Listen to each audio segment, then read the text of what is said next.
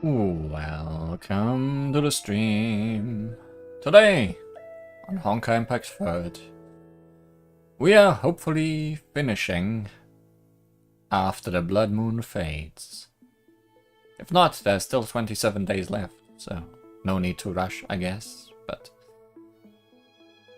we are playing part 3 of the story today, as well as the side quests that come along the way, and maybe the side quests that unlock afterwards, if something like that exists.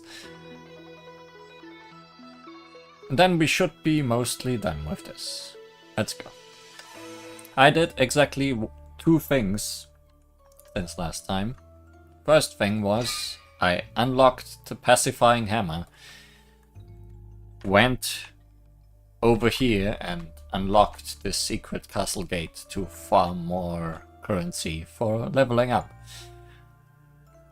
That was literally all that happened. I will, as last time, not show this one off, because there is one more to unlock, which will probably give me even more currency, or experience, I guess. So it would be a waste to attempt the secret castle gate once more. But before anything, I guess we can level up until story missions block me again, which will certainly unlock both nice tools, rather, as well as more side stories that require those tools. First we have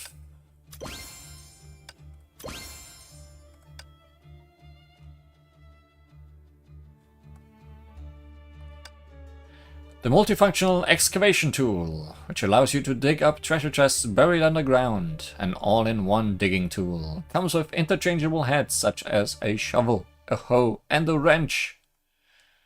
Wow. It's really multifunctional. Then we have the treasure detector level 1. Can locate treasure chests in West Sapphire and East Sapphire. Sophisticated detector designed for finding valuable items nearby. I was hoping something like this would be here. And apparently there is at least 2 more of them, which will help 100% this place. Treasure detector. You can now use the detector. Use it on maps where access to detector is unlocked to locate the nearest chest. You can even detect chests buried in the ground.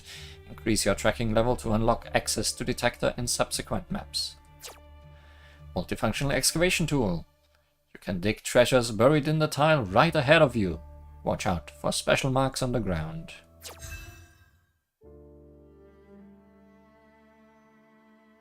And then that. Apparently. Thank you for staying with me for so long. I'm truly glad. Lona. She vanished before my eyes. Already eerie and frigid castle fell into complete silence. I didn't expect the story to just happen after I unlocked the levels. Thanks for the stream. No, please stay. Everything was gone. The scene before me grew crystal clear, yet I could no longer find any trace of her existence. Only question marks. A crystalline fragment lay upon the stone floor, bathed in moonlight, that reflected into shimmering brilliance. Is this what she left behind? Good, we've arrived at the right moment. Who's there? Following the direction of the voice, I noticed a colossal ship moored by the castle's terrace. Before the cabin door stood a figure in a hood, accompanied by a familiar girl. Delta! Apologies, Captain. Delta stepped in front of me, and I saw another person take a few steps, bending over to pick up the fragment. I knew it. A872, you are quite the trickster. Put that thing down. Calm down, Captain. Delta, you!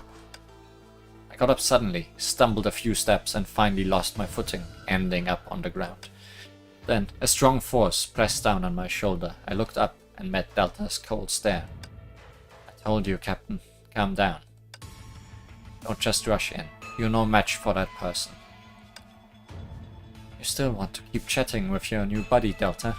But with matters like this, you could offer the captain a little insight, like...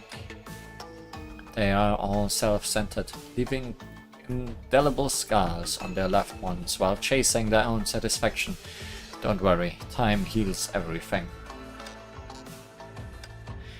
Your sense of humor knows no bounds. Alright, since you don't think it's funny, let's hit the road. All the erasers vanished along with A872. We've been waiting for this moment for so long. Can't just let it slip away. A shiver crawled up my spine. Why are you looking so surprised? Didn't you know this already? A872 used the ether anchor to crack open the seams linking different worlds, wiping out all the erasers, including herself. I didn't think she'd go to such an extreme and thorough. Quite touching, really. I've got no time to waste on this person. I struggled my way towards the door. If I could get back to Hyperion as quickly as possible, there might still be a chance to salvage things. Thinking of running back to Hyperion and starting consciousness mapping.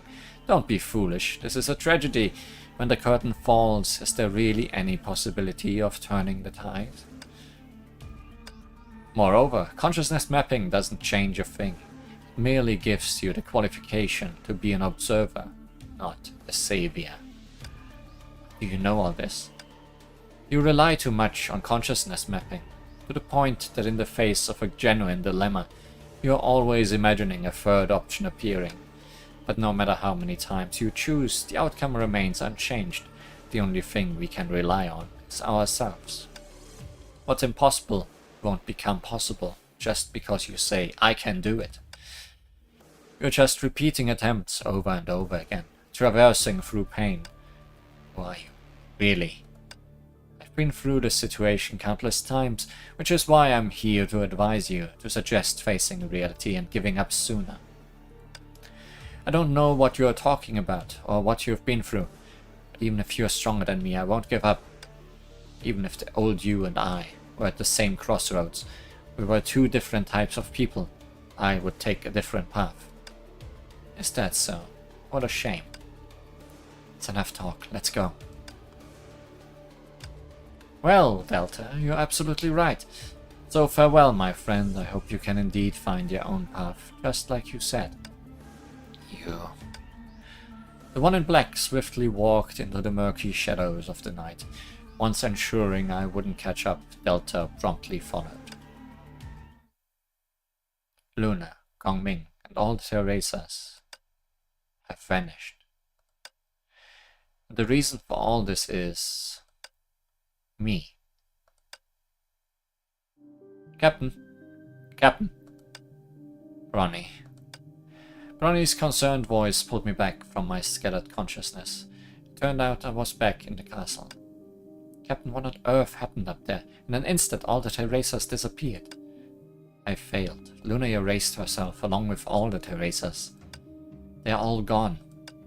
What are you saying? She... Cullen sat on the ground in a daze, taking a while to recover her senses. I'm sorry, I was just in shock.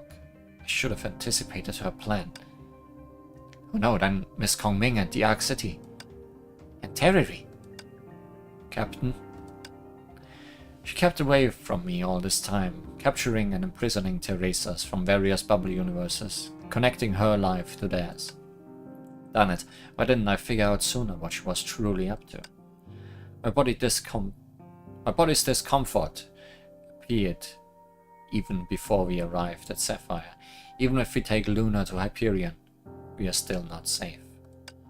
After all, she killed me with her own hands. We not only faced the constant threat of pursuit within the boundaries of those rules, but also the looming fate of rapidly approaching annihilation whenever we come into close proximity with one another. In addition to that, as if I've been meticulously tracing Luna's remnants within the vast expanse of the Sea of Quanta. The rules governing our existence acknowledge any semblance of the racer that I identify within the bubble universes as a signal foretelling my impending demise. What a long sentence. Any bubble universe I've pinpointed, whether I've personally set foot in it or not, will be affected by those rules. That's why those Terracers encounter all sorts of trouble, and that's why Luna chose them as targets to link with herself. The Sea of Quanta is vast beyond imagination. The bubble universes I have identified are merely a drop in the ocean. The incidents occurring within them can cause any ripples, which is how this unbelievable plan can proceed smoothly. So long that the font size changed, yeah. Let's hope it doesn't get any smaller. But I guess it's better than the old alternative of text just cutting off at the end. At this moment, I finally understand the different mysteries that have haunted me, but it's all too late. I'm sorry, I've underestimated things. I didn't protect them well enough. It's my fault. All my fault. I'm the one behind everything Luna has done. I dragged everyone down. Captain, you've done your utmost. Perhaps this is just the fate for her and me. After all we've done and yet. Darn it! We went to such lengths to get here. And for what? If we had known, we should have gone to Kongming first. Captain, now is not the time for self-blame. During that moment, gentle words accompanied by the fragrance of flowers had reached me, so faintly that only I could hear them. Don't pull yourself together soon. It might really be too late. Rita, what else can we do? I've missed a chance to save them. Captain, you've met him, right? Rita, the person you mentioned before, is that the one called the Ferryman? Yes. What have you two been hiding from us? Who is this Ferryman? It seems Luna was working with that guy before, and he even gave her an ether anchor. With that power, both she and I could freely travel through the Sea of Quanta. When Luna disappeared, she did leave behind an ether anchor. The ferryman appeared around that time and reclaimed it, and Delta was with him. Darn it, Delta! Rita, earlier you said he wanted me to meet Luna. What's his motive? What does he have to do with all this? As far as I know, Miss Luna's goal was to ensure your safety. With his help, she roamed within the floating bubble universes on the surface of the sea, marking different Teresas. And that person, using Luna's actions, compelled her to get an ether anchor for him. So, have you known him for a long time? Yes, the ferryman is an old acquaintance of mine. You should have already guessed. In this mission of yours, I've been in touch with the ferryman, and it's me who passed on your whereabouts to him. As I mentioned before, no matter what, you are my partner, but Luna, searching for ether anchor for the ferryman. Delta and Kazumi are also under the ferryman's command. Compared to those two, Miss Luna is more straightforward. She dashed around purely after her own desires, perhaps more willing to be used without seeking anything in return. I chose to leave at that time because I wanted to confirm Miss Luna's true plan and your determination. So you already knew she would erase all the Teresas? No, I had thought she would erase herself only when you two crossed paths. That's why I wished for you to not press on. Yet her final act proved far more thorough than I had imagined. Even if we hadn't arrived here, she would have taken the same course for your sake. No, something's amiss. If the ferryman has been gathering ether anchors and has realized Luna's intentions, why did he give her those ether anchors? Is it to sway her allegiance, or simply to aid her plan? Does the ferryman somehow benefit from wiping out all the Teresas? I really have no idea. He's a lot less talkative than before. How can I put it? Rosemary, he distrusted you early on, right? It's possible, but knowing him. Rather than distrust, it's as if he knew the heavier his burdens, the less he'd be understood. The energy born of vast ether anchors carve a crevice in the world amid boundless oceans. Travel a path longer and farther than the Red Sea, reshaping the withering leaves into an enduring bedrock of stability and eternity. Does he want to manipulate the rules of the bubble universe? That's impossible! Can a bubble universe destined to crumble truly be reordered? Not to mention the ferryman has gathered up plenty of ether anchors. How could he possibly rewrite the corresponding bubble universes one by one? How would that even be possible? No, that's not right. Sapphire is the prime example, using loops to maintain the stability of a bubble universe. This wasn't Luna's idea. It's the ferryman's. It's his experiment. When I handed over the light curtain's cord to that ninja, she told me that no bubble universe can escape the fate of destruction. While the bubble's burst has no impact on the entire sea of quanta, it equals total annihilation for the bubble universe itself. To actually reorganize the rules of the bubble universe, that guy must be insane. But do we really have the time to care about all of that? I can't even save the Teresas, so why bother with all this? What's your take on this, Captain? If we really do choose to throw in the towel, then all hope is lost. Right, I'm just not willing to accept such a horrible ending. Rita's choice to spill the beans now. There's got to be some reason behind it. Gotta think this one through. The ferryman's plan was, what on earth is its connection with the Teresas? What's the end game? Supposing that burning ether anchor really packs enough punch to rewrite a bubble universe, before all that, we've got to string together bubble universes matching their corresponding ether anchors. But ether anchors themselves can't do this.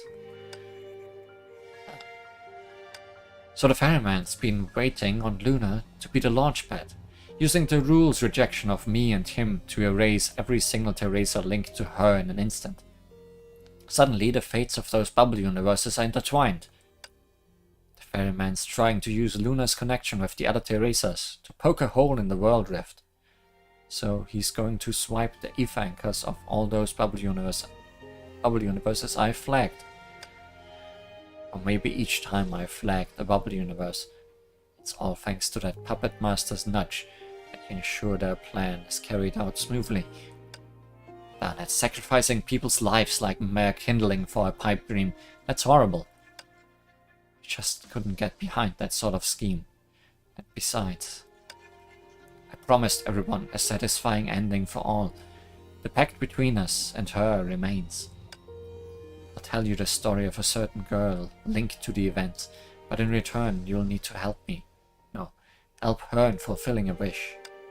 You once told me I'll stay by your side no matter how hard it gets, so today please make good on your promise.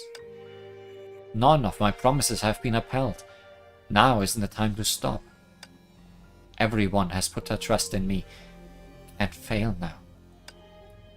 It's not time to give up. Not today. There must be a way to change things. I have to figure out which piece of the puzzle I haven't considered yet. I must rise to the occasion now. I know I can. Giving everyone a fulfilling ending. That's my commitment to them. Even if I can't reverse what's happening through consciousness mapping, we still have our own strengths to rely upon. So now, what can I do?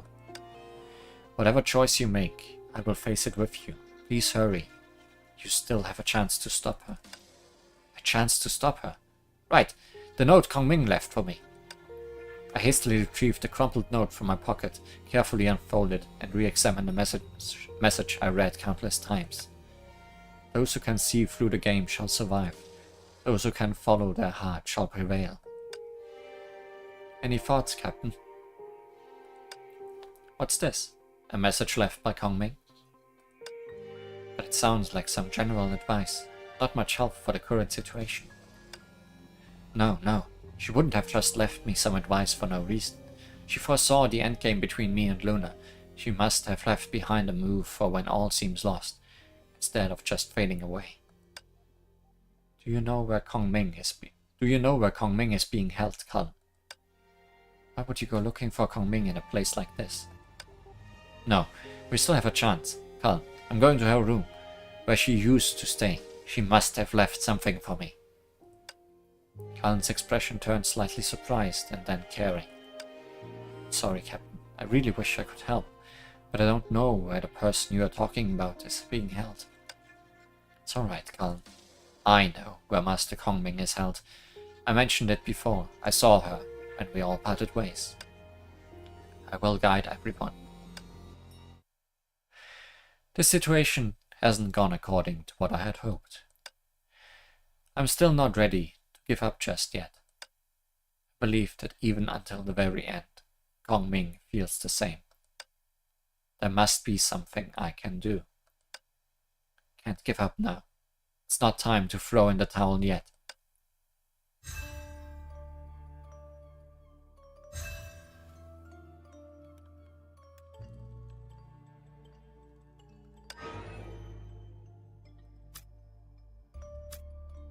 Kongming, now that she's foreseen my ending with Luna, she must have planned for the crushing defeat.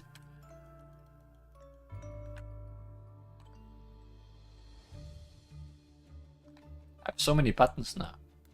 Wonder to which keys they are all mapped.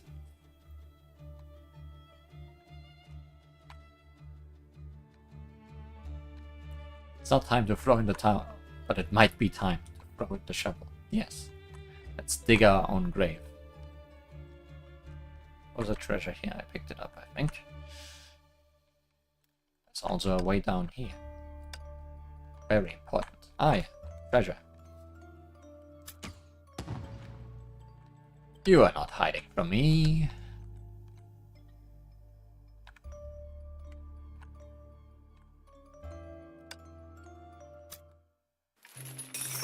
This is the room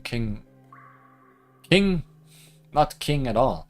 This is the room Miss Kongming used to live in. Apart from playing with Teresa in the living room, she must have been confined here most of the time. The night mist gathered, making the small room even colder.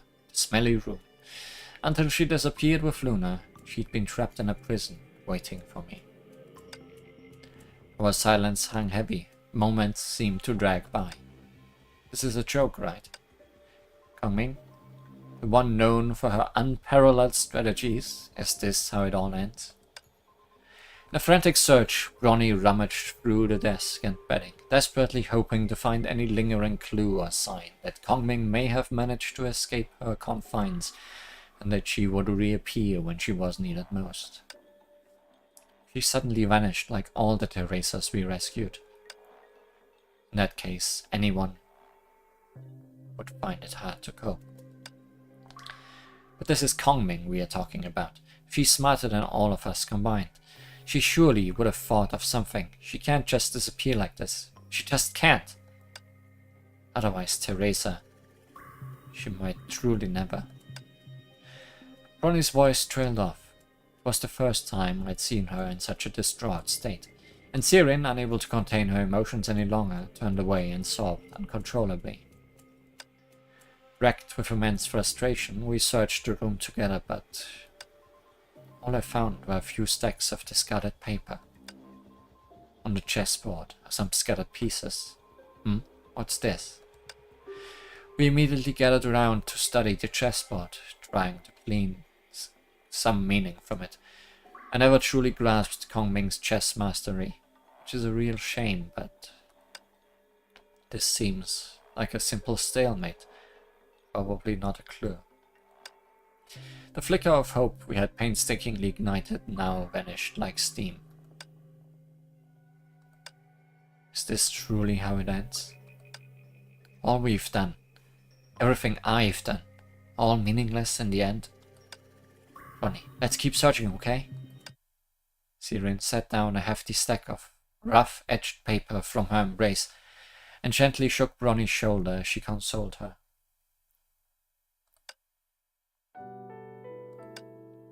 I refused to accept it either. It just shouldn't be like this. I picked up the scattered papers, remnants of Kongming's final presence in this world, even if they prove useless. The racer, originally a bubble universe akin to myth and fairy tale, visited by Hyperion. Specific location as follows. However, it's noted that the bubble universe is under the domination of the Red Queen, who has formidable abilities, but her power fluctuates greatly depending on the day. Her show is on today, so now is a good opportunity to take Teresa back home. Terry, originally an obscure bubble universe, which with undefined features. But from her muddled speech, it can be roughly deduced that the birth of the bubble universe she belongs to is relatively recent, and its energy isn't particularly stable. Hyperion has located it, but didn't visit it, which is a clue for potential location. Why did she jot down so much of this? I flipped through the rough pages filled with scripts detailing many Teresa's information along with the author's synthesized conjectures. Register of Teresa's. These are the notes left for me by Kongming.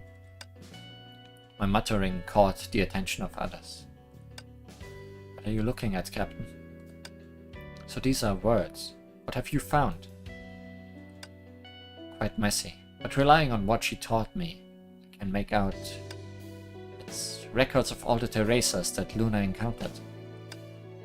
If the Teresas were still around, they could be sent back to their original bubble universe, but now Teresa, bubble universe, ether anchor, ferryman, a multitude of information converged in my mind, and I desperately contemplated the meaning of it all over and over. I can still move, think, and take action, so now is absolutely not the time to give up. Linking. Huh? Get it, it's linking. The ferryman needs to use the linking among the Teresas to interlink the bubble universes for him. So until he ignites the ether anchor, these linkings must go on. In other words, at least for now, the Teresas have completely vanished. As long as we can track energy fluctuations through these linkings, we have a chance to locate them and even reconstruct them in reverse. Just like dream particles, if we can capture their dreams, there's still time to reawaken them. My proposal finally reignited hope among everyone, dispelling the heavy air between the iron bars. But now that these Teresas have vanished, how do we trace the linking? No, there's still one person left.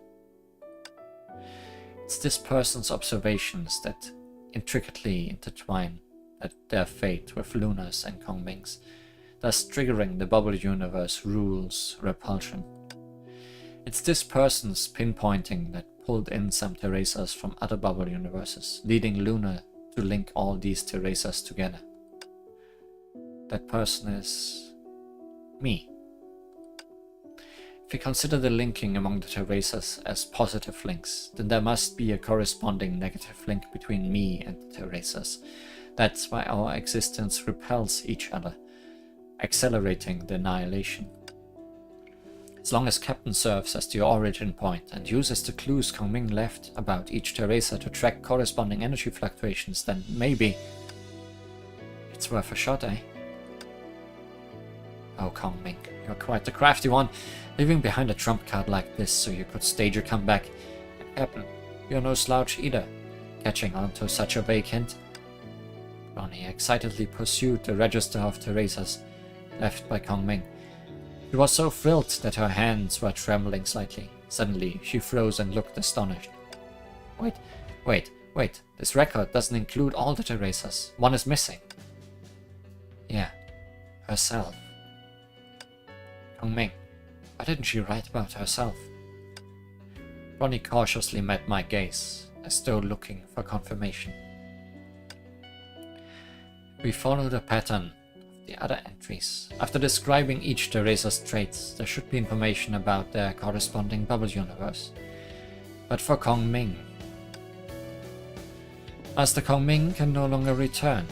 That's the biggest difference between her and the other Miss Teresas. I closed my eyes in anguish. In my hand I clenched the note she left behind.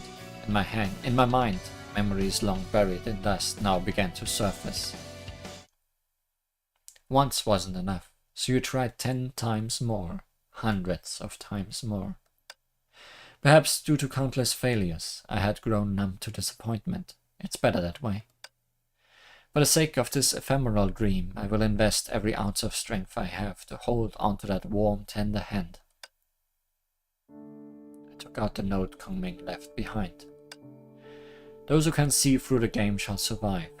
Those who can follow their heart shall prevail. Follow your heart. My heart.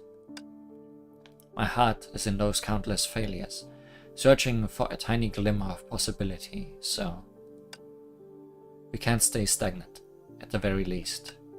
I touched the rough-edged paper. We can't let Kong Ming's intentions go to waste. I surveyed everyone, their expressions varied. But when their gaze fell upon those pages, their sorrow was replaced by determination. This is what Master Kong Ming wanted. Exactly. If we don't at least try, we'll never have a chance. And now, while the traces left by the Teresas are still somewhat clear, we can't come back empty-handed. I want to try also. After all, this all happened because of me, and I'm the one who shouldn't give up. I absolutely won't watch anyone else sacrifice themselves before my eyes again. Even in this situation, there must still be something we can do. Everyone, follow me.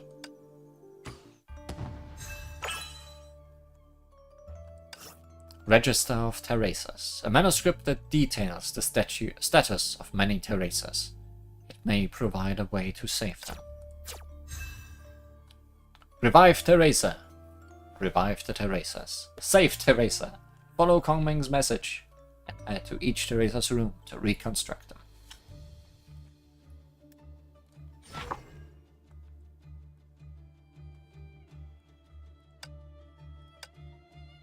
Well, guess we'll try. This might be the closest. I don't know.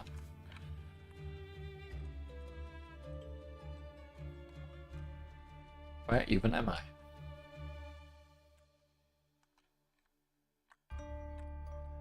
Can I go this way? Anywhere? Oh yeah, I remember now. We found a Teresa up here. After going through this whole loop.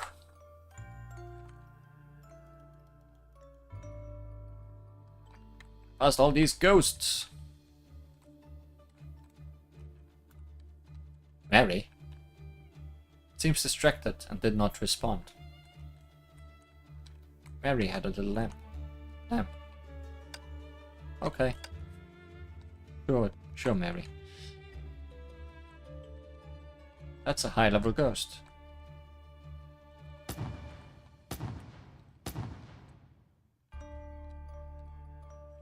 Can I dig up those?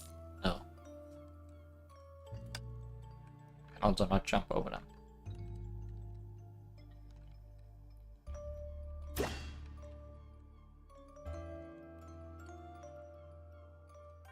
Is this the right way? I probably could have taken the shorter way because we opened this door to her cell when we were last there.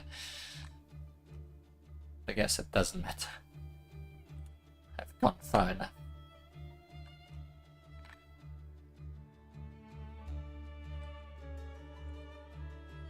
Reroll! Will this plan really work? Just a moment ago, we discussed a concrete plan to save the Teresas. It will take all our ability combined. Furthermore, it seems even more far-fetched than the already daunting task of resurrecting Teresas. We have to at least try. We can't let the Teresas wait too long. The tension there in that tiny room was thick enough to cut with a knife. Rita, are you ready?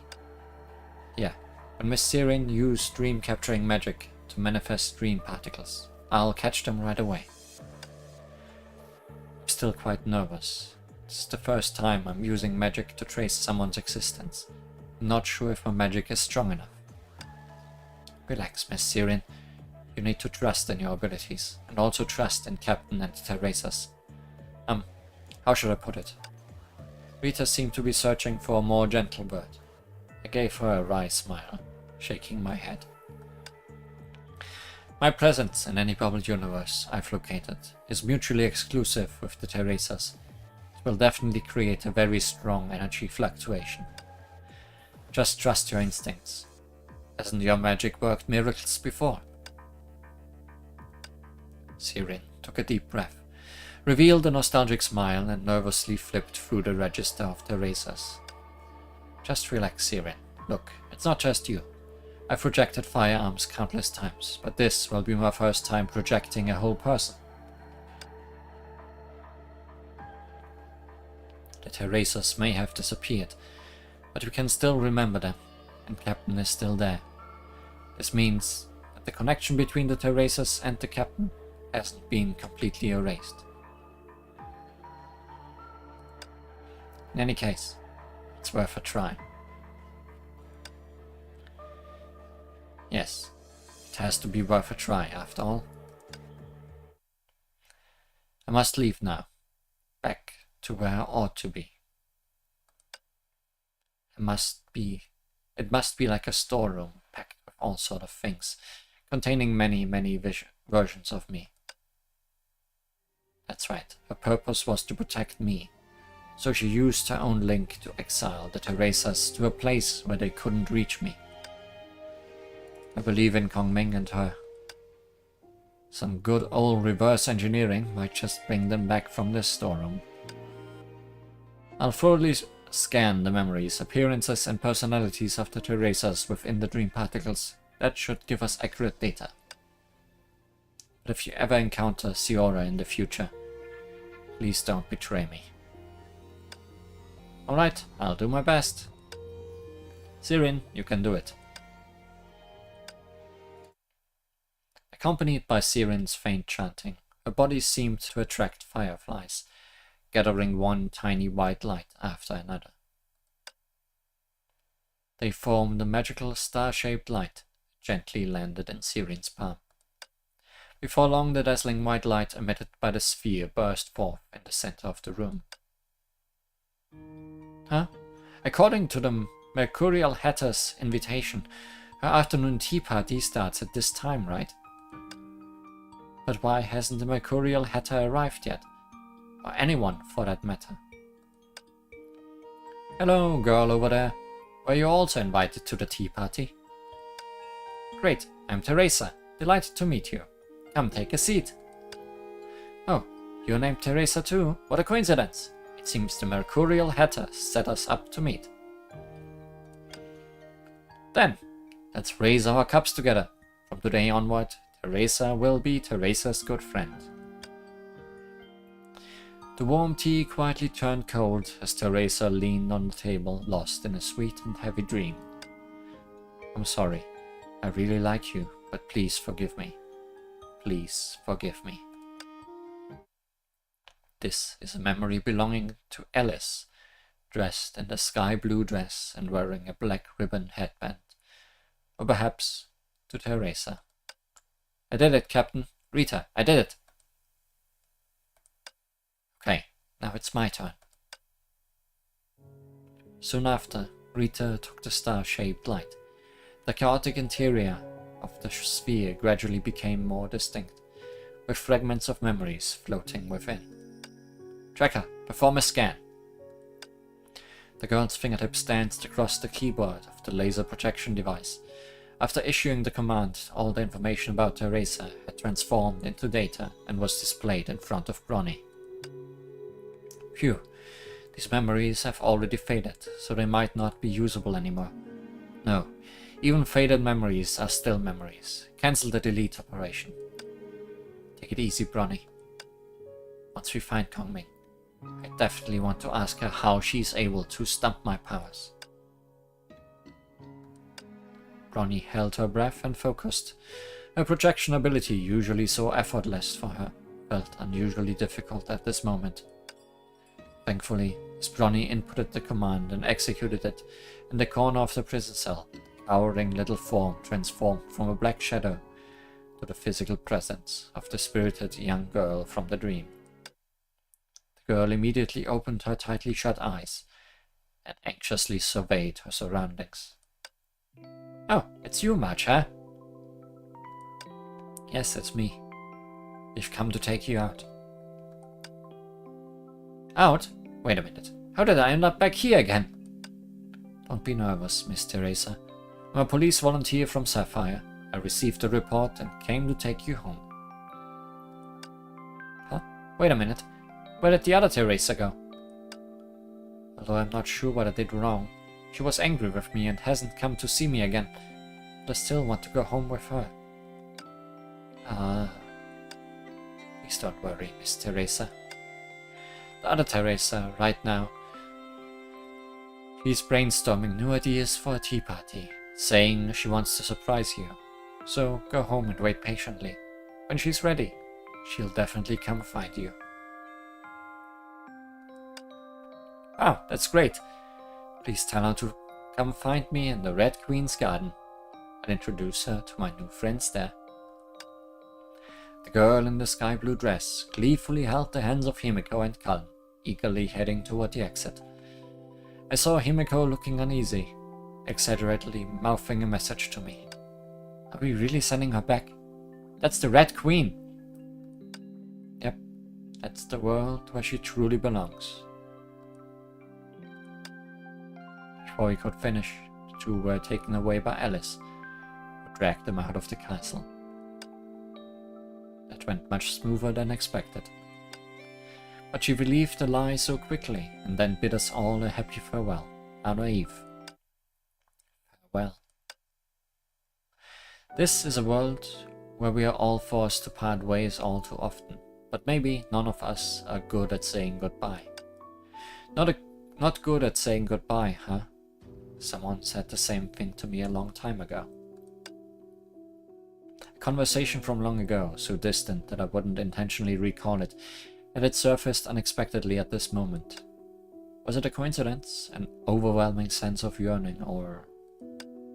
Captain, can we move on to the next cell now? Yes, let's not waste any time. We mustn't keep Teresa waiting too long. Next one. Where? Well, that's much closer to this teleport.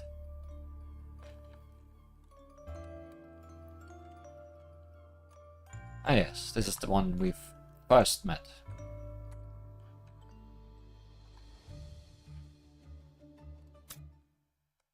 Here we go. After some chanting, the familiar white glow came into view. My name is Teresa. I'm a detective who can crack any case. What would you like to... Whoa! You look just like me.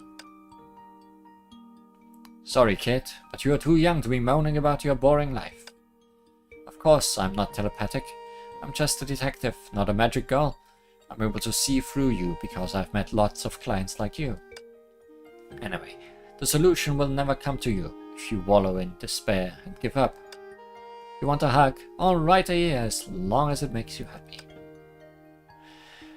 The incisive detective leaned against her chair and took a nap, as if she had finished her work early. I'm sorry, I lied. I didn't get bored of the world that person lives in. I just want that person to be able to live a better life. Teresa bolted upright in bed. So sleepy. I'm exhausted. Huh? When did I get back here? And why are you... Detective Teresa, time to deduce. Not you again. Forget about that. Miss Teresa, we are sending you home. How's the girl doing? Cullen had grown tired of making up new stories every time. Besides, Teresa was more than likely to see past any falsehood. That didn't help her feel better either. What can I do for her? We appreciate the help, Detective. Since we can get you out, we can save her as well. You're a bit of a ragtag bunch, though. I guess it's not the worst thing in the world. By the way, write to me if you are so sure. With a wave of her hand, Teresa stepped out of her cage, along with Himeko and Calm. All our problems should be solved once we send you back. After all, it's my fault that you were summoned to our world. The fluctuations in the formation plunged me onto a deserted island. For the past 3 years I've been monitoring you, but for some reason I always see that person in you. Now I can finally say with full certainty, you are that person. The week I spent with you nearly changed my life. Hearing her words made me think that I couldn't let her down. As more Teresas were rescued, bits and pieces of their past coalesced and clarified the memory with Kongming. I didn't know if my mind was playing tricks on me or if it was genuine. Deep down in my heart, I hoped that everything would be okay before it was too late. Let's take her back, no matter how perilous the road ahead is. I'll be by your side. Reroll. Using the information recorded in the notes, we located all of the Teresas in the correct order. However, is Kongming really leaving herself with no way out? I frantically flipped through the notes, but there was only information about every one of the Teresas we'd managed to rescue. Darn it. Why aren't there any clues about her in here? What is Kongming thinking? Did she really forget about herself? Wait, Bronny. I went over Kongming's list again. This place. It's blank. It felt like it was intentionally left for someone, and whoever wrote this entry hesitated. Indeed, such a huge space must have been left on purpose. Could she have been in a hurry and not had time to finish? Or maybe she didn't know what to write down. After all, Kongming can't get back to her bubble universe anymore. Miss Kongming, who would have thought that you would one day make such miscalculations as well? Just write down Hyperion. That's her new home, right? What's the big deal? As long as she has a beloved place in mind, we'll get her back. She spent the majority of her time not in her original bubble universe, but elsewhere. Ronnie flashed her distinctive smile, and I knew exactly what she was thinking. In that case, I'll be her anchor this time around.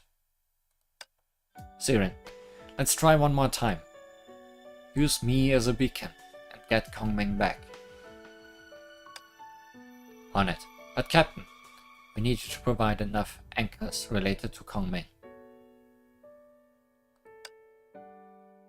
Hello, people in chat. Sure, I'll show you our history. Even if you had left me no clues, I could still find you within my memories of our past. And not just my memories, the experiences we went through together were indelible. You once said to me, I'll stay by your side no matter how hard it is. And now ask you to fulfill your promise, Captain. I promise that I would always be there for you, but as it turns out, you are the one who is fulfilling it. Despite all that has transpired, you have never left my side. Even if you gave up on me now, I would not hold a grudge against you. How could I ever hate you? Back then, it was as if I was drowning and grasping at straws. I didn't even have time to think about how I could rescue you. You don't have to take responsibility for everything. I'll always be there for you to share your burdens. You taught me how to trust a person. Because of you, I believe I can save others, and this time I'll keep my promise too. I'll bring you back. I'll bring a happy ending for everyone.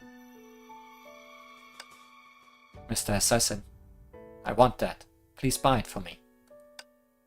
It's been a long time since you called me that, and it's almost impossible to hear you speak that way now. I remember that there is a tradition. If you write your wish on the sky lantern, it will bring your wish to the heavens above. Do you have a wish to write on the lantern? Let's light lanterns when you're back.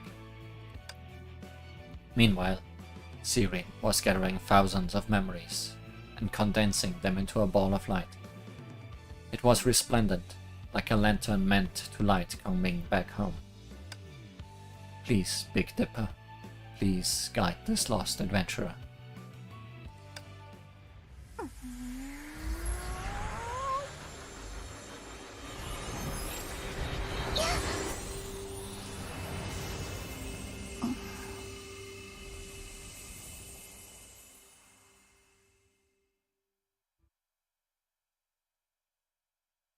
How am I doing? I'm doing well. Kongming! Kongming, how are you doing?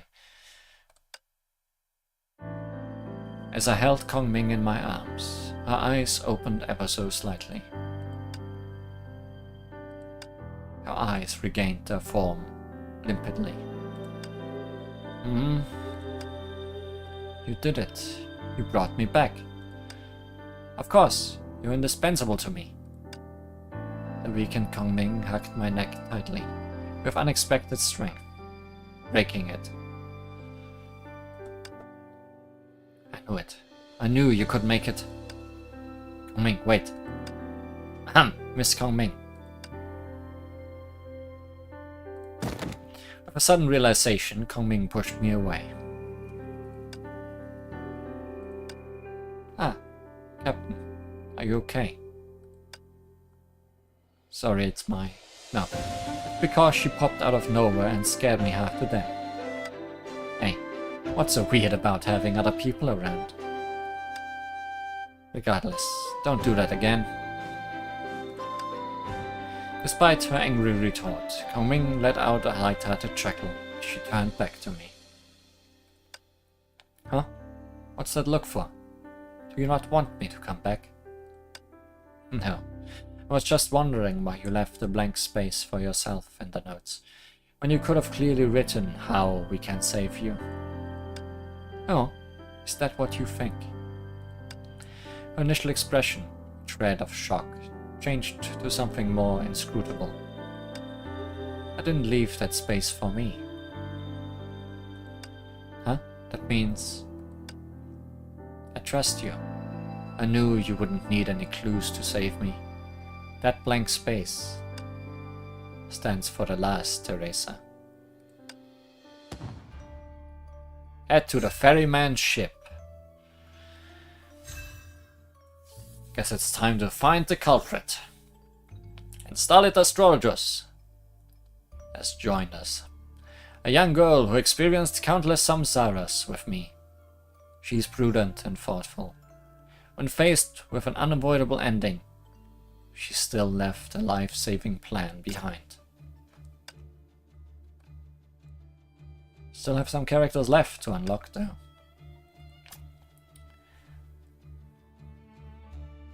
Well, where's that ship? Not far away.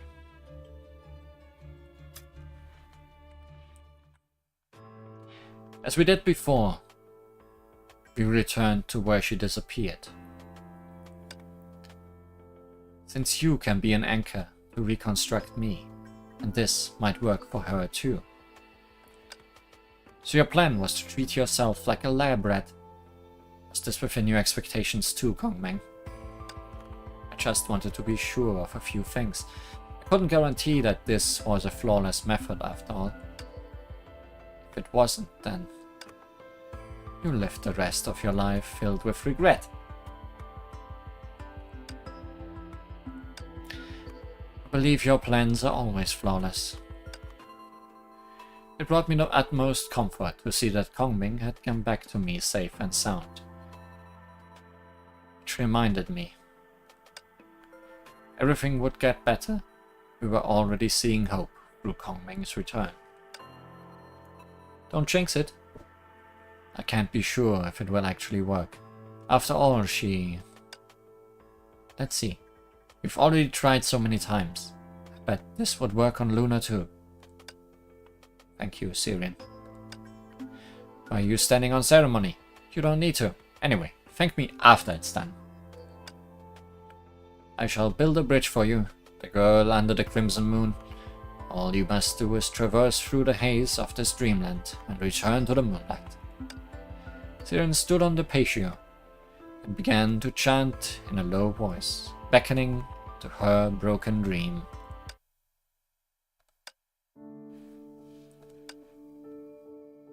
Music is telling me that it's not working. Something wrong, Sirin. I knew the answer the moment the luminescent ball made of dreams failed to appear in Sirin's palm. How strange. I'm unable to detect any trace of dreams here. What? But those cages are packed with Teresa's dreams, so... Rita inhaled deeply. Her hand stopped in the air. She sensed something I could not see. Indeed, I cannot see things with the same rapidity as Miss Siren, but I do have the same feeling. There's nothing here. What's going on? What went wrong? Calm down. I don't understand. Why did this work on everyone else but Luna? Tell me, between the other Teresas, myself included, and this Luna you speak of, what's the difference? Maybe she's a vampire? She lives in a castle? Oh, and maybe it's got something to do with the lost ether anchor fragment. You idiot. Isn't it obvious? Those Teresas didn't want to vanish into thin air, and neither did I. But she had made up her mind to leave this world when she began planning her death. What? She rejected this world and every other one she has been to. After all, Sirin can use magic to connect with Teresa's old memories before they came to the castle. No wonder. She said that it wasn't a farewell, that she wanted me to remember our memories. So she had long planned to leave here. You fool. What's the point in crying now? I'm sorry, I just... Do I play Genshin Impact? Yes. You can find my streams on this channel. I'm not putting the blame on you.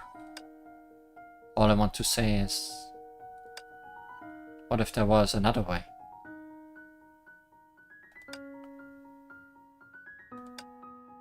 Since she's trying so hard to avoid being pulled back into the bubble universe, why don't we go to her instead? Go to her? You heard me. When we were erased from this world, there was a vague sense that we were being pulled into a void. I thought that was our dreamland, where we could not feel anything. Only time continued marching forward. However, the concept of time should not exist in dreams.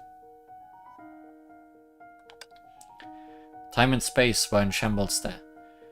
It was as if thousands of different bubble universes were clashing with each other. You mean, you were in the entangled bubble universes? No, accurately speaking, we weren't inside any specific bubble universe, but between them, like a rift between universes. Because she's not in any of the bubble universes, you won't be affected by Luna anymore. In the same way, you won't be able to force her back into this world.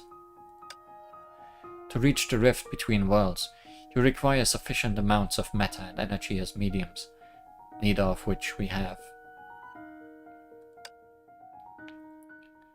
World Rift. Wait, Rita mentioned that before. Rosemary once told me about that guy. Collected a bunch of ether anchors. Apparently, he was attempting to crack the World Rift open. If he succeeded, perhaps we could do the same thing. If we were to gather the required amount of ether anchors, We could follow the link left by Luna and open a way to the Rift World. To the World Rift.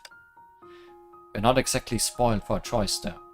The only Aether Anchor fragment I've had on hand is the one from Sapphire.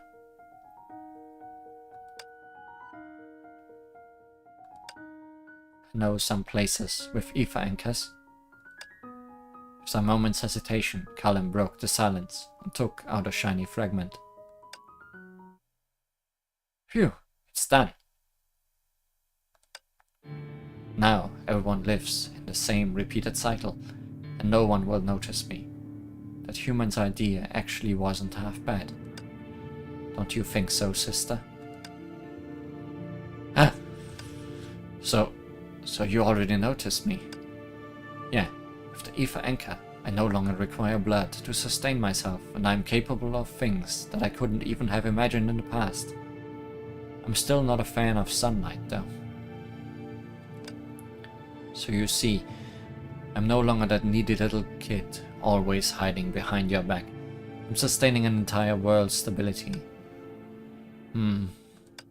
Huh? Sister, why do you look so pale? Nothing, You must be suffering. Here, take it. Is this what that person wants from you? Why is there only one left? Take it. I'm unsure as to how it will affect you, but I'm willing to bet it will do something good. I can't accept this. What about that person? Let me worry about that. All you have to concern yourself with is staying alive.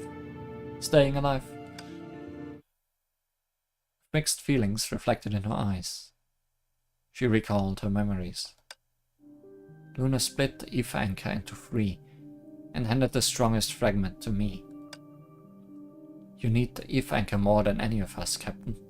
Use this. Wait, Cullen. What will happen to you if the Captain takes the Aether Anchor?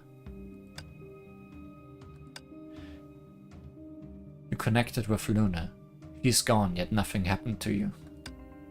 That means that you too have been disconnected, and this Aether Anchor fragment is your new life source. You may be right. Maybe this was all part of her plan. That being said, maybe she had a backup plan. You guys take it. I'll find another way to survive. This is too risky. I will not put your life on the line. Don't be silly, my friend. That guy wouldn't have spent so much effort collecting a bunch of Aether Anchors if one piece was all it took to crack the world rift open. So we've still got a fighting chance. That guy is called Ferryman, right? He has what we need. Right. We can find that guy and snatch those Aether Anchors from him. We may still have a chance to save Miss Luna and put a stop to this entire nefarious scheme. Aether Anchor fragments. That's it! And the ferryman came to snatch Luna's Aether Anchor fragments. He came on a huge ship. I wanted to go after him with Hyperion, but I couldn't locate that ship. Since this fragment shares the same source as the fragment from Sapphire and the one from the ferryman, you should be able to locate the ferryman through the shared energy channel, Sirin. Shared energy channel. I see. That might just work. Let me try. Is this the one last chance you are giving me, Luna? Sirin reached out and touched the fragment in Cullen's palm, chanting in a low voice. Shortly after that, she found the answer. It's located near the beach we just saw on the way here. Alright then, let's hit the road. Unless I'm mistaken, the ferryman is already lighting up the Aether Anchor. We'd better be quick. Got it. In order to change the order, one must trigger multiple consequences and connect the chosen bubble universes together. So that's why the ferryman was trying to light the Aether Anchor up when Luna simultaneously erased all of the terracers from the world and triggered heavy consequences in this bubble universe. But we still stick to each other. We still stand a chance. I've made up my mind. This time I'll rely on my own power to arrive at an ending where no one will be hurt.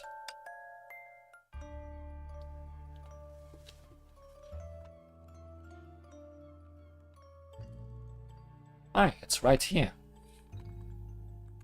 Who built this in Teresa's cell, which I'm pretty sure is where we are right now. No, no, this was Kongming's cell. Okay, this is a place we have not been. Do I have Ayaka and Raiden? I have Ayaka, I do not have Raiden. But we are raiding that ship!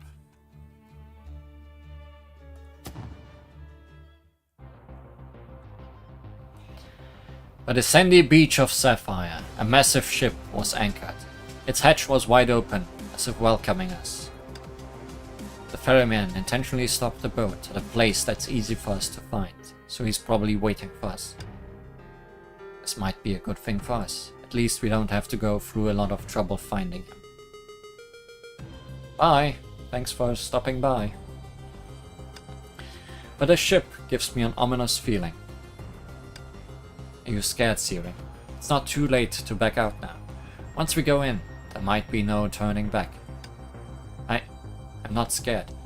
Without me, do you really think you guys can rescue that Teresa? Indeed. Among us.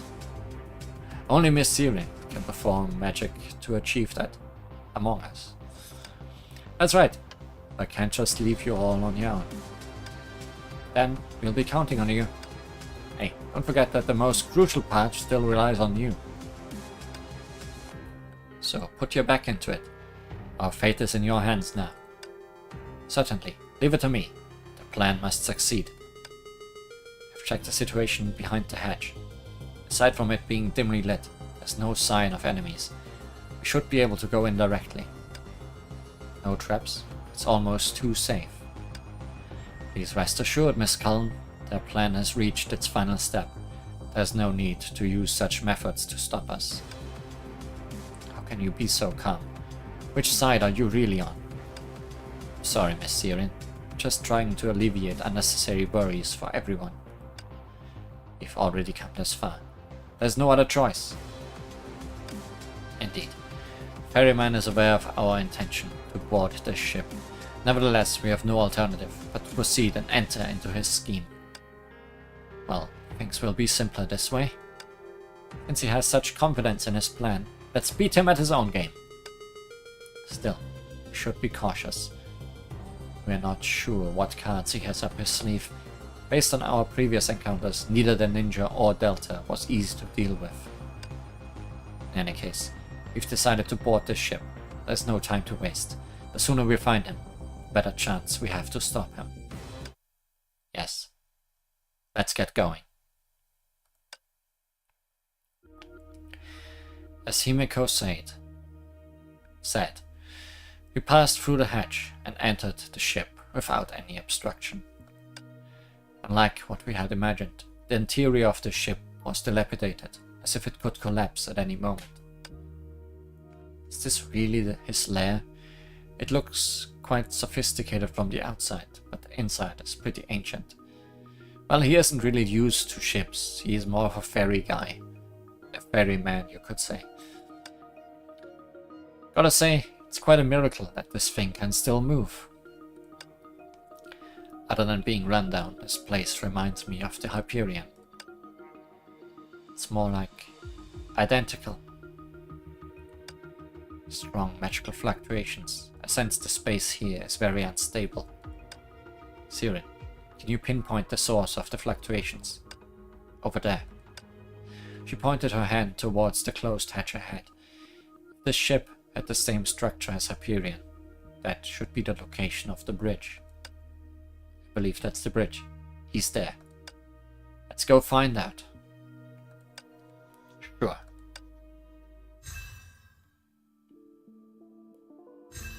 Rickety ship. Rickety, but familiar. So our final map is the rickety ship. The Hyperion itself. Guess we never really got to explain our title screen.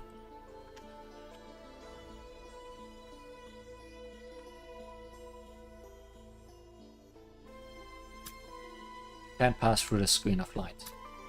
look around for a mechanism that opens the door. Like so.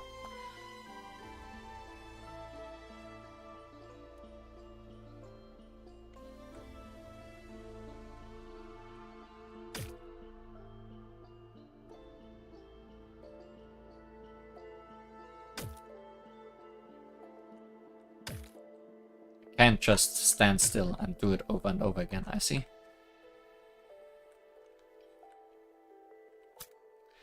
There's probably a power outage. Need a temporary energy source to open the door. Don't have any right now. Fights are broken. Yeah. No more fights ever again. Advanced keycard not yet acquired. All kinds of doors. None are open. The hatch seems to be locked. It can't be opened. Rita, you've been on this ship before, right? Yes. How can we open this door? Or is there another way for us to reach the bridge? This is the only path to the bridge. The door can't be opened because the ship's power system has been cut off. I see. So if we restore the power system, the door will open. Theoretically, yes. There should be something like an energy port here, similar to Hyperion. Once we reach that, we should be able to restore the power system, right? Rita, do you know where the energy pod is? Can you lead us there? Of course. Everyone, follow me. Following. Miss Rita.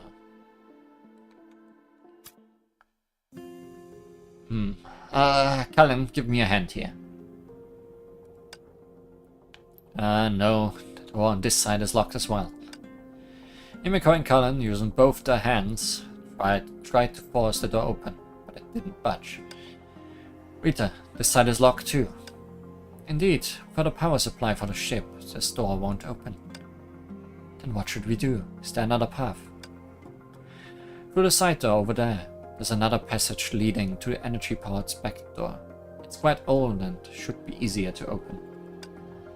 But when we passed by earlier, the outside door seemed locked as well. This is really inconvenient. Isn't there any backup power supply on this ship? There is, Miss Bronny.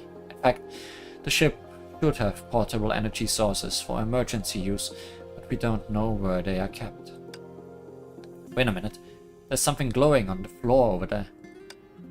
Huh. What's that?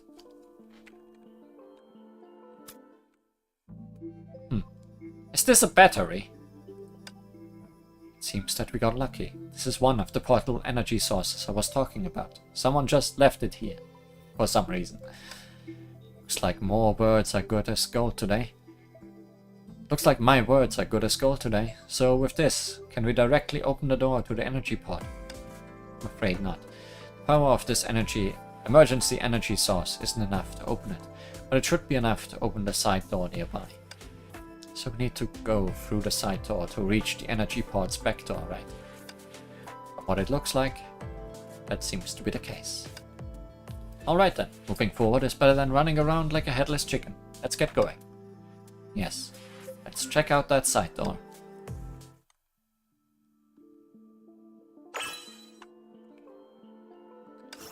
Temporary energy. Temporary energy source that can be reused. Insert it into the switch next to the red door to open it.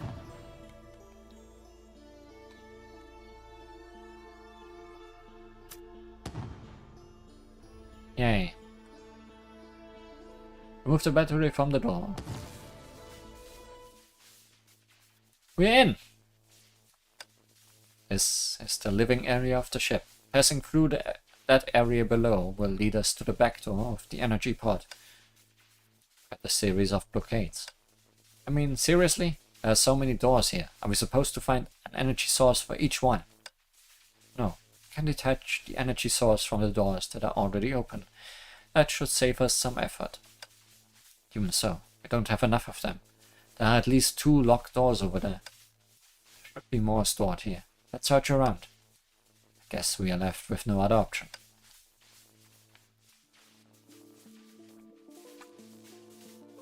Go in there without 2. And go down here without 2. And go up here.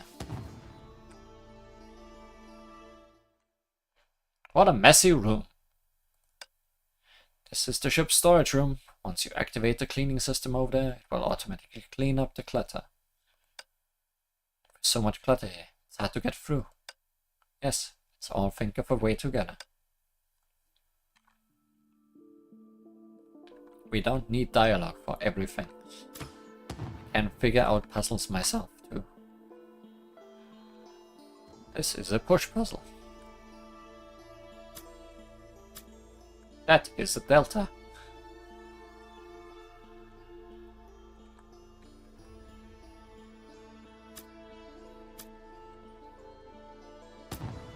Room cleared.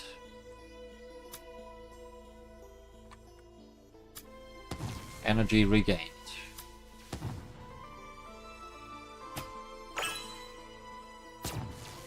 Great.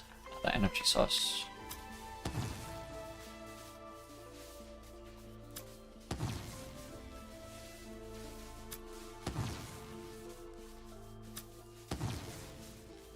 Gotta light up those orbs.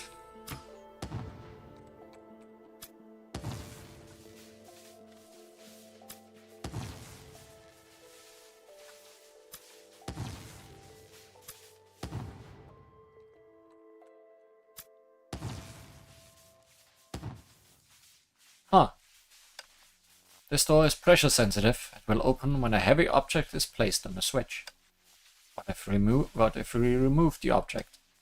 Siren took a step back from the switch, and the surrounding door rose again. We encountered those in the castle. You don't need to explain them. Huh. Why did it close as I stepped off? Seems that our combined weight happened to be enough to trigger this mechanism. Does it have to be all of us? Yes, but I remember there is a special tool stored here that might help us activate such doors.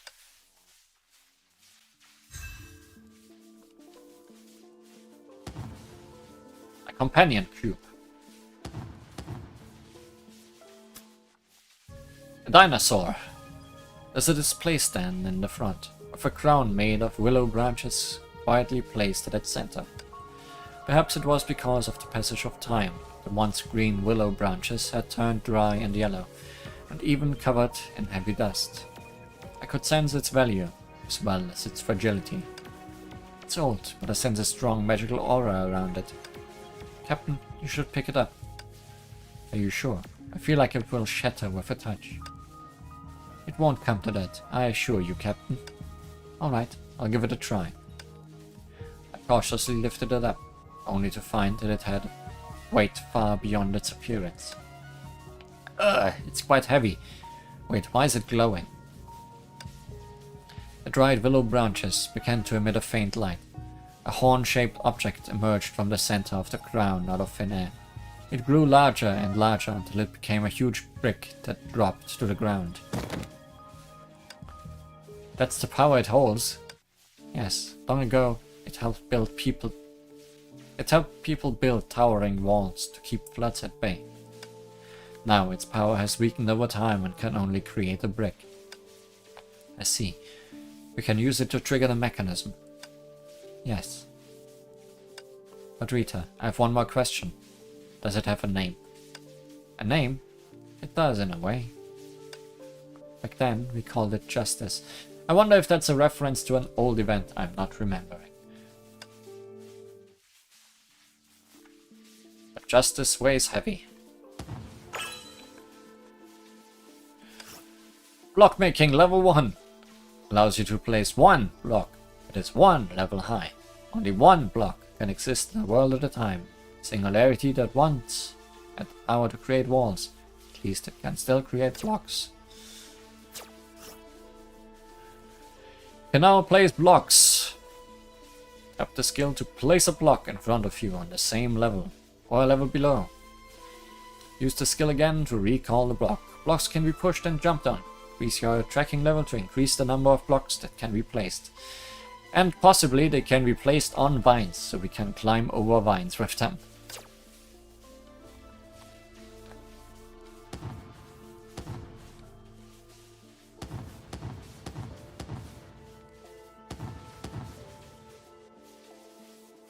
Also, I can't take that one back, I guess. Also, that's the final one of these, I think. Just making sure. Realm of Wonder. Simulated flight. Yes, we can do that. But will not be a waste. Simulated flight. Defend the recharging engine in the field. Allow it to fully charge to pass the challenge. Beware that enemies will continue to emerge from the edges of the field to attack the engine, causing its power to drop. Use your active skill to freeze enemies and buy time for the engine.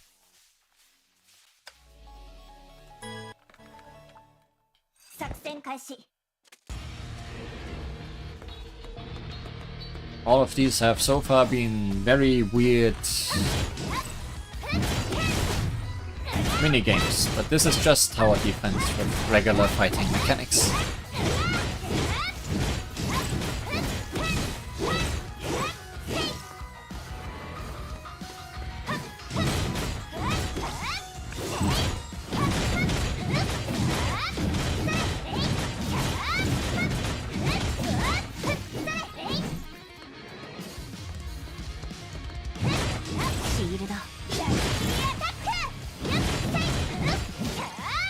You needed my active skill. 私を探してる？焦ることはない。すぐに再開できるよ。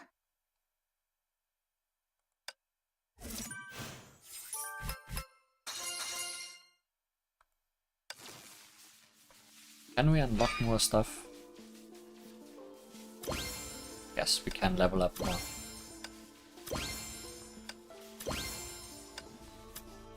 But can't get more tools, I guess. But we have another treasure detector at least. Last words.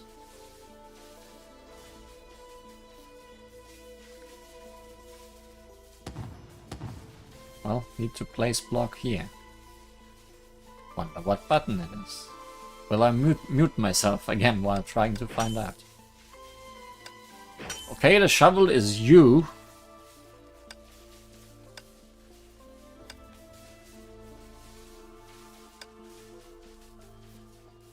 The detector is I. Okay, it's UIO for tools, I guess. U for you should dig.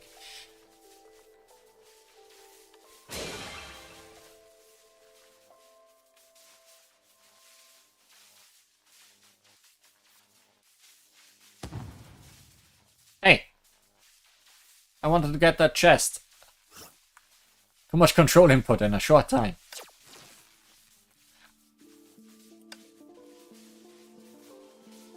You are rude to me.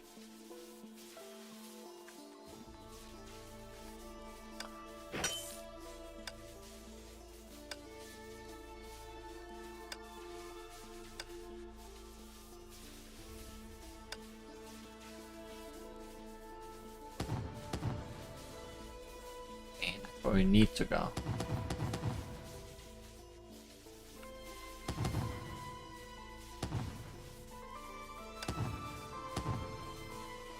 Getting moved around by stuff.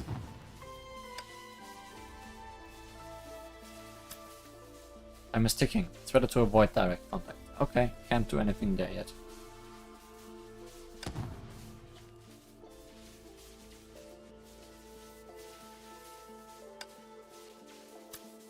You can't pass through the screen of light.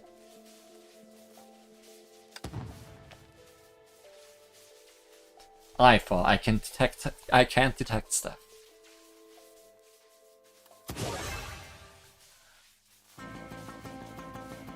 Are your ears covered? Isn't this approach a bit too violent? Well, there's no other way. Everyone, step back and brace yourself for impact. Honkai Impact. Checkers, start a detonation. Smoke dispersed. With the drone's strafing shots, a massive crack formed in the power system's protective shield. Made this place even more broken. You'd better be careful. of any retaliation, Bronny. Don't worry, if that guy truly cared about this ship, it wouldn't have turned into this sorry state. Look, the door shaft is heavily worn. The smoke alarm system is broken. The maintenance records for the control system are from years ago, and even the screens are shattered. Ronnie attempted to activate emergency power supply unit, but she kept shaking her head. This heap of junk is clearly of no value to that guy anymore. What has this ship been through exactly? It's not that bad. Take a look at this time on the wall. It's still relatively new. Stop wandering around, Captain. Come give us a hand. This control lever is rusted, so we need to push it upwards with force. I nodded and exerted all my strength to push the control lever to its limit. The lights on the ship flickered to life, barely maintaining themselves in an almost extinguished state. Let's go. The door to the bridge should be open now.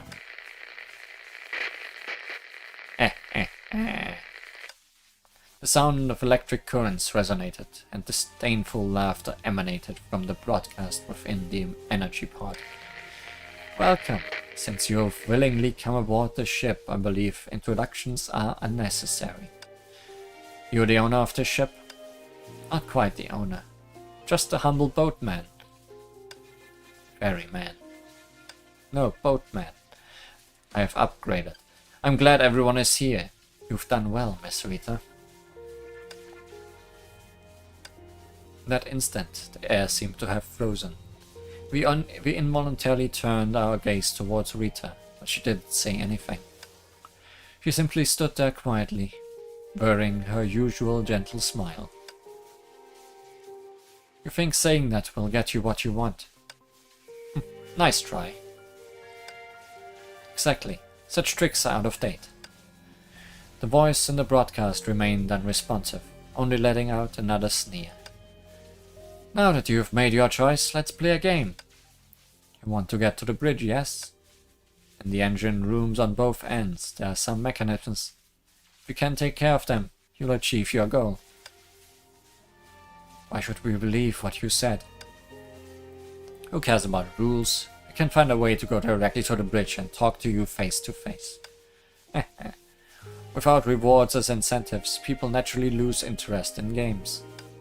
So, to make this more entertaining, I've prepared 2 welcome gifts for you. The cracked screen lighted up, splitting the image into 2. 2 familiar figures were pacing anxiously within the screen. Kazumi. Delta. You're just following my orders and guarding the mechanisms. No, there's something wrong. You seem to be enduring some sort of pain. What have you done to them? The observations are indeed keen. You might not have known yet, but there's a drug that can enhance the human body in a short time. However, as a side effect, the subject will succumb to death within 60 minutes. When you entered the ship, I told them that the final moment of battle was approaching and convinced them to take that drug. Injection vials that can neutralize the poison are stored in the engine rooms in both ends. They can be used to alleviate the pain. Whether you use them or not is up to you. Aren't they working for you? Why would you treat them this way? Just reveal yourself already. Precisely because they've been working for me, the plan has progressed so smoothly. You wicked fox. Oh, you are flattering me. Have you seen the timer on the wall? It's quite new. I placed it there recently. It displays the time they have left. 32 minutes remaining. You. Unfortunately, you've wasted too much time. The crimson number flickered, and in the midst of the conversation, the last digit changed once again. So what will it be? Play the game or come directly to the bridge? The decision is yours. I tried my best to get hold of myself. The ferryman was undoubtedly buying time. There was really only one choice. Let's split up and head to the engine rooms. We must save Kazumi and Delta against time. For that, enemies have respawned.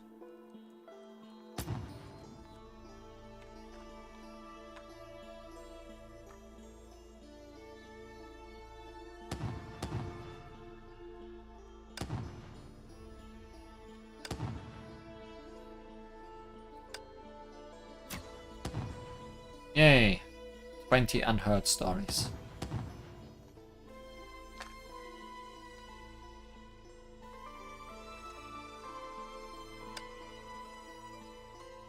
So where are we going? These two ways. Cullen, is the engine room this way? According to the map, yes. Emiko and Cullen headed off, one ahead of the other, their briefing echoing through the empty corridor. Got no idea where those mechanisms might be. I'll have to look for them. You search this place, and I'll go that way. Okay. Splitting up even further. We failed. What? We've got the vials and we planned to deactivate the mechanism while the computer was analyzing the liquid composition, but it turned out to be a waste of time. That old fox kept crucial information from us. The mechanism in both engine rooms must be deactivated simultaneously, otherwise they'll be automatically restored. So let's do our best. Okay. Are you nervous? Is it really that obvious? Your voice gave you away. Well, if you're still unsure about the kind of person we are dealing with, that girl works for the ferryman, and she should be quite dangerous. Her strength is indeed remarkable, but I think maybe she's not so different from us. Do you know her? Cullen nodded. Her name is Kazumi. I've met her twice on my missions. First time I approached her to deliberately pass on false information. She didn't say much and didn't raise her guard against me. She treated me like a chance encounter and even gave me a piece of candy. The second time, she saw through my false information and searched for clues about me in a town and gave me candy. At the time, I desperately hoped they could save my sister, so I left a candy wrapper in a street corner hoping that it could give me a chance at redemption. Even though she knew I lied to her and I was nearby, she didn't raise her weapon. We exchanged information and she quietly listened to my story. Though she was still mostly silent, I could sense that she looked at me like I was someone she knew. Maybe she recognized you before you realized it. I don't know, but I'm certain that her gaze was directed at me as if I were someone else. That gentle light in her eyes had nothing to do with me. Maybe to her, I was just a passing liar. Why not find out when you meet her later? Forget it. Someone like me shouldn't have friends to begin with. My life and my time, they're just borrowed things. Having survived till now, I dare not to ask for more. What you said seemed to make sense, but you already have a friend now. Huh? How about a refreshing drink, Cullen? Before she could respond, the canned drink was tossed into her hands. Thank you. You don't seem as reserved towards me as when we first met. Along this journey, you've been encouraging me a lot. Yeah, when did that start? Cullen saw the red-haired girl turn around with a smile, her high ponytail dancing playfully. By the way, I found the vials the ferryman mentioned. In her reached-out palm, a vial reflected pale blue under the light. Let's go. The ninja lady needs us now.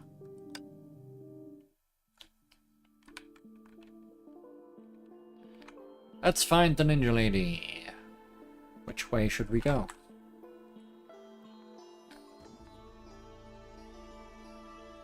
Straight and narrow. Ah, which brings us to treasure.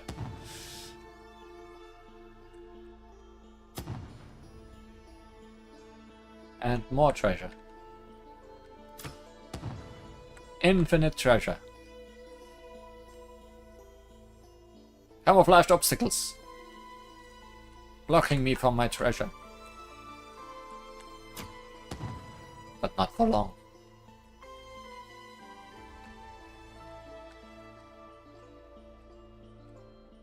Sorry, Kazumi, I want the treasure, not you.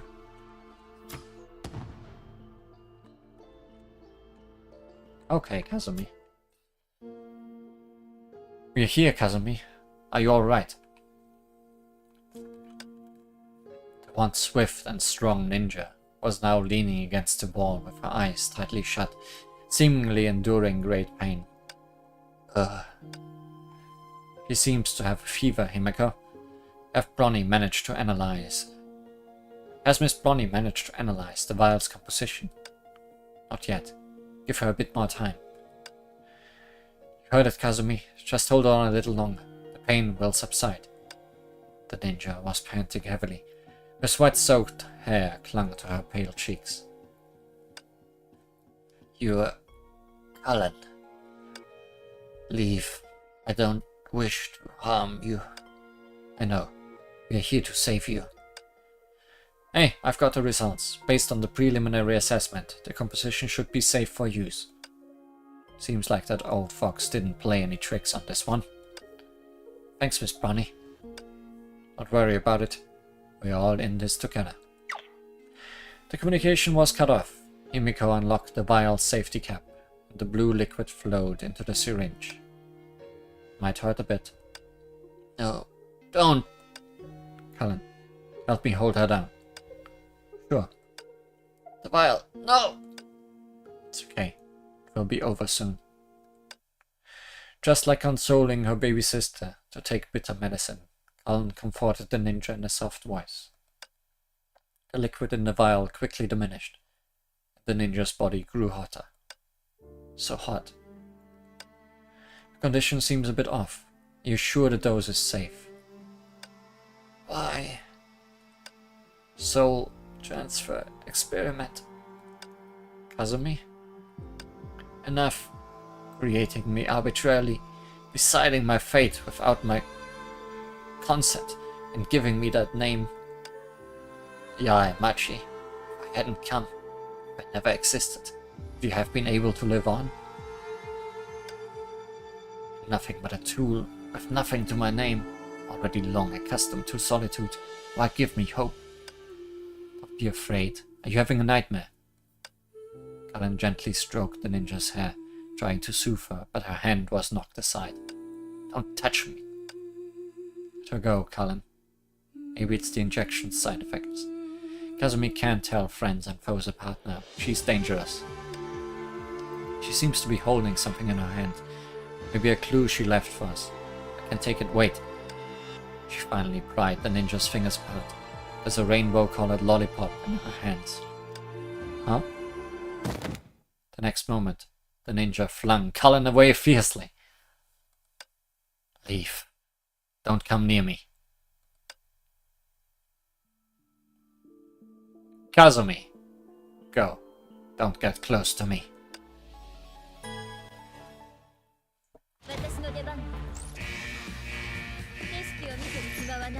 Break the shield with elemental damage.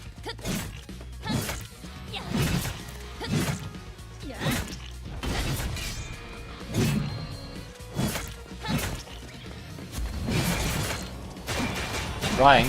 There we go.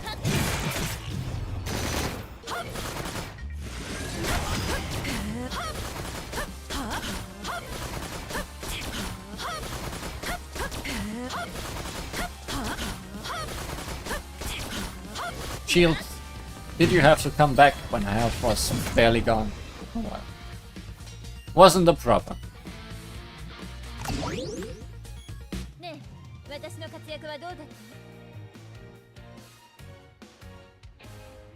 There certainly have been harder and more involved Kazumi battles.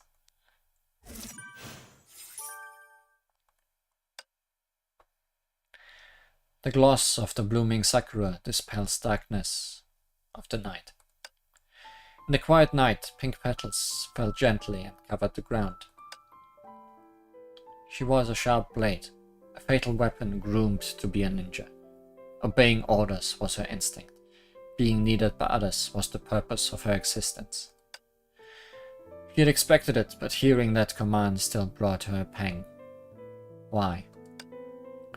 The pitch-black cloak disappeared beyond the door, and the unspoken words stayed unsaid. The ninja's self depreciatingly smiled and drank the potion. She had long grown accustomed to walking in the dark and to being abandoned. Now, you don't need me anymore, do you? The nightmares of the past entwined her heart like thorns. She seemed to hear someone calling her name, but it felt like an illusion. Now, it's finally ending. But why does my heart feel so much regret? A droplet fell onto the back of her hand. Please, you must wake up. Kazumi! How are you feeling? Sorry, It's okay. I'm glad you're awake. I know you had no choice. By the way, nice to meet you, I'm Himiko. No, wait, the mechanisms are not yet. Don't worry. We've already taken care of them. Miss Bronny and Miss Sirin also handled the ones on their end, so it's safe now. Well then, let's part ways here. The ninja turned around, supported herself against the wall, and took a step forward. Where are you going? After being treated like this, you're still going to obey his commands. Kazumi, he's using you. I know. Don't worry, I won't die easily.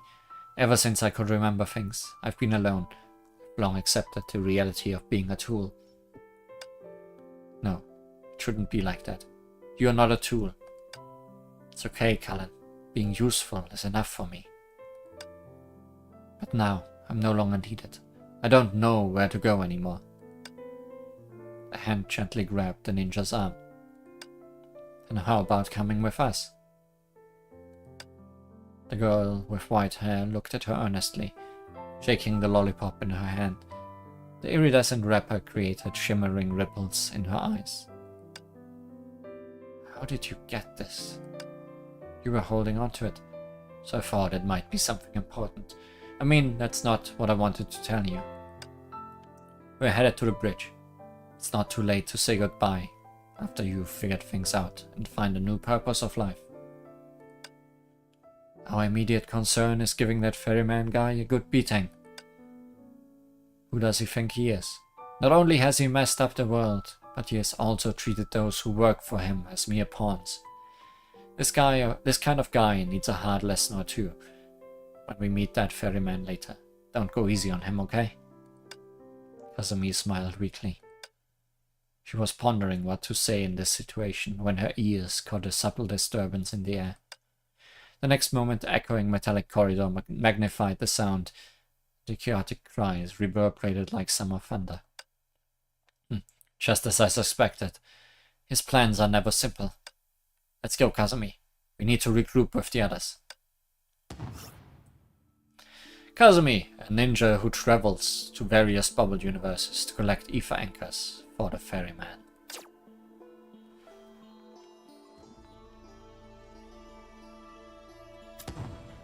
Mechanism cleared.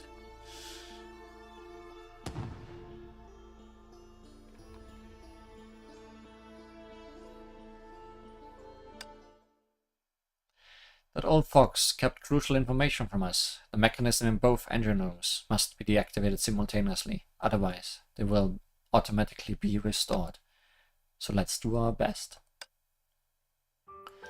We've already synchronized with them. Now it's time to solve some puzzles. Do you remember the steps we took earlier? Who would remember that? All those confusing mechanisms. Whoever came up with this must be total nuts. Looks like we have to start from the beginning. I remember we should begin with that safety barrier. This way. Sirin followed Bronny, heading deeper into the engine room. The decorations on your head look like ears. Oh, you think they're cool too? Cool? No, I find them annoying. Oh, I get it. You want something like this too, right? No problem. I can get you something similar when we get back. I don't want it. It keeps swinging around, and I feel like if I stare at it for too long, it will hypnotize me. Why else would I always recall this time with Delta? When Delta and I were traversing bubble universes, searching for clues. Perhaps because of their similar heights, she was more used to trailing behind Delta than Captain and Rita. Delta might look cold, but she was surprisingly easy to talk to. And yeah, she already has something similar to the ears, so... Why bother, Sirin? What's on her mind exactly? You mean Delta? Yeah. I still remember the look on her face after the Miracle Stone was destroyed. The mission failed, but she looked relieved. Why would she even stay on that ship? Obviously she doesn't care about her safety. Who knows? Maybe it's like a stray cat finding a somewhat sturdy cardboard box and deciding to go inside. That's quite a funny guess. Can't be that simple, can it? How about we give it a try later? Prepare a box and see if Delta crawls into it. Exactly. Well, since she needs a reason to fight, let's give her one. You really have a twisted sense of fun. Oh, come on. I'm just a well-intentioned rabbit.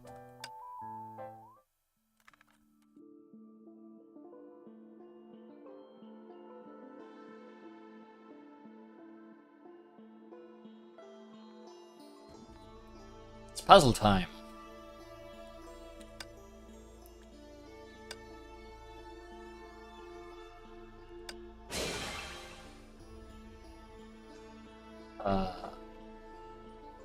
Okay.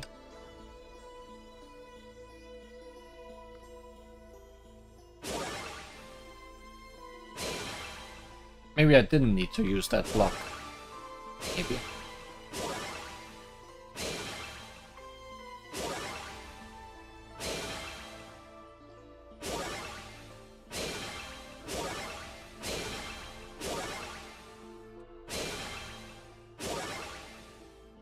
What a weird maze.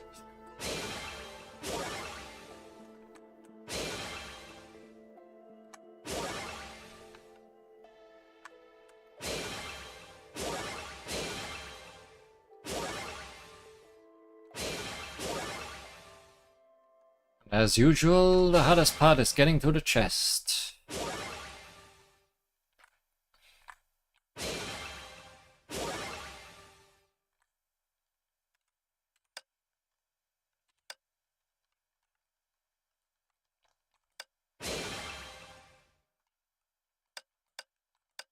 I don't think we are supposed to use the block here.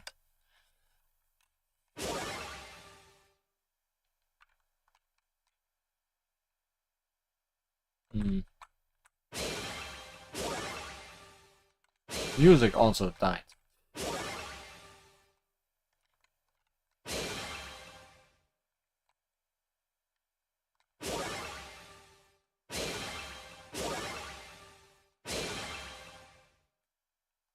How do I get over there?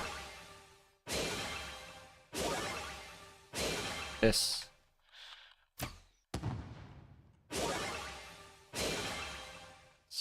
Then it's just this. Just this. Now I just need to find the way back again. Sound effects have indeed killed the music. That can possibly happen sometimes. Hello. Time is ticking. Let's not deal with all of these, I guess.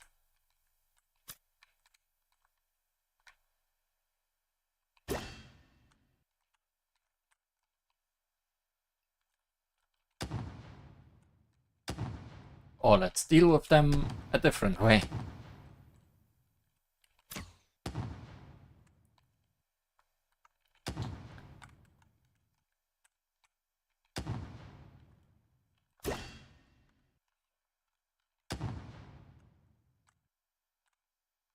Hi, Delta. Are you also gonna be a boss fight? I don't think we ever fought against you, did we? Music is back, I was worried. In the dim space, blue-pink paint splattered everywhere. It was a concrete manifestation of Delta's emotions. Judging from the amount of splatter, she's emotionally unstable. Did you find her? Not yet. She's pretty short. If she's squatting in some corner, it's actually really hard to spot her. Oh well, let magic lend a hand then. Don't move. Drone captured a thermal image, and it's getting closer. Even without help from any device, Sirin could hear faint trembling breaths and the sound of a massive sword scraping the ground. Hey Delta, you're just in time. few days, and you look terrible. Get lost. Uh-oh, looks like we are not welcome here. Try to chill out. This injection is mostly safe and will make you feel better. Don't move, you're getting this injection. So you'll just have to bear it. The sound of glass shattering rang out. Delta had snatched the syringe and smashed it against the wall.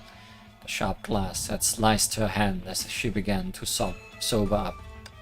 I told you to get lost. Do you hate getting a shot that much? Do you think we should do, little Sirin? I'll have to force it on her, of course. Luckily, we got another syringe here. Don't touch me. Are you all deaf? Go away! Is this how you treat friends? I said it before. We are enemies. Get out of my sight now. Well, that's not up to you. I don't care if your brain's messed up or if you're on some convoluted mission. If I have to knock you down to make sure you survive, I'll do it. Delta. Don't care if you've got a screw loose or if you're on a ridiculous mission. Even if I must beat you down, you must live on.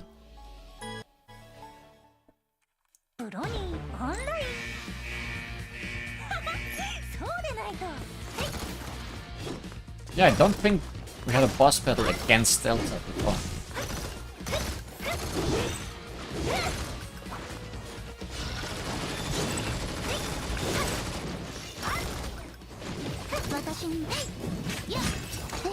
Okay, she has a regular shield, not an elemental shield like Kazumi.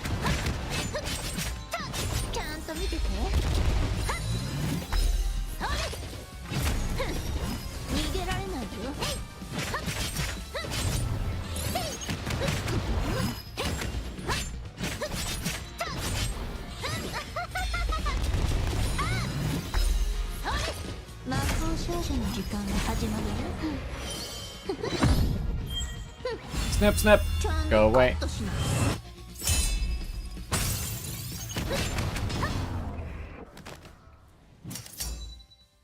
Glad we got a boss battle with Delta. You saw a lot of what you can do. Meanwhile, we are phasing through walls.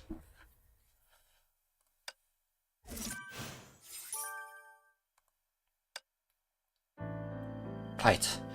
I must keep fighting. Why raise such a big sword? Why keep on running? None of it matters. Can't look back as long as she's alive. If he doesn't stop, she'll be able to find the thread of old memories in this pure white nightmare. But eventually she fell, collapsing heavily into the snow, unable to move at all. Transparent, icy snowflakes fell one after another, covering her soft and comfy like a cozy quilt.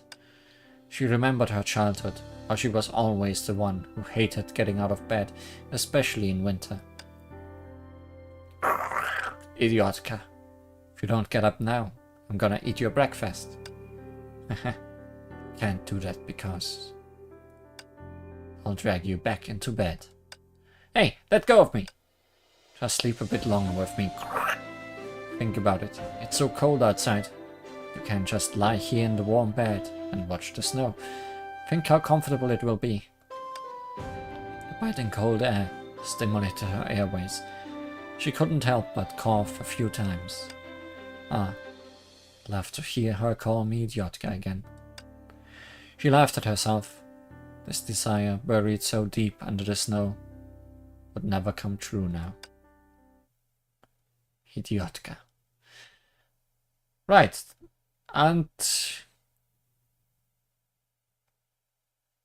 Rosalia and Lilia also supposed to be here from a different world. The ones that have boarded us in quite a few of these events before finally joining up with Delta and the ferryman. My patience is running thin. Wake up, do you hear me? You think you can get away with hitting me on the head with that sword? I felt like finding piece of broken glass in a candy, or biting into a big piece of ginger while eating stewed potatoes. Delta felt like she was joking. What's with the ruckus? I just wanted to rest for a while. Hey, what are you doing? Delta opened her eyes and found herself lying at the center of a series of magic circles. A pair of scissors lay next to her face, and the bizarre patterns on the scissors emitted an oddly disconcerting light. Lucky you, you woke up before little Sirin tried using revival magic for the first time. They say that magic was found in some forbidden book, and if anything goes wrong you might grow 4 ears or 8 legs. It's really a stroke of luck that it wasn't used on you. Why didn't you stop her? Why would I? She was working hard to save you. You just wanted to see me grow 4 ears, didn't you? It would be fascinating, don't you think? Forget it. I've got no time to deal with you. I have things to do. I have to go. She stood up, intending to leave, but instead bumped into Siren's rosy nose as she turned around. Stop. You're crying again. You can't be this concerned about an enemy. Don't get delusional. I'm not concerned about you. I just have to wake you up.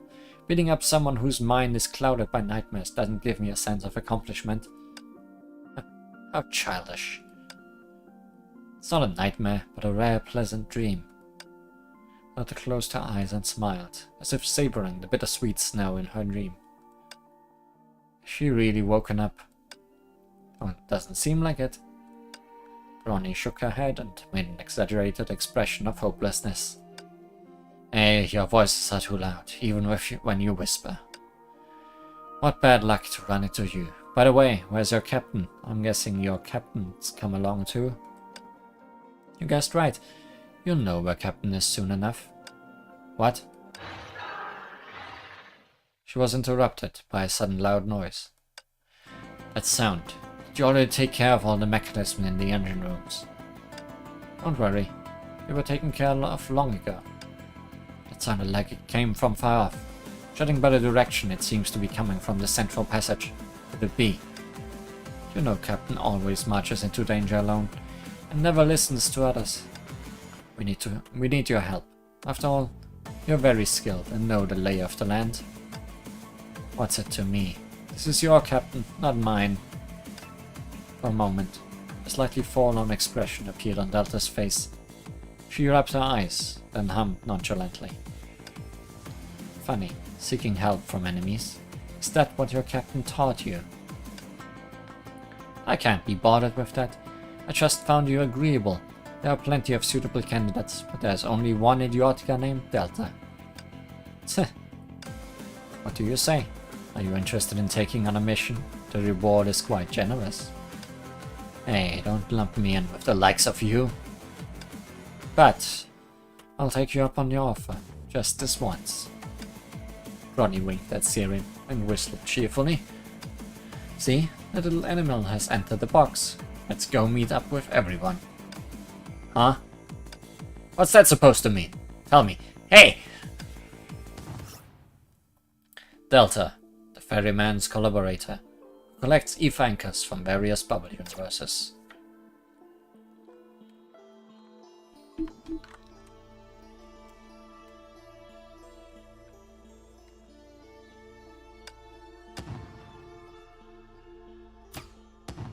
Also just collects treasure.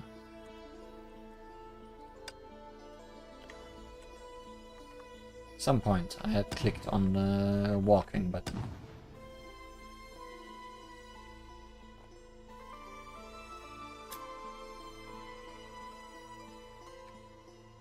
Oh. Did I forget something?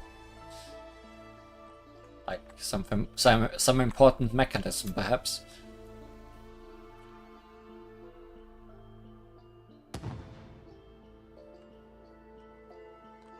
Possibly the main reason we came here. That wasn't Delta.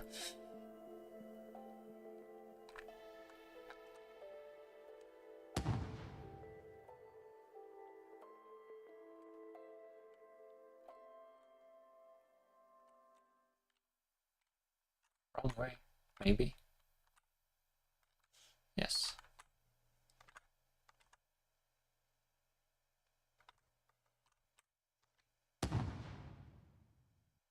At the same time.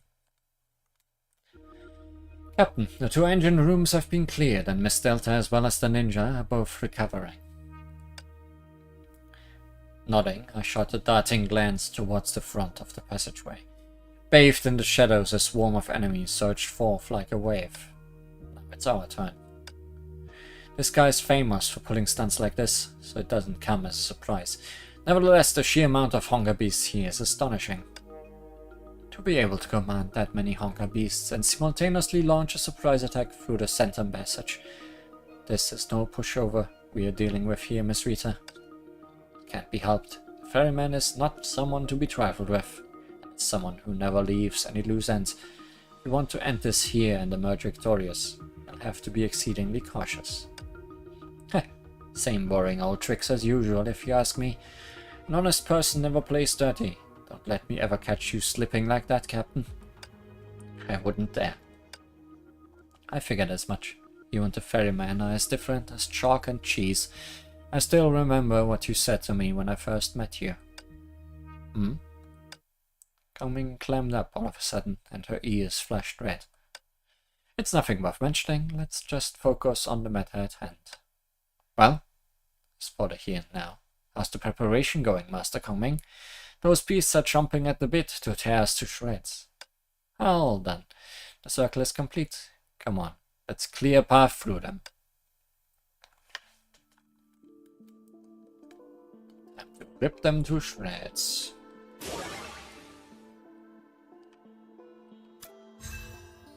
As expected. An obstacle. There's no turning back now. Gotta use everyone we have.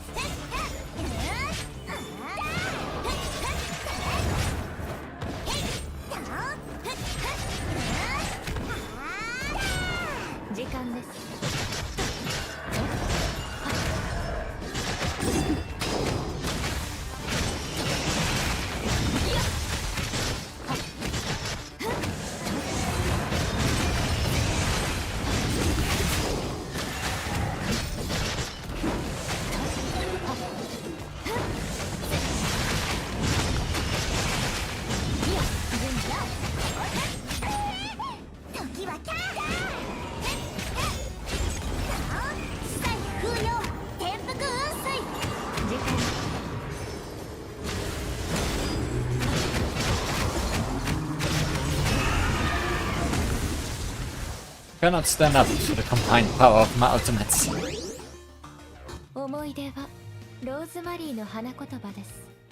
From behind, Rita's chibi looks like a walking grey octopus. Gotta look at that.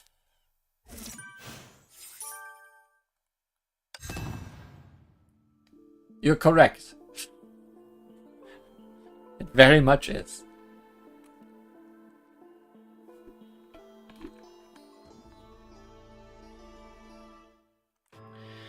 What's up with this door? It won't budge. Sorry, but the ferryman seems to have somehow sealed the door on the bridge. Surprise there. He's had everything under his control right from the start. We had chosen to skip the game and head directly to the bridge. It wouldn't have changed much. Maybe we should meet with Bronny. Her drone could potentially create an opening from above.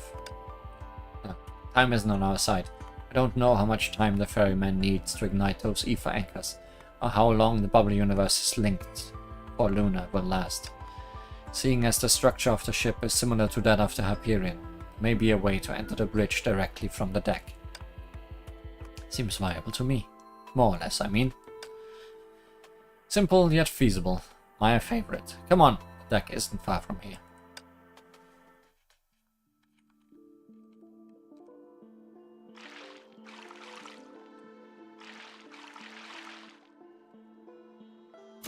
Mr. Ferryman, your ship seems to be leaking.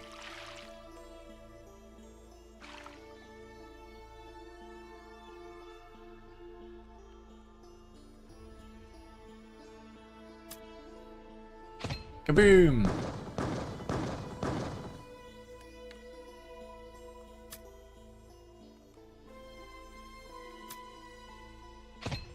I thought I was still at push.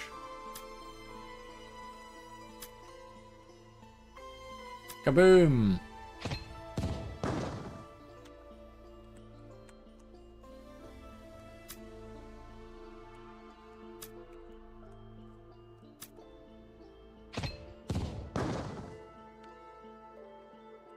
Sorry, this guy is bothering me. So obviously I misclicked and couldn't backstab him.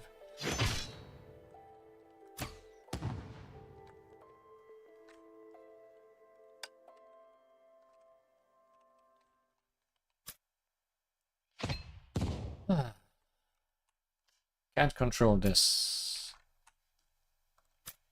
The click of my mouse. Can't control this with the click of my keyboard.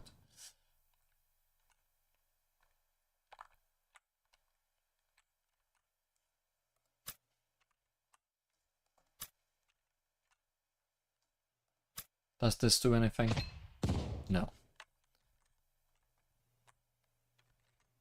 In which case, this might have been for nothing. Wait, no. There is a switch here.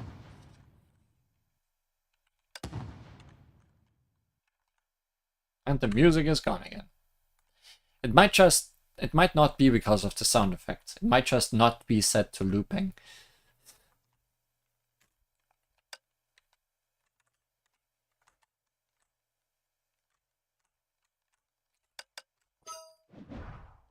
God, which button was backstab?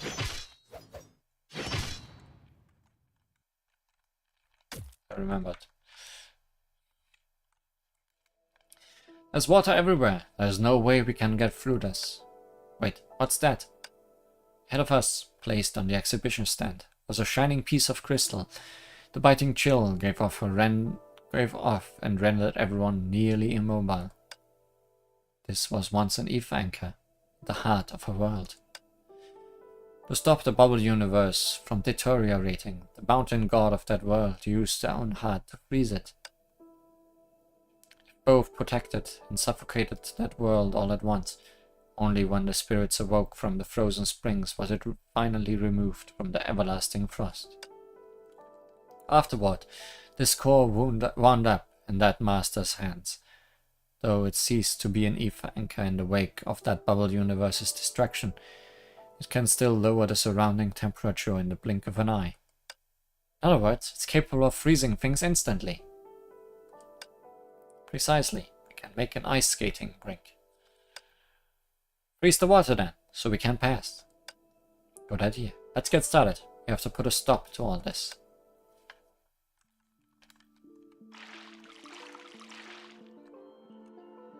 Wait, where?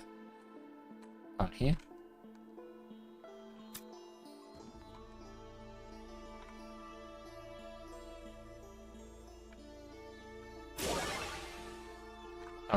Oh, just activate the mechanism right in front of your face. I see.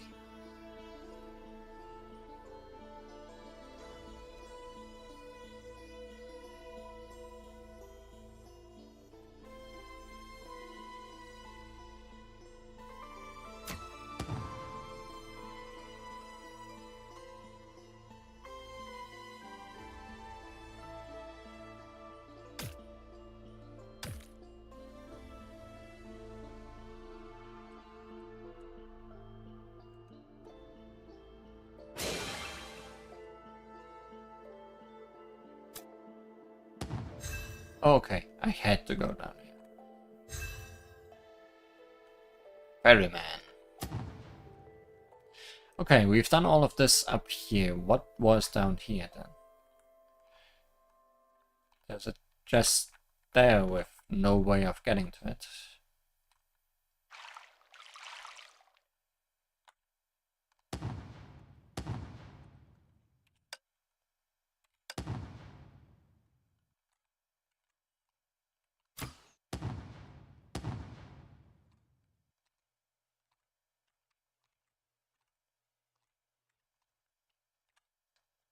Yeah, the music just doesn't loop. Once again, one of Mihocho's silly oversights. Also, once again, something that seems like it needs more water movement.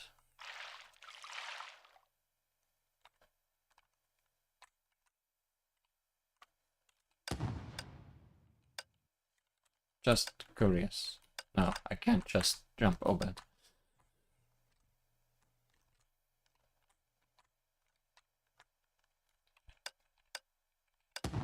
But I can just jump down here, maybe.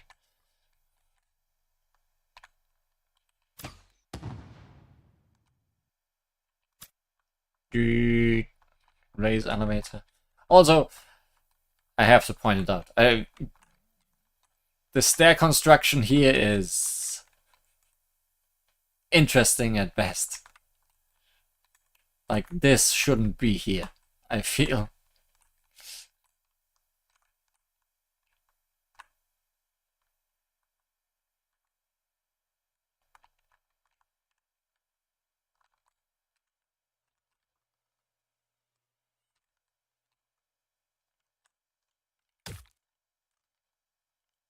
Didn't need to kill you. Also, this quiet is super awkward. Coming stairs from all sides, yes.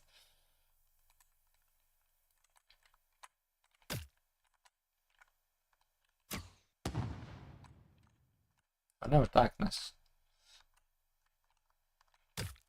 Complete kind.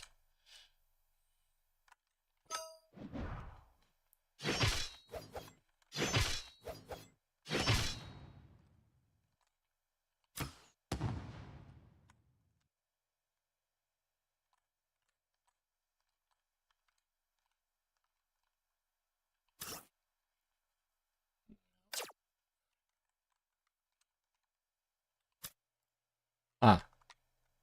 We need the mighty gloves before we can go there.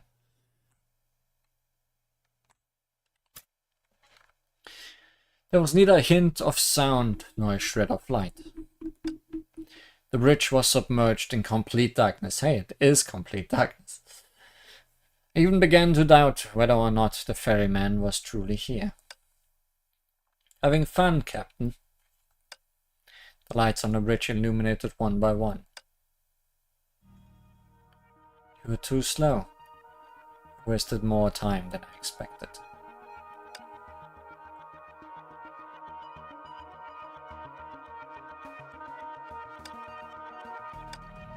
Directly in front of us, the ferryman sat on the rickety bridge, the monotone voice laced with a slight tinge of disappointment. Looking around, I found no trace of the ether anchor.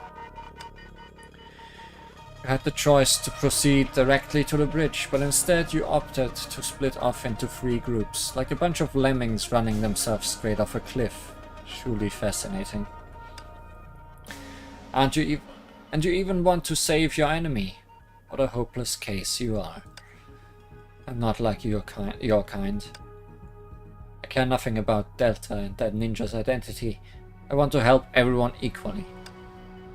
I respect all my opponents. Even if our paths cross, I will always be victorious, fair and square. I never resort to underhanded tactics.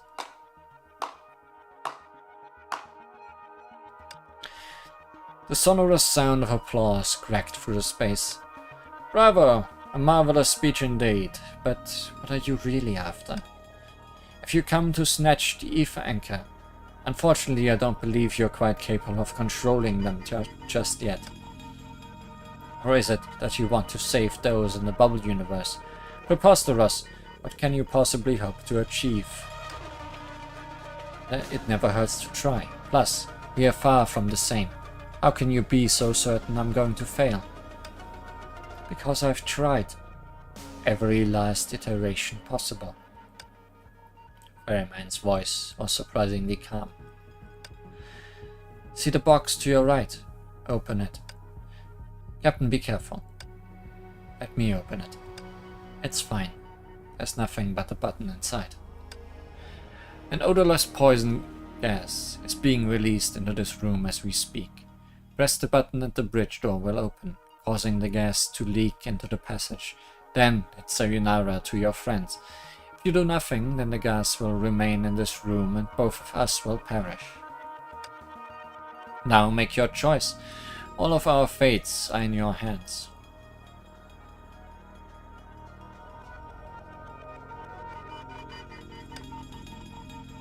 What was that you were saying about us being so different? I'm not so sure I agree. tossed the box to the side. A meaningless question with no answer. There is no poison gas. You're smarter than you look. I get it now. You only gave the ether anchor to Luna to take advantage of her and let her form a connection with the Teresas, even though you knew it would burn her in the end. They were never anything more than pawns to you. How incisive you are. You finally understood the true nature of my plan. I suppose I should thank you for dragging those Teresas back from the world rift.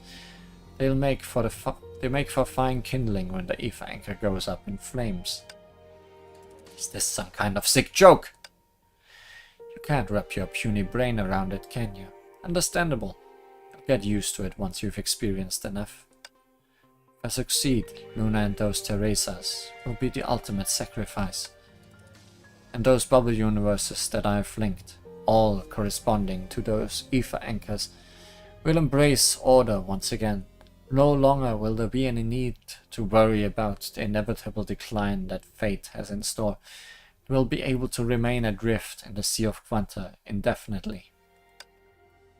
Isn't that what you always wanted? You'll be freed from sheltering the lost and displaced from all those fragmented worlds. I used to be just like you, reluctant to let go, always wanting to save everyone. Exhausted all the possibilities, but it's a lost cause. And I've finally come to the realization that the fairy tale ending is precisely that, a fantasy. Sacrificing a few to ensure the survival of many, is that not a wise decision? It will put an end to all of these doomed futures. That can only be done by me. In what world would that be considered saving them? This rambling triad of yours is merely you attempting to convince yourself of your own mania. All this pontification of the many and the few, people's lives are not something for you to weigh on a scale. You have no right to dictate someone else's life. How naive. If you want to make an omelette, you've got to break some eggs. In order to save more people, a small sacrifice is unavoidable. How about I start with you? The ferryman grinned, and before I had any time to react, the blade was pressed against my throat. Then, just as quickly, there was a flash of light, and the blade was shattered in two. Just in the nick of time. A drone carved a celebratory arc through the air. Ronnie and Sirin were the first to rush in, followed by Himeko, Cullen, Delta, and Kazumi. Stop right there, ferryman. So this is how it's going to be. Fine, so be it. Now I won't have to dispose of you individually. With a caustic chortle, the ferryman produced an ether anchor from under his black robe. Watch out! Don't let them combust the ether anchor. Next, I shall invite you all to witness perfection.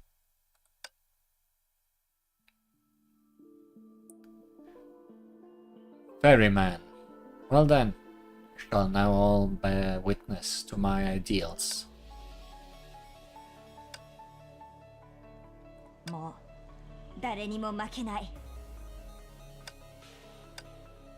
あ、ちょうどよかった。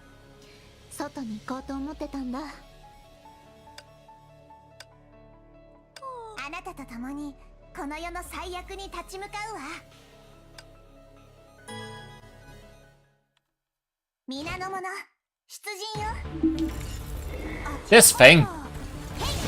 To save everyone, you have to be ready to lose them all. Give up meaningless mercy, which drags you down like a swamp. Give up meaningless gentleness, which puts shackles on you. Give up your attachments. Pursue your vision. Farewell, Captain of Hyperion.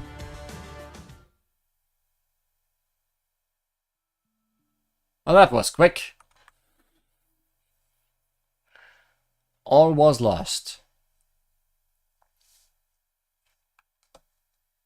I expected he would get a unique boss fight, not Clock Guy. We never stood a chance. The ferryman had gained absolute power. For us to have even lasted so long was a miracle in itself. Long enough for our plan to be smoothly carried out. I take it that we are proceeding in the right direction. We are. Can feel the ether anchor right ahead, but can we really stop the ferryman? We know nothing about who we are going up against.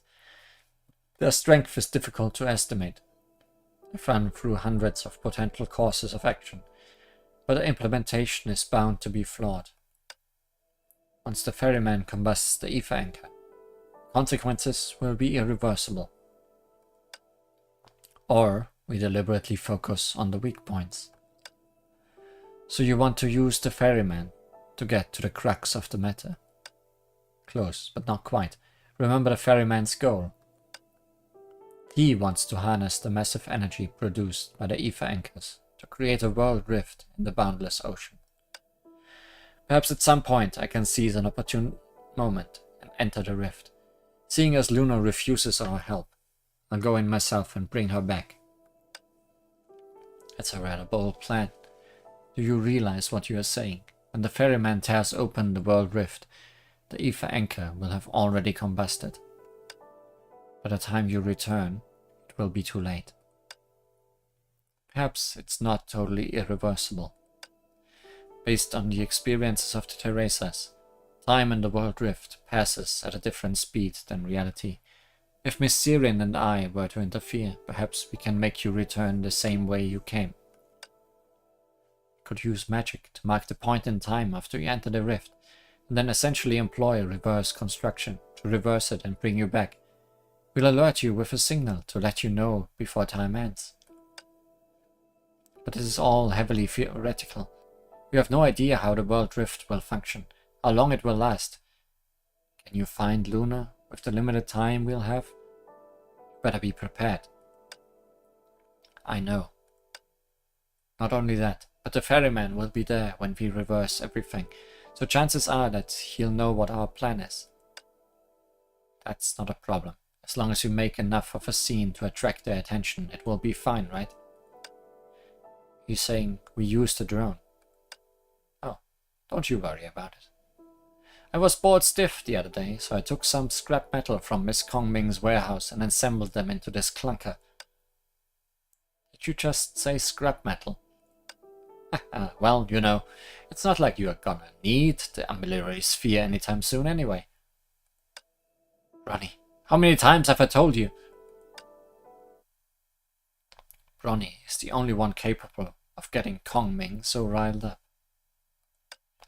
Even now, just thinking about it causes fits of laughter to escape from between my lips. But now is not the time to be sitting idly by, reminiscing. We set foot onto this perilous path in order to achieve an ending where everyone can smile. It may be a long and winding road. It might all be wishful thinking in the end. Perhaps our fates have no hope of intertwining ever again. But even so, I will follow its course to the very end without hesitation.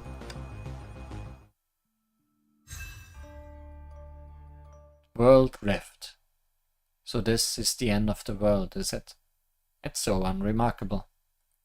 In the deserted passage was a ghostly spectre. She knelt helplessly on the ground, her hands covering her face. Moment of parting. Is this the hell where the vampires are supposed to return to? Why is it so different than what's portrayed in the books? It's so empty here. I feel nothing except the passing of time. I'm still breathing, and everything I'm witnessing here still feels real. My chest feels so tight, and my heart is filled with this terrible nothingness. Ever since I met that person, my heart has been racing non-stop, so I must still be alive, right? But how? The ether anchor should have erased my entire existence. How can my heart still be beating like this? I shall build a bridge for you. The girl under the crimson moon. All you must do is traverse through the haze of this dreamland and return to the moonlight.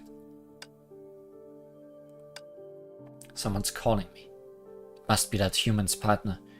He just doesn't know when to quit. You're so annoyingly persistent, human. Why can't you just listen to me? You will wear me out like this. I must move on, get as far from you as possible, until the end of time.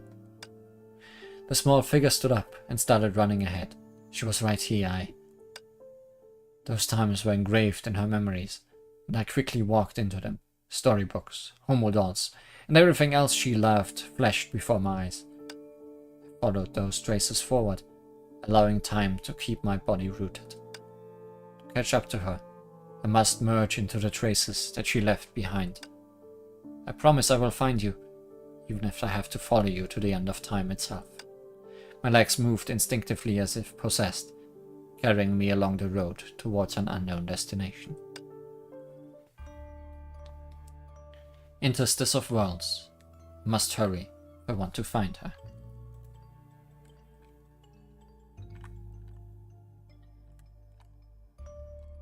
Well, I better hurry or I will fall into the void.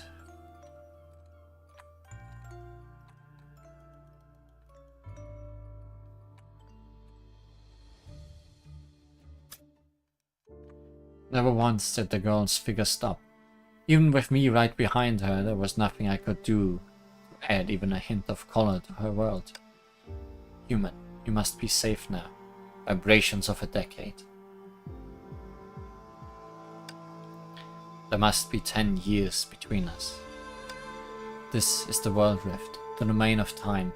With every step I take, untold amounts of time pass in the outside world. Here, however, time never seems to pass any slower to me. I want to see you. I miss your face every waking moment, so badly that it hurts. It's so unfair that it was me, and me alone, who couldn't stay by your side. You must still be looking for me, looking for a way to save me. But I can't stop. I must go on. I can't let you find me.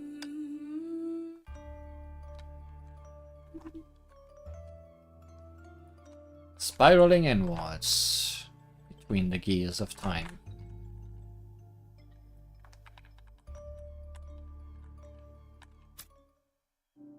How long had I been walking? Even the concept of time had become an abstraction, yet that lone figure still continued, undaunted. Echoes of a century. How far have I gone? It must be about 100 years. Will your heart pang when I think of you? Live a full life and remember me. Remember me. Forever and evermore. But I knew you wouldn't listen to me and resign yourself to living a long and happy life. You never listened to me before, so why would you start now? To think that you are still alive, with grey hair and wrinkles on your face, you must be sorry, a sorry sight to behold. Even now, you must have never forgotten about me. You promised me you wouldn't, and you never once lied to me. How I wish I could see your face now, even if it were but a glimpse from afar. That would be enough.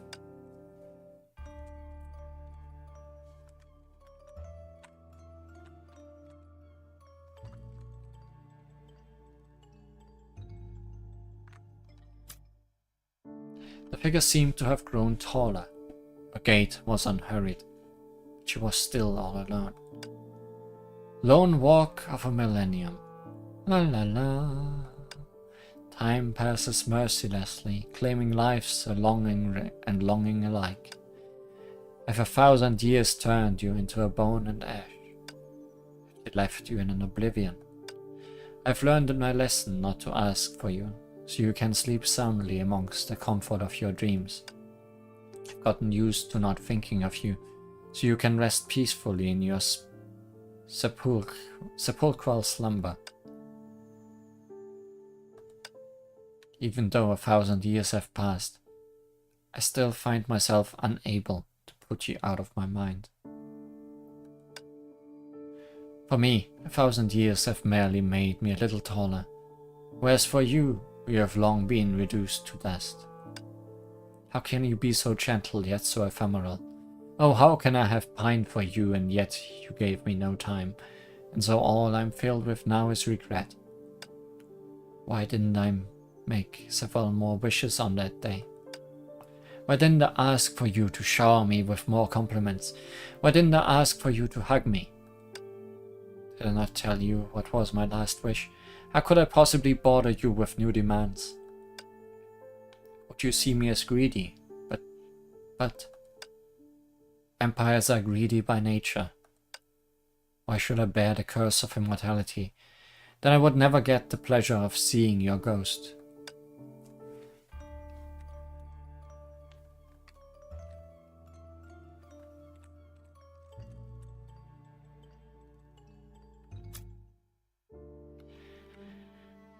The figure slowly grew taller, transforming into someone I didn't recognize. She continued forward, walking alone, though occasionally she would stop and look back. Present of a myriad. No matter how long it takes, no matter where you are, you will always find me. No matter how many I look alike. No matter how many I looked at it. I still think you are a hopeless fool. Well, you lost. You couldn't find me. How far have I gone? I have no idea, but I'm sure it's far enough for you to fall behind. This place is my home, my final destination. There's nothing here that I'll never bore. Don't you worry about me. About you, everywhere is the same to me. But it still hurts. My heart continues to beat, but the inside is so hollow. Nothing can fill this black void in my heart. Would you find me? Would you manifest yourself here and stand before me? Could you still recognize me? No. You must not find me, or else we would turn out the same as before. But what good is it to ruminate on this? You must have died long ago. How could I wish for anything different? But the pain is all-consuming and undeniable. Every moment in which you are not in my mind is torture. There's something streaming down my face. It's all your fault. It's all your fault for saying what you did with so much certainty. You gave me so much hope. If I stop here, will you find me? She stopped walking and disappeared amid the white light. I knew this was where the journey ended. Time would erase all, even destiny itself. But our faith in each other would never fade. This would be our moment of reunion. As I passed through too much time, my body began to fuse with her traces, and my clothes became the homo doll in her memories.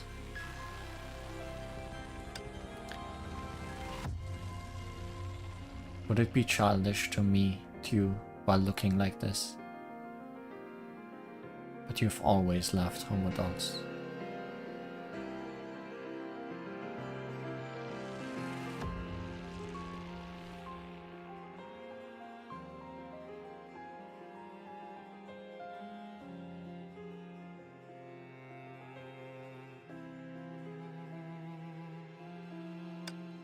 No matter how long it takes, no matter where you are, I will bring you back. I've already traveled 10,000 years. This time, I must hold you tight.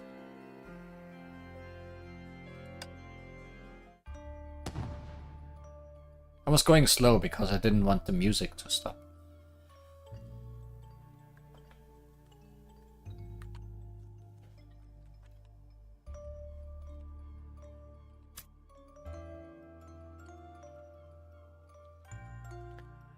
Decisive battle. Captain and Luna. Welcome back.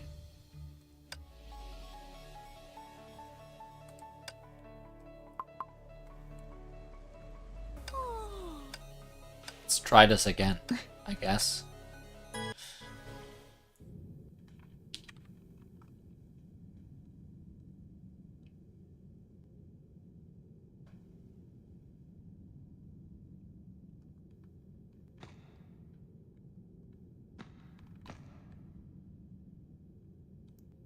You look different.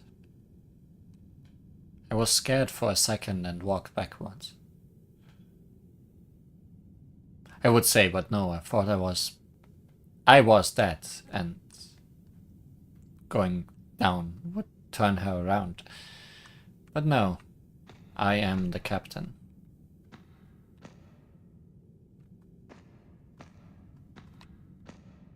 What are you looking at?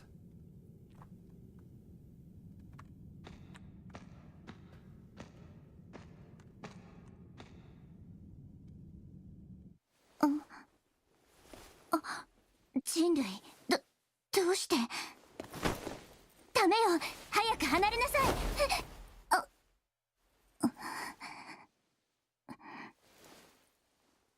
人類、あなたってわがままよね。Someone did indeed grow taller, it seems. Her smile thinly hid a sea of pain. Never had I seen such a tragic smile. I can finally see you again. How long have I waited to see you once again?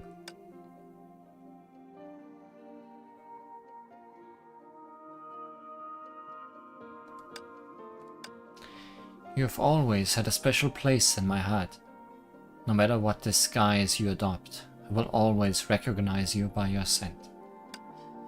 I know that you are not one to give up, and that you are looking for me. That is why I've been hiding from you all this time. But we have already said our goodbyes. It would be wrong to see one another again after such a farewell. It took me so much time to wake up my mind and leave, so long to sever the tangled strings of fate. Why couldn't you just keep your word? The moment the word goodbye escaped from my lips, I wanted to take it back, but I must leave, and I must get as far from you as possible, far enough for the world to forget my existence. As long as I still haunt your dreams, as long as my name still echoes in your mind, as long as you can live a happy life. But you, why are you so stubborn? I'm sorry. I have so much to tell you. I know. I do too. Though it's clear to me that we shouldn't be meeting again, I have been powerless to prevent my mind from dwelling on this moment and how it would all go down. We would embrace and take one another in our arms like this. How I have missed you so. Every second of every day, your image finds its way into my mind. Let me hold you a little while longer, till the curse of fate befalls me. Don't be afraid. That curse has been lifted. Has it really been so long? You look just as you did before. Nothing has changed about you, not your smell, nor the warmth of your body. Hold on.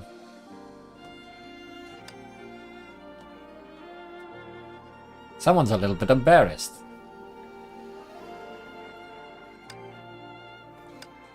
Is this all too much? Self-doubt crept into her face as she nervously avoided my gaze.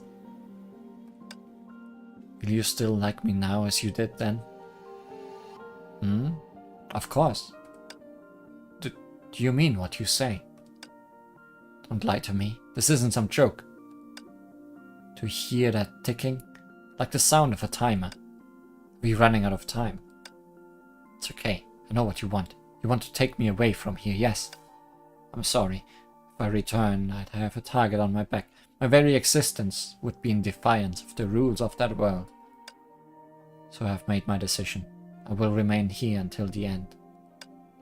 Do not worry about me. I'm no longer the little girl I was before. I don't fear being alone or isolated. Besides, now that we have met once again, my world is filled with all sorts of wonder. Luna surreptitiously loosened her grip. So we should say goodbye with a smile on our faces this time. Hug her tighter. Huh?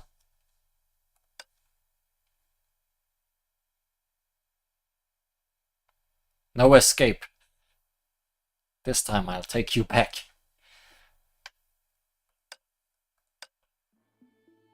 You have to let me go. Nope. I said let me go. To have had the chance to see you again is more than I could ever hope for. I'm content. I don't want to press my luck. I don't want to lose you all over again. So let me go, please. Nope.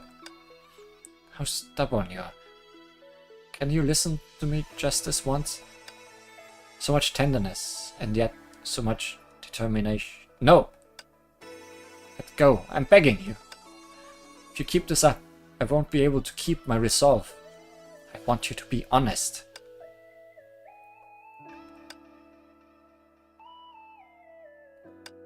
I want to be with you, of course.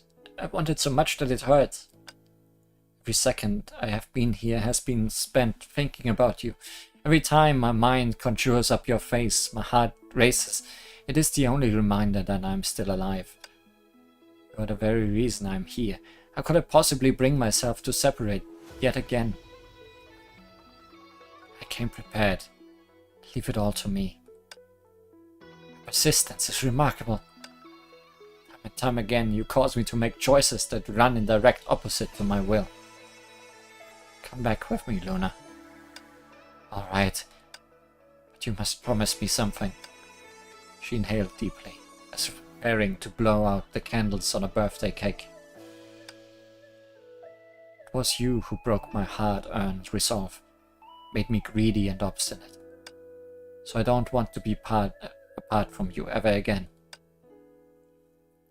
I nodded, enthusiastically. Tick-tock. That was the sound. The countdown ending. A signal that my partners and I had agreed on.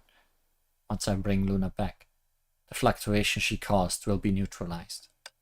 The singularity that burned for the world drift had lost its connection with the last Teresa and no longer moved. Now is the chance to defeat the ferryman. The gentle breeze caressed my ears, and the road behind me crumbled rapidly into multicolored dots. I held Luna's hands tightly in mine. This time, I would never let go. Farewell, Captain of Hyperion. Struggle with all you might, like the ant you are. It was the ferryman's voice. I saw Sirin's magical stars shining a brilliant light, and Ronnie's drone following Kong Ming's feathered fan.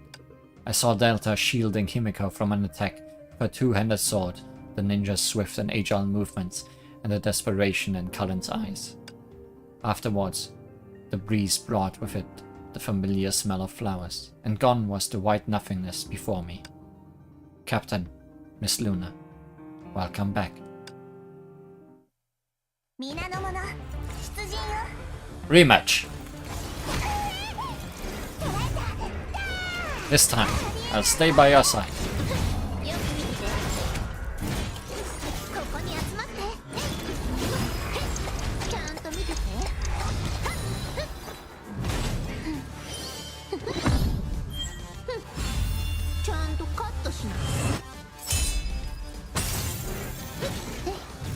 Time to get ferried across the Sanzuno Cavern, Mr. Ferryman.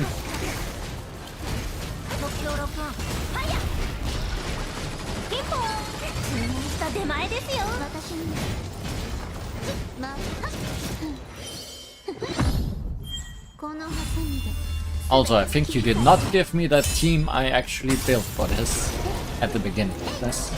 Unless I forgot to switch out for Delta. Not that it matters.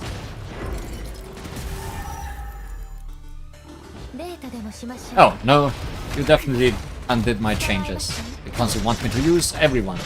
Found that guy's weak spot too, right?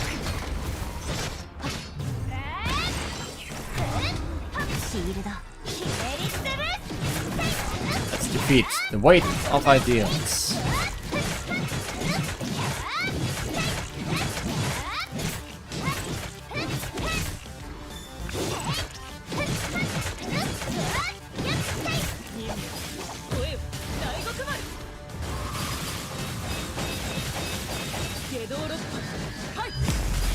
ささやきなさい。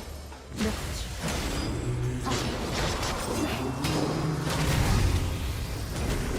究極絶景。戦闘開始。 This thing? Really? Undefiable reality. We really have to fight all of the husks.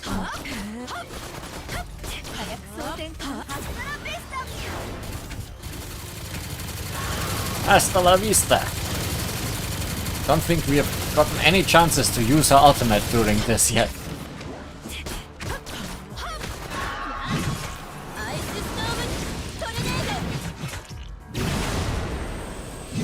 Focus now, human. Let's end this together.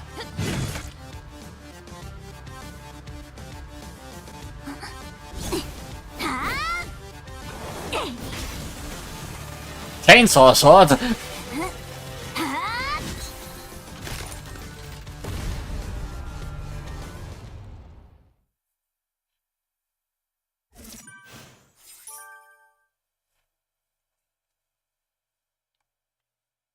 I guess that's the vampire's weapon of choice.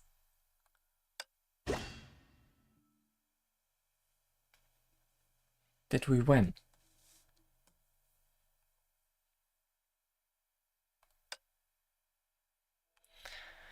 Oh, come on. We're back on this old ship again. Have you seen the ferryman? The last thing I remember is the ground shaking something terrible. Perhaps the space that he constructed collapsed. Perfection, I believe he called it. I doubt we'll be seeing him around again. I beg to differ. He may well be feigning weakness to make us complacent. Once our guards are down, he'll strike. I agree. He's a clever one. He could be hiding somewhere, conserving his strength as we speak. Luna has certainly grown past the limits of all other Teresas, hasn't she?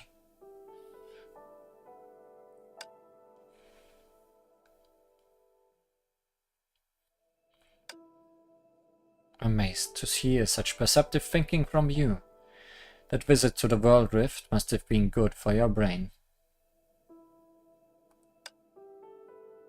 That's hardly the only change I underwent. Besides, you're adorable when you're all focused, you know that. The growth is from all the hugs, yes. Squeezed her so much that she got stretched. You. That's enough, you two. Now's not the time to be bickering. Who wants to argue with a child anyway? Who wants to argue with a child anyway? One moment they are fine, the next they are at each other's throats. How come they are both looking at me? The current situation is uncertain, to say the least. The most important thing is that we remain vigilant. The ferryman knows the ship like the back of his hand. If he wanted to recuperate, this would be the perfect spot. Since we've been sent back here, perhaps he has as well. We'll split into pairs to search the area. No problem. Let's go. Miss Kongming, no need to look so mad all the time. I'm not mad. Luna, a girl who lived through 10,000 years alone in the World Rift. She has grown to look completely different. Major plot in progress. Temporarily unable to switch characters. Okay. Last words. Return to the bridge.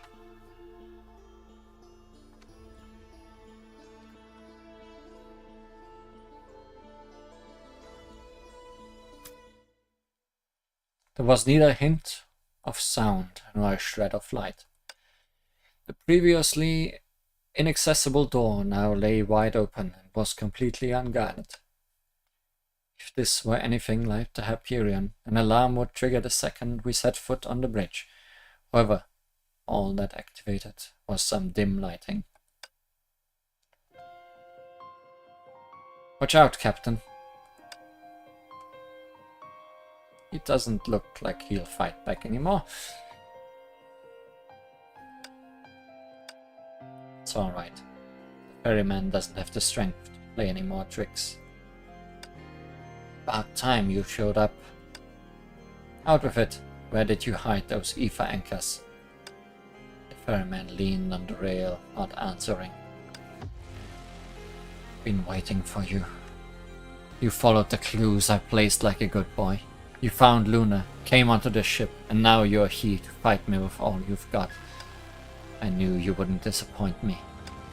Or, to be more precise, I didn't disappoint myself. You're insane. I take it you've already noticed that the structure of the ship is somewhat familiar, yes.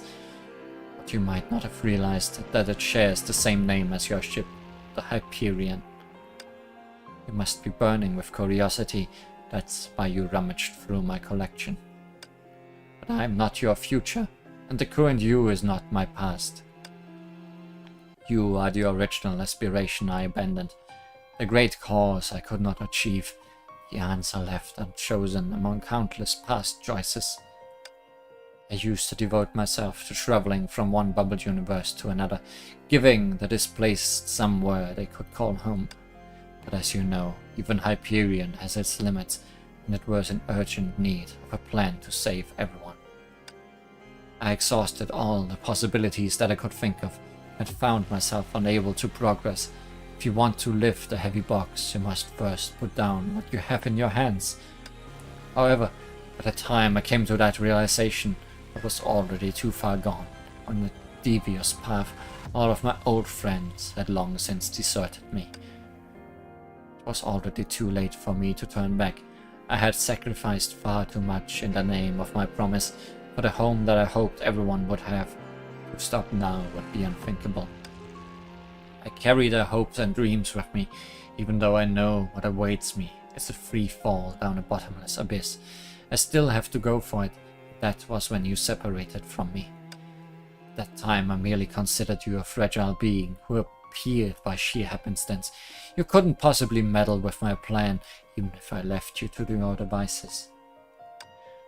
But you were so stubborn, so unexpectedly obstinate that you made countless observations, all for a young vampire. For a future where everyone gets to live. Giving up simply isn't in your blood, nor is resigning yourself to an imperfect ending, even if it's ordained by fate. You brought an idea into my head. Had I chosen differently, how would everything have turned out? Perhaps you can accomplish what I cannot. I decided to continue observing you, thus arranged for Rita to be in your company. You already know what happened after. Apart from that, I didn't interfere too much with your actions. You managed to survive until this moment all on your own. You have become an entirely different person from me. Whereas I have spewed one lie after the other and broken all my promises. No one remains by my side. I have passed on this poison to my only friends, only for them to truly abandon me. I failed them in the end. I couldn't save anyone. Be that as it may, to break their hearts like this is going one step too far. Stand up. We're not going to part on your merry ways after you spew out another half-baked monologue. If you really want to apologize, walk up to Delta and Kazumi and do it properly. What good does sitting there muttering to yourself do anyone? Stand up. If you want to end your own life, be my guest. Just wait until you've given them a proper explanation before you off yourself. I yanked at the ferryman's sleeves, but he seemed to have completely given up, remaining limp as I pulled him to his feet. He was surprisingly heavy, and I lost my balance. Next thing I knew, he was dragging me to the ground. The ether anchors hidden under his black robe came tumbling out and rolled all over the ground. Each of them was intact and wrapped in a transparent shield. Captain, something isn't right about this. The black robe fell off, exposing the recorder strapped on the ferryman's chest. My movements just now did nothing to it, as the audio continued on and off incessantly.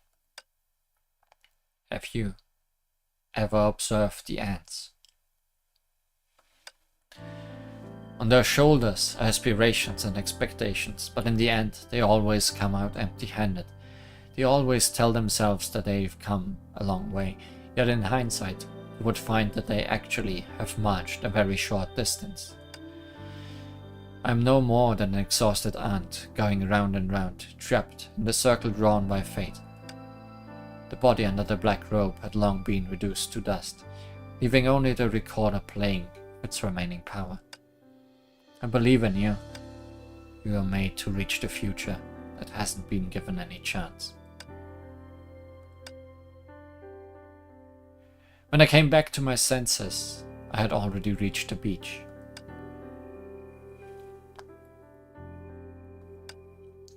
There you go. These are the only ones left. That's a mess. We find these parts too. Well, Miss Kongming, your turret-type laser launcher, no, your artillery sphere is beyond repair. How about you consider making it into something else, or make a new one? Stay positive. The old never left. How can it make place for the new? Save your excuses. Keep searching. Hey, have you seen Delta? Huh? Oh, I've been looking for the parts. You mean the human with a tail? She may still be on the old ship. She isolated herself in the room and played video games like her life counted on it. Come on now. You want to comfort her? I'm not that kind-hearted, but it could be fun watching her have a hard time. What do you say? Wanna come with? Alright. Ninja, you're leading the way now. Aren't you familiar with that ship? I passed them one by one. Everyone looked relieved, save Delta and the silent ninja. The tides had ebbed. Though there were still wet trails left on the beach, time would always erase them completely. I stopped on a beach without any footprints on it. Maybe it was due to the distance, but their voices could be heard on and off. Has everything really come to an end? From now on, Kongming, Luna, and I would never enjoy lasting peace in any bubble universe. What awaited us would only be endless drifting in the sea. But that did not matter. Most importantly, we were still together. The only thing I wished for was to travel with everyone. Captain? Rita? You okay? She looked a little surprised. Then her lips curled into a sad smile. I am fine. As an old friend, I think that she would have been satisfied with this ending. The past is the past. Though it's hard to accept for now, time will eventually push people to move on. By the way, why are you here alone, Captain? What's caught your interest? The ants.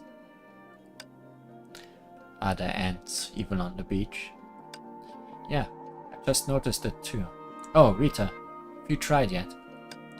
Reaching out my finger, I drew a circle around several ants on the beach.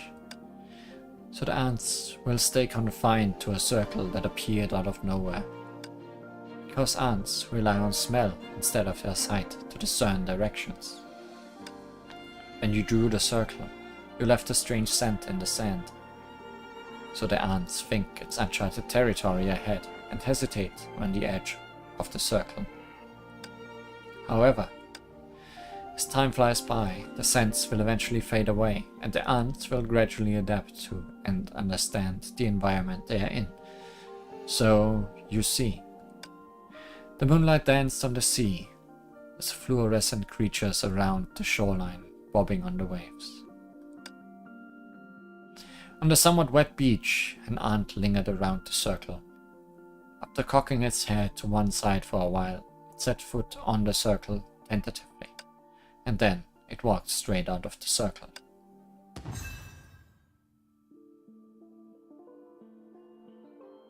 And that completes all the main missions.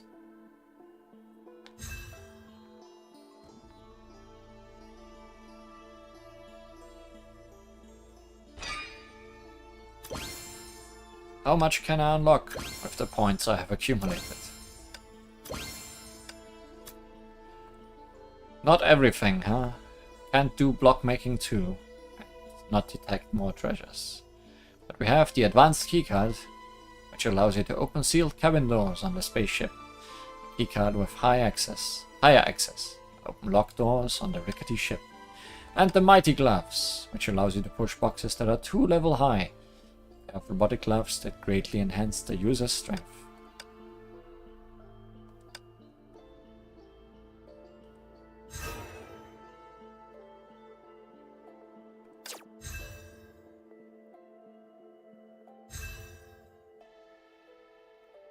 All kinds of side missions. So many side missions.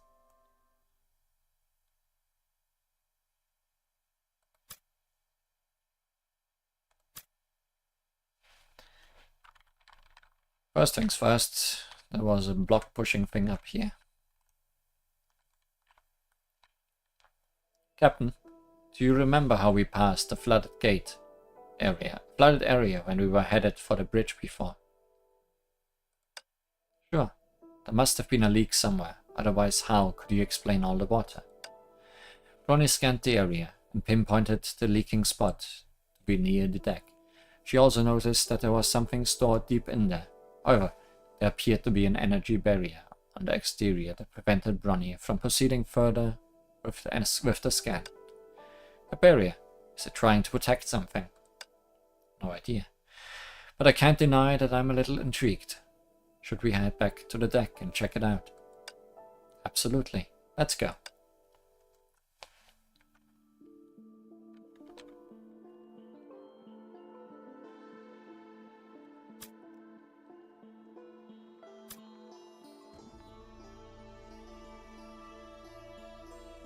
What mission would this be, I wonder? Source of leakage, probably.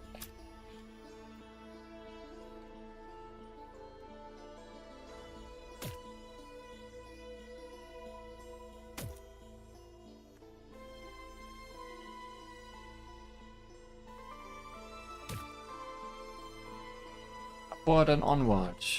Up there. But how would one get there? Or is it actually through here?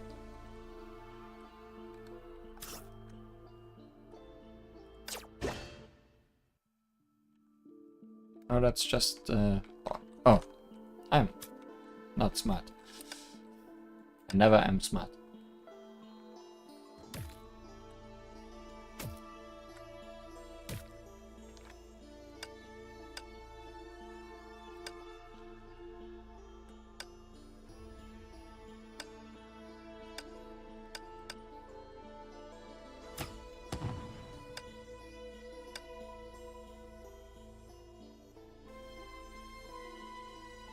The room ahead is too high.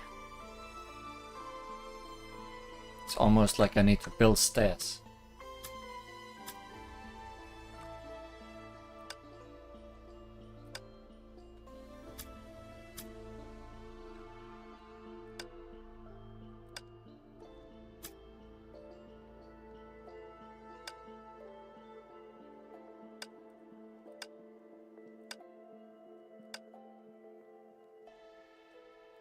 We have here.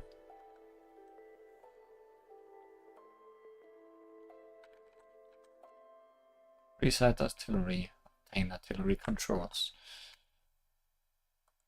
Push, rotate clockwise, push.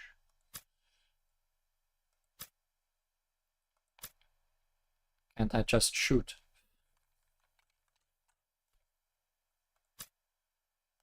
Quiet fire button.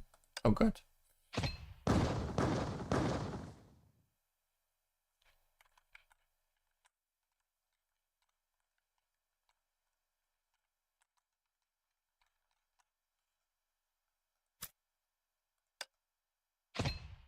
Didn't hit anything.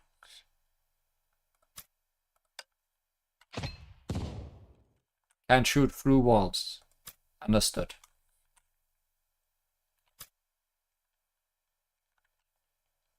Ah, why? Why are you being difficult? Also, why do you not have a rotate counterclockwise?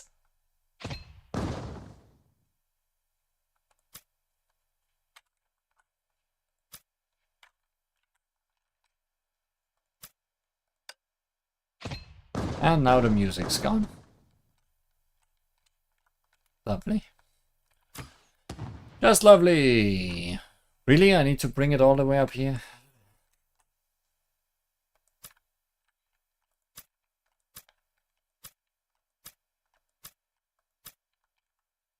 I can't bring it further. Apparently. I also won't need to.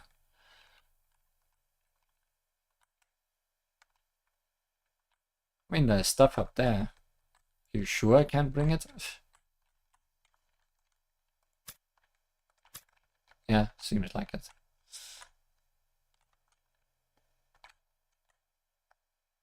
Far from base. Huh?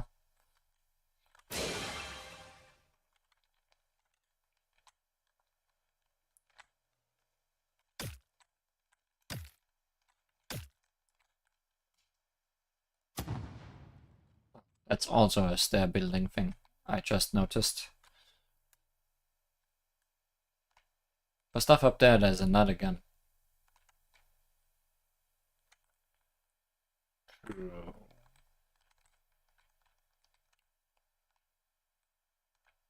gun is also up there. Oh well. Surely it will figure itself out. Yeah, I can somehow get up there. Through the ice place. Or soon to be ice place.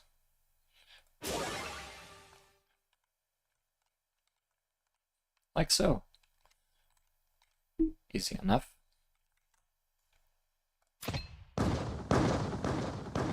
Easy enough. Not even a puzzle involved.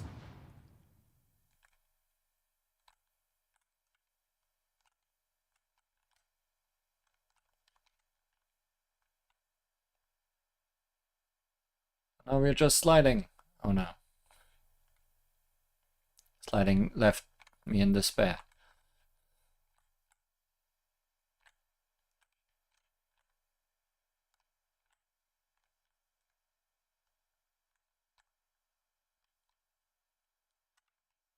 Sliding is still leaving me in despair.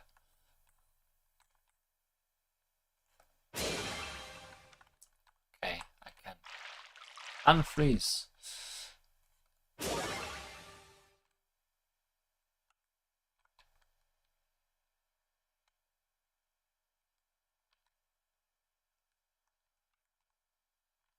That's not helpful currently.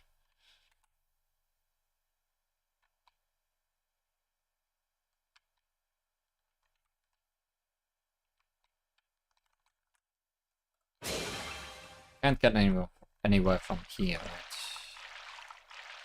Barely not.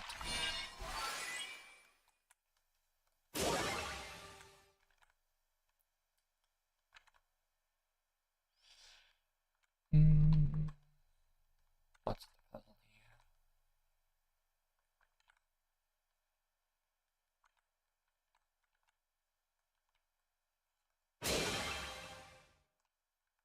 Ah, I can go here now.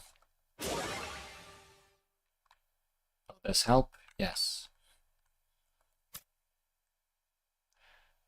Freezing! A rickety ship that's full of dangers, as always.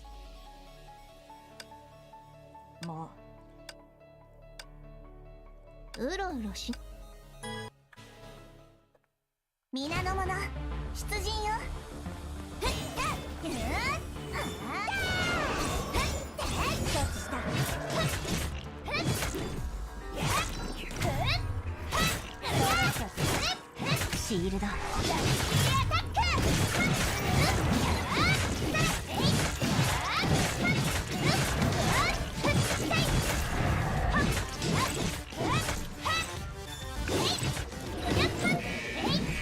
私に任せて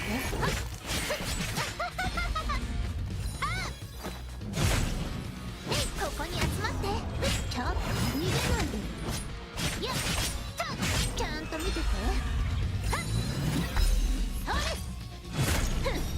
逃げられないよ承知した遅い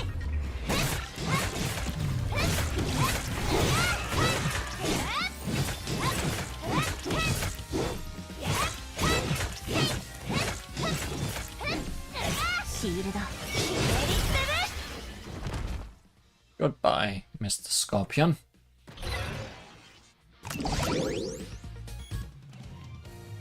任務完了。今から私たちの問題を解決しよう。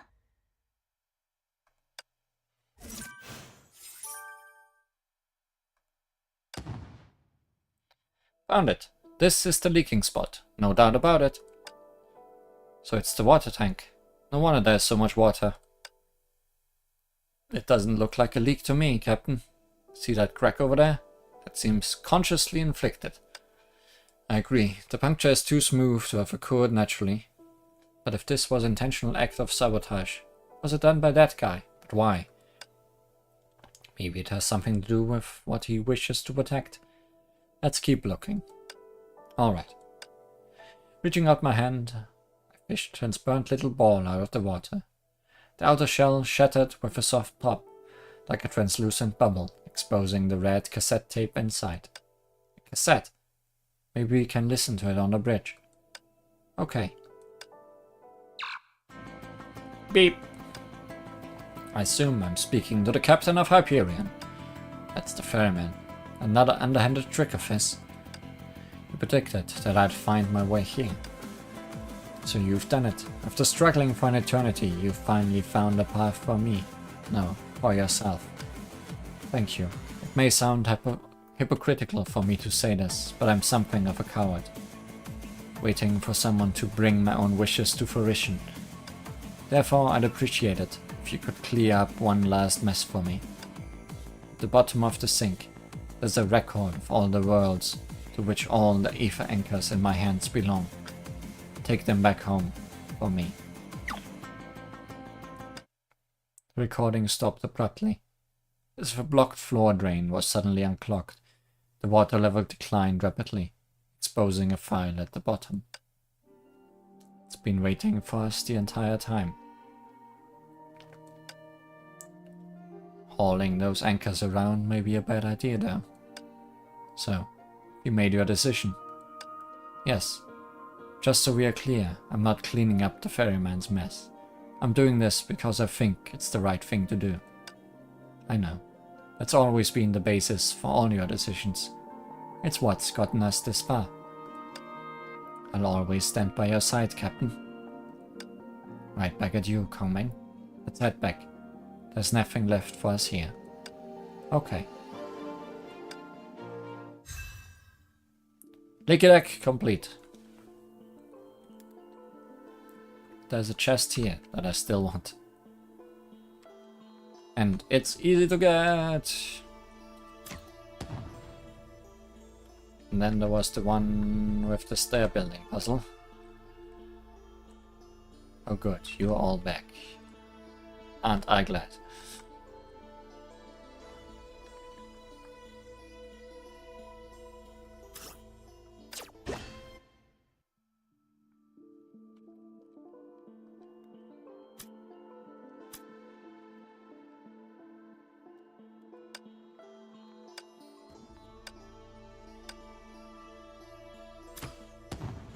Yay. Next. Going in backwards order, I guess. Disassembling right engine room. Been wanting to update your ship, just didn't have the right materials. Now's my chance finally come.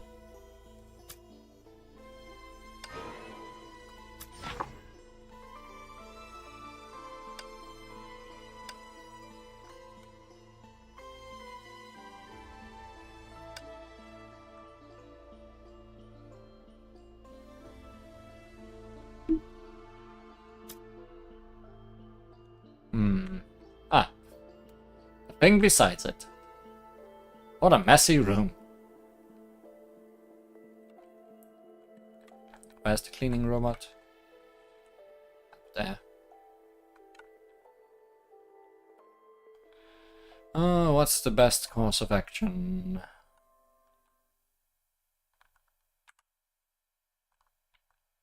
I mean...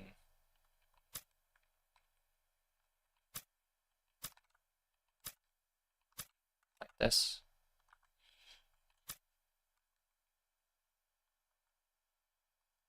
Well, easy. Easy cleaning.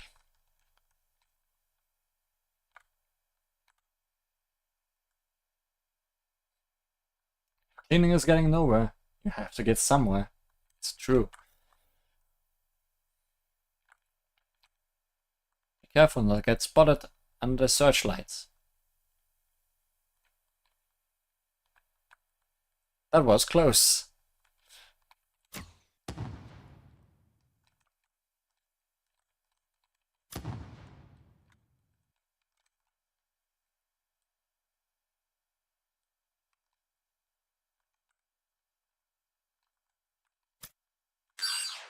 Warning, warning, invaders detected. Preparing armed expulsion. What's going on? Why is a new defense program triggered? Sorry, I didn't mean anything bad. I just want to open the door. What are you doing, Captain? It's no use apologizing to the system. Trouble sure seems to have a way of finding you, Skipper. The gun barrel slowly retracted, and a wholly unexpected yet familiar figure appeared on the screen near us. Well, well, well, if it isn't someone we haven't seen in a while. How in the world? All you've got to do is apologize. T? Surprised to see me? If I showed you up any later, you two would have been turned into a mincemeat. Thanks, but aren't you in the fortune teller's warehouse? Come on, you've come this far. But know by now that I wasn't simply sent from the future to the past, so you don't need to leave me there. Fair enough. Well, wonderful then. Let's get back to Hyperion now. In case you didn't realize, Skipper, I'm just a holo projection. Oh, I guess the excitement of seeing you again must have distracted me. Still a world-class smooth talker. Anyway, I'm not here right now. Just happened upon your signal and I have connection access, so I came to check it out. Already taking care of the defense program here, so you don't have to worry about any more nasty surprises. I see. Thanks, T. Where can we go to pick you up? No need to rush. I'm on another ship, safe and sound. Another ship? Belonging to who? You'll know when the time is right, Skipper. Hold on. What do you mean by the time is right? T didn't answer, and instead unceremoniously disappeared from the screen. She certainly made a hasty exit. She must be the one that Kongming calls Miss Iron Fist. Another ship. Where in the world could she be? Who knows? She doesn't seem to be in any danger at any rate, so we should stop being worrybots and focus on the situation at hand. We still have an engine in the hall. You're right, let's go.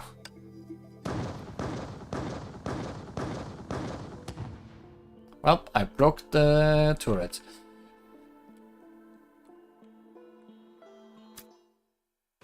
Found it. This is the engine of the ship.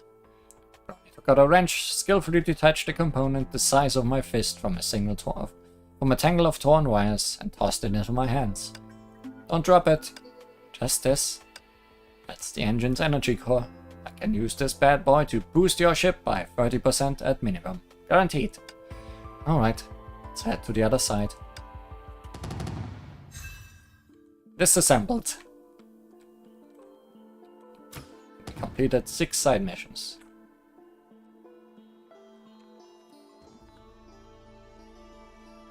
And down here is just where Delta was. Also we can switch to Lunar now. Left engine room.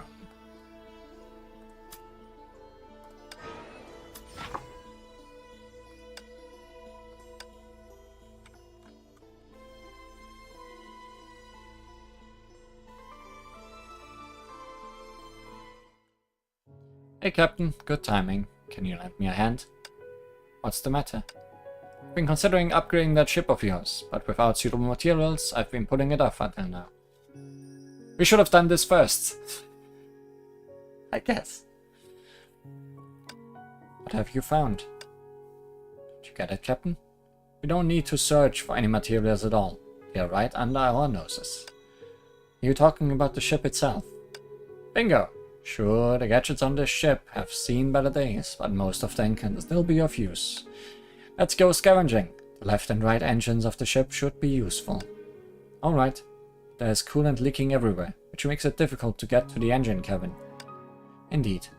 To leave such a fantastic ship in such a battered condition. What a waste. Well, maybe it was a big hassle for him. Who knows? I found all sorts of devices here that can control the levitation bridges. Perhaps we can use them to pass the coolant safely.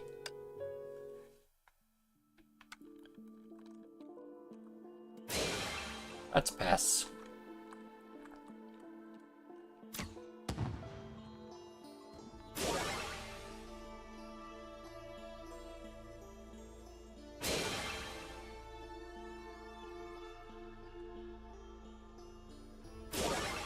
Always gotta go to treasure first. Who knows when it will lock me out of them again and I have to redo a whole part.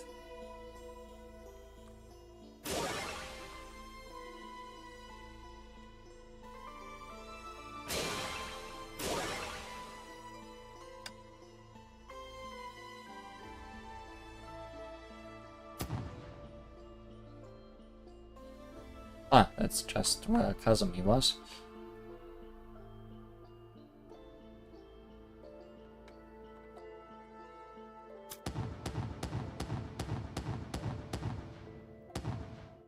Ah, I will need to remember the correct path. And you're putting a cutscene between making the path and making me walk across it.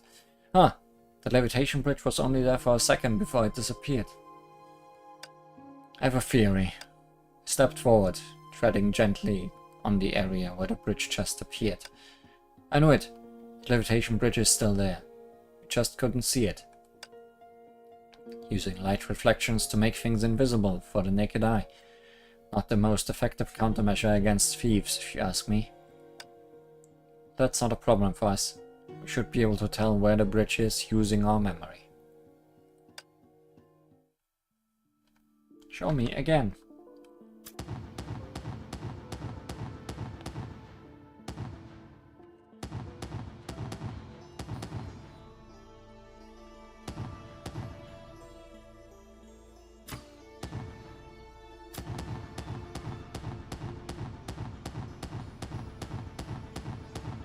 New path.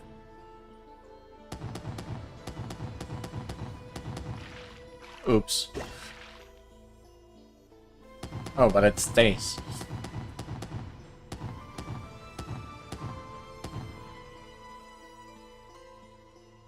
That made it easy. Not this again.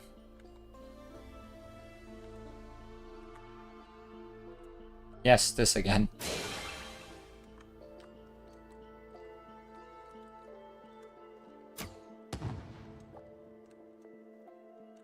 Your puzzles are puzzling.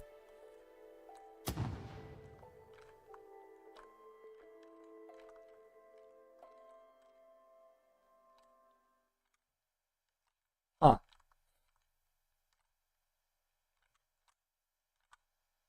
Oh, I can't trust. Do I want to go down? No. There is a path.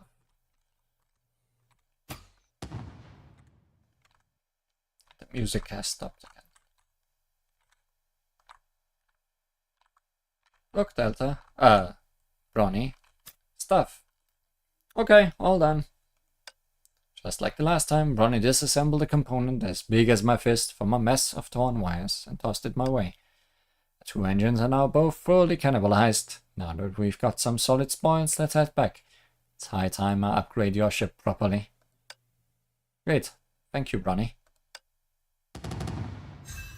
Dun dun dun. Done that. Done here. Garbage cleaning, yard cleaning. Declutter and teach the littering monsters a lesson. An odd bat is frustrated at the garbage in the castle. Maybe it needs your help.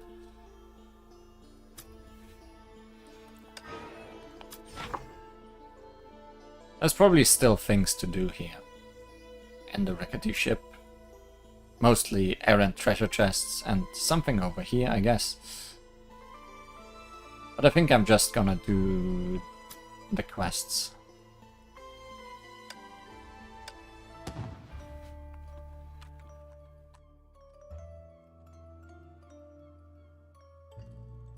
Piano. Peculiar Bat was struggling to carry chunks of fallen stones from the castle walls. Come on, why is there so much more garbage than usual? That's weird. What's this bat doing? Hello there, do you need help? Hi, I'm Piano. It's awful. There's so much rubble and garbage all over the castle. I just can't stand it. So you're trying to clean up the rubble? Exactly. Only after cleaning this place up can we restore the castle to its former pristine glory. Just like in Master's blueprint. Master? Yes, this castle's master. She offered me this stable job so that I didn't have to worry about life's necessities. I can't thank her enough for that. Is that Luna? She told me she wanted a castle just like the one she saw in fairy tales. Beautiful and magnificent. A place where she and her sister could reside in happily and freely. Sounds very much like her. And wait for the knight who hasn't forgotten his vow to fulfill his promise. What a beautiful wish, isn't it? For Master's sake, I must work harder. Enough chit-chat. For some reason, the castle's been absolutely covered in garbage lately. Come on, help me out. Smashed rock. Is it not done yet? It's never gonna be done. You just wait for me to do it.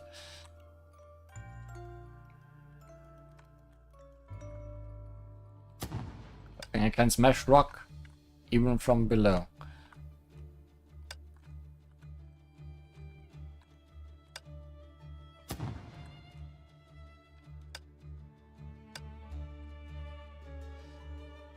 What did we say? You dug up a treasure chest.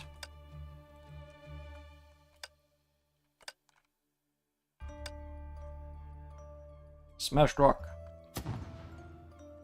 Lace block.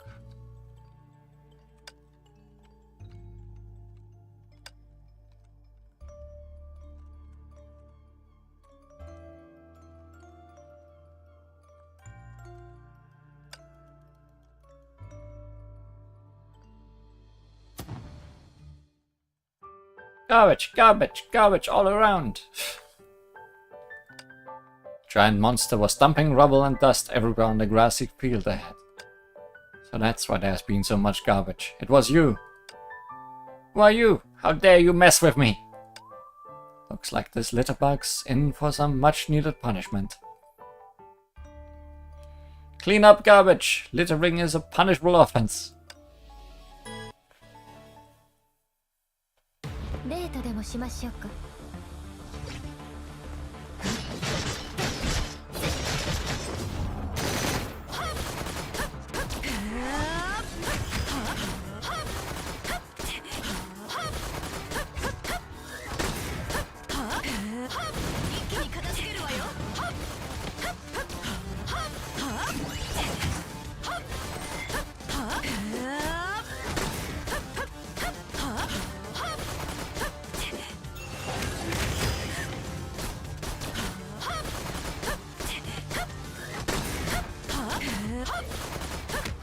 And we are littering the floor with their bodies.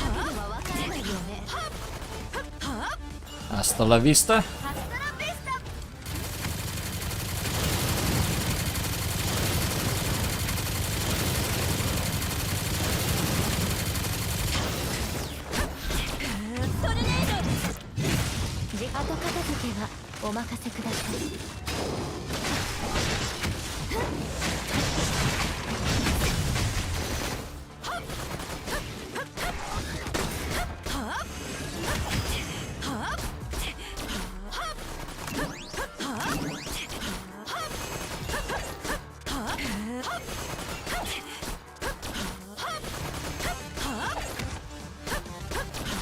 Don't freeze me.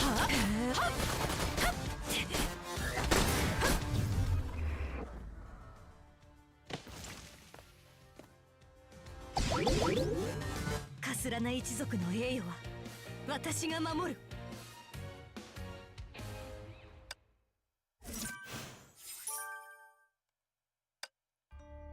Phew. Now there's less trash in the castle. Continue cleaning.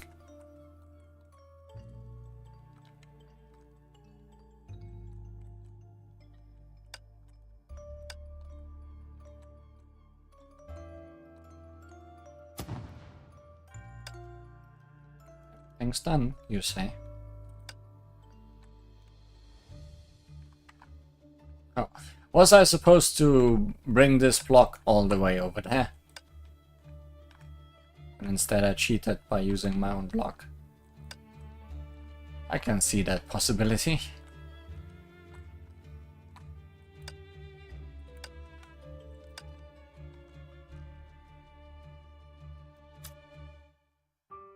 Hey there, we meet again.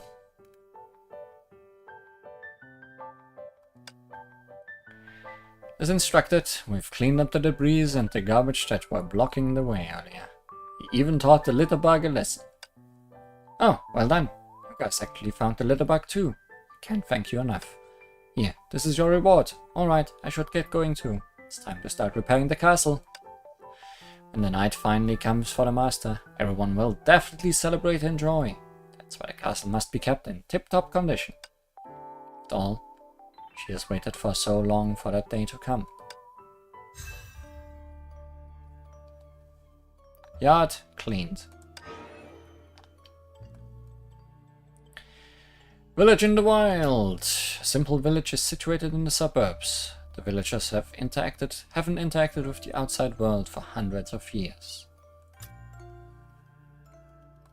Where's that?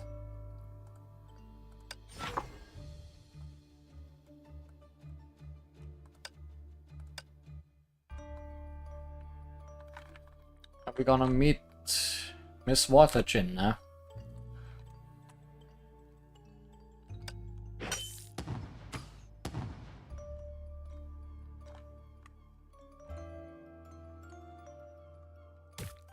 Oh. We are so powerful, we can just walk into people now.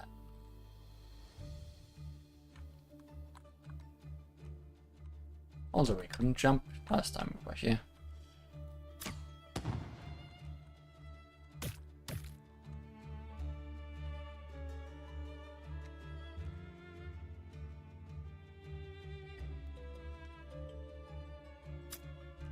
Don't stand in front of the cannon, that's really dangerous.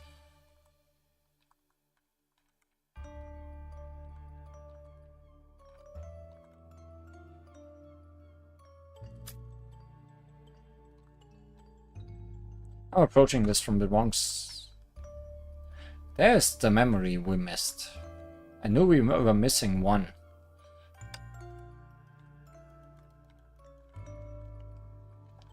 It was just around here.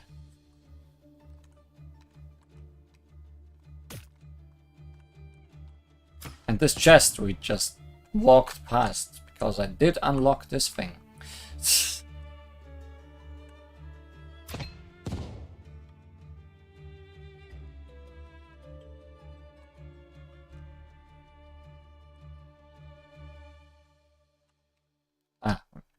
Because once again, we could not jump.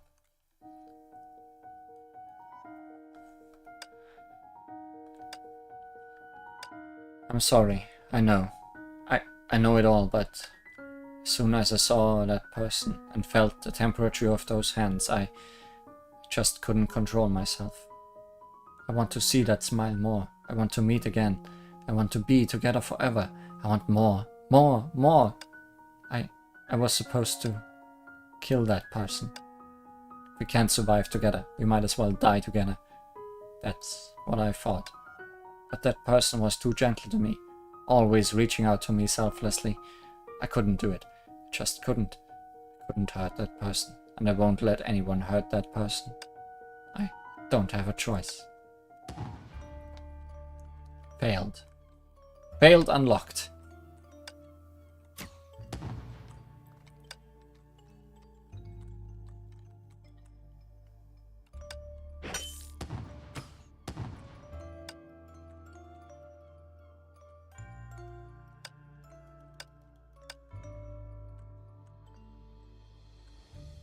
This is up here. Okay.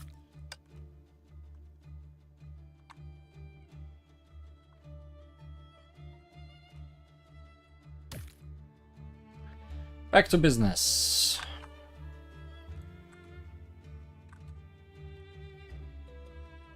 Let's find out if we can put blocks on tangles. Only there was a way.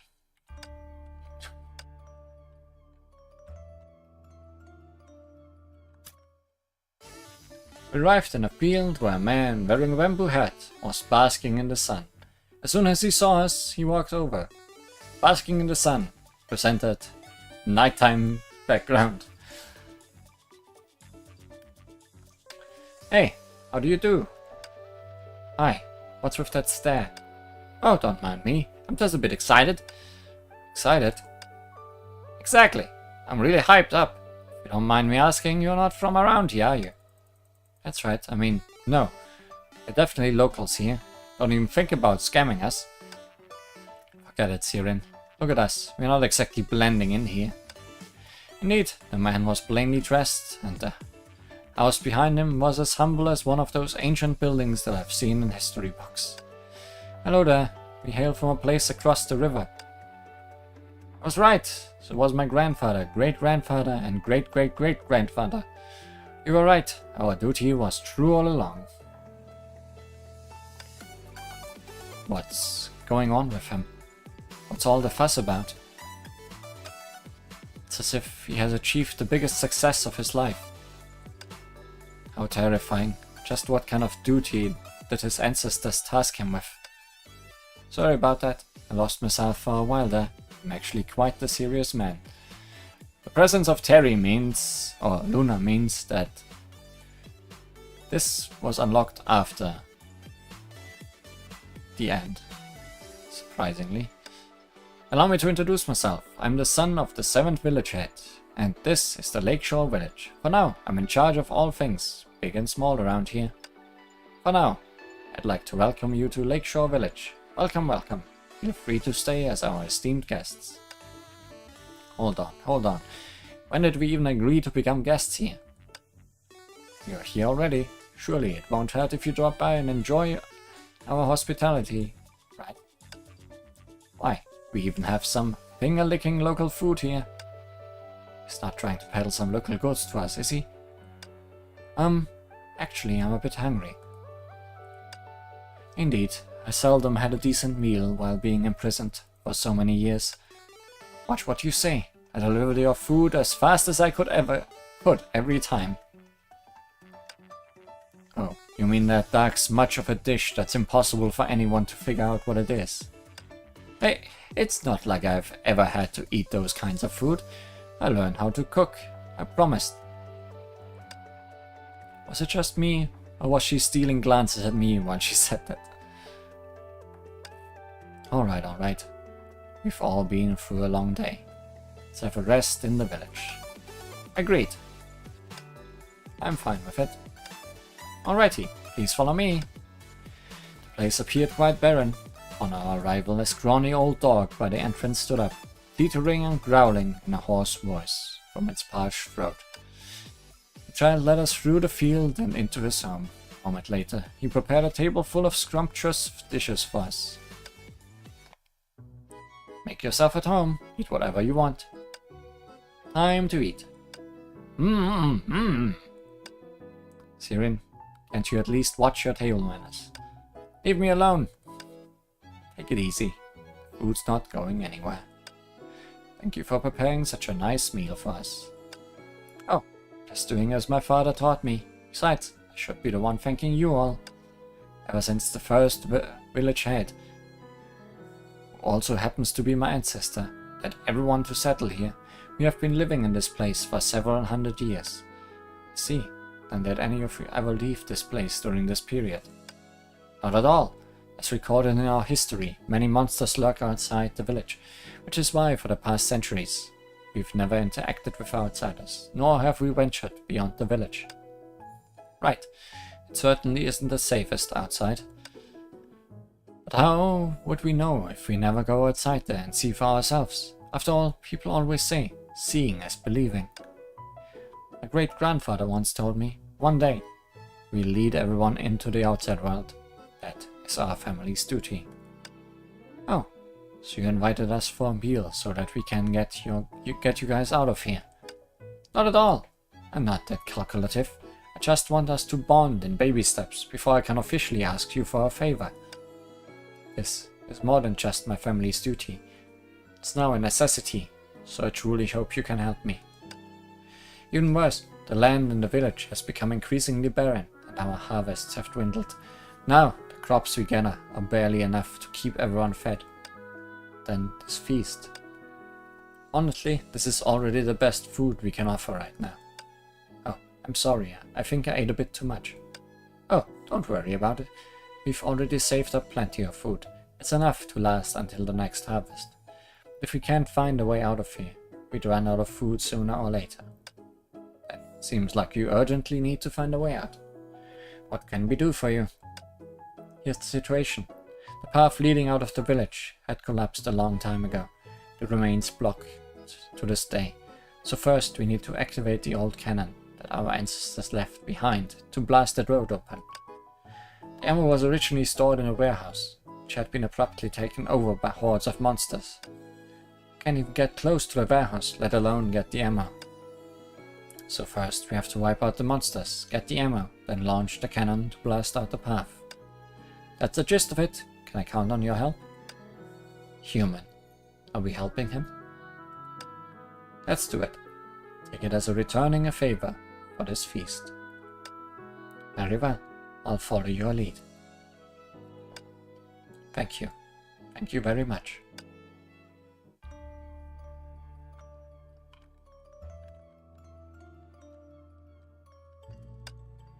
Guess I can't do anything about your field.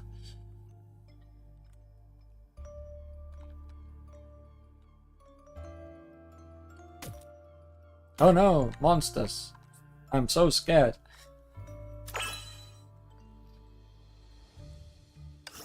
Gunpowder shell. Gunpowder shell that has sat for many years, somehow it still works.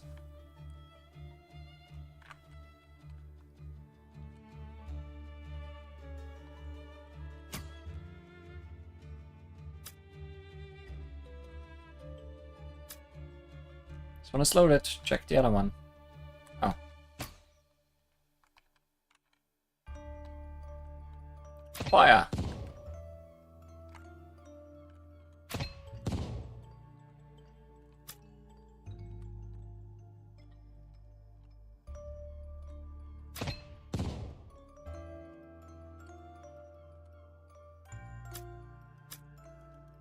Way is clear. As we passed through the narrow and long passage, the road suddenly began to widen. We are finally here. Although I've never been here before, my gut is telling me that this is it, the path to the outside world.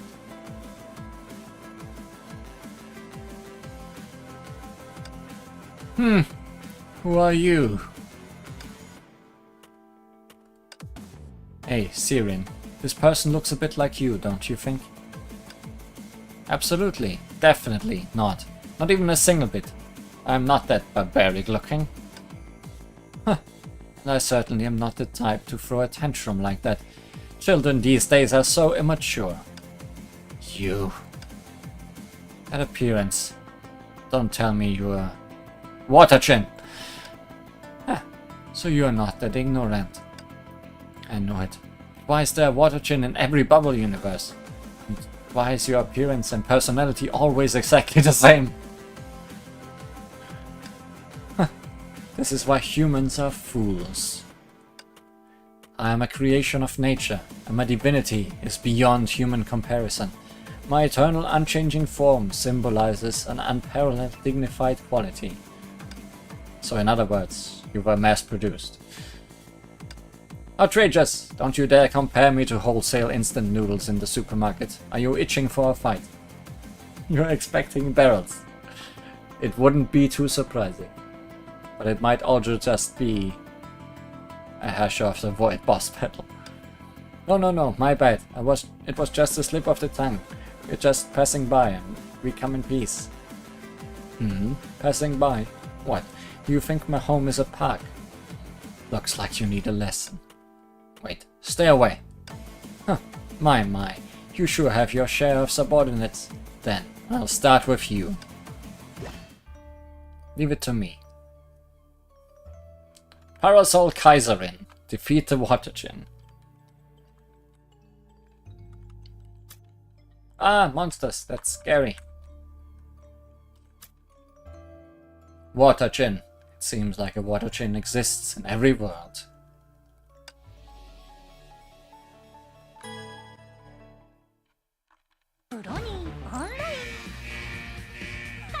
Okay, it's just Sirin.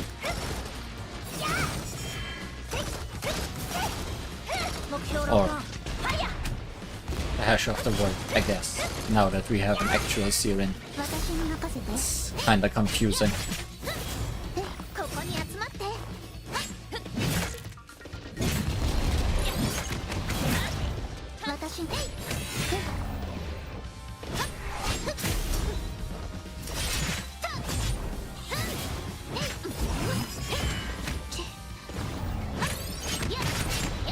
No barrels. Sadness.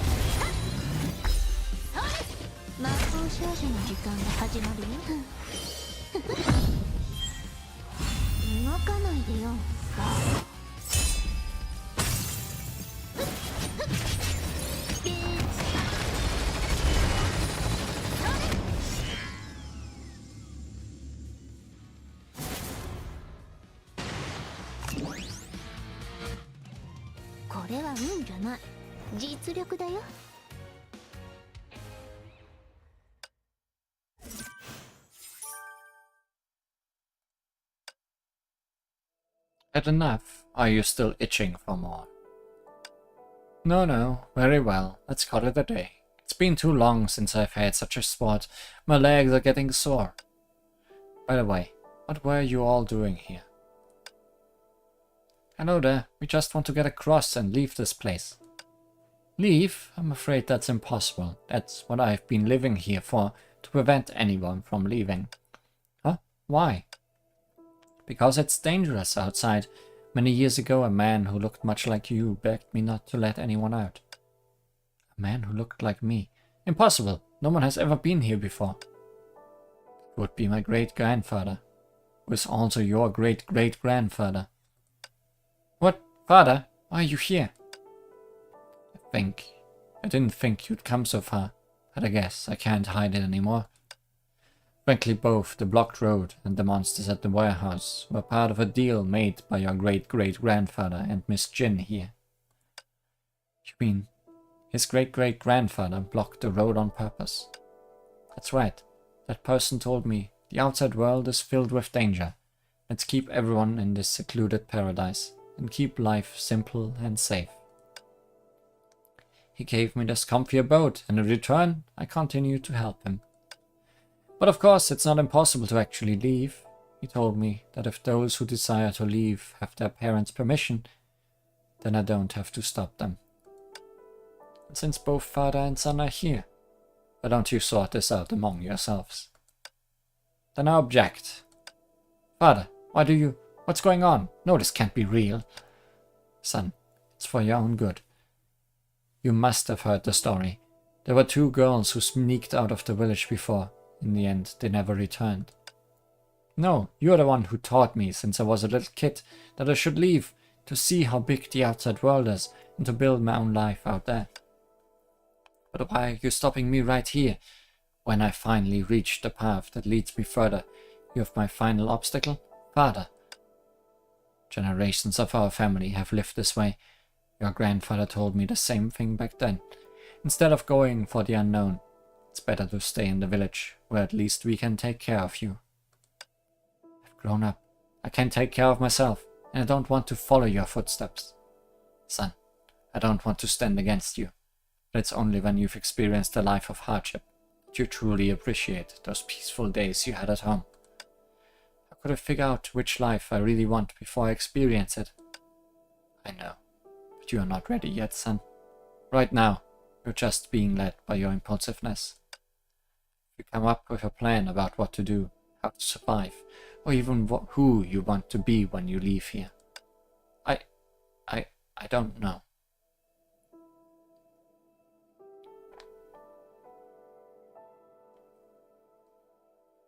Being impulsive is a part of our growth, but you have to be responsible for every decision you make. Listen, I think your father has a point. You can pursue what you want out of impulse, because impulsiveness is part of growth. But we also have to be accountable for our actions. That's right, I've been there too.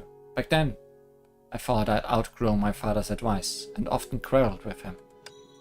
I tried to act like an adult, parroting superficial words and drinking bitter beers just to be like them. I wanted to prove that I was an adult, could make my own decisions, but the reality was harsh.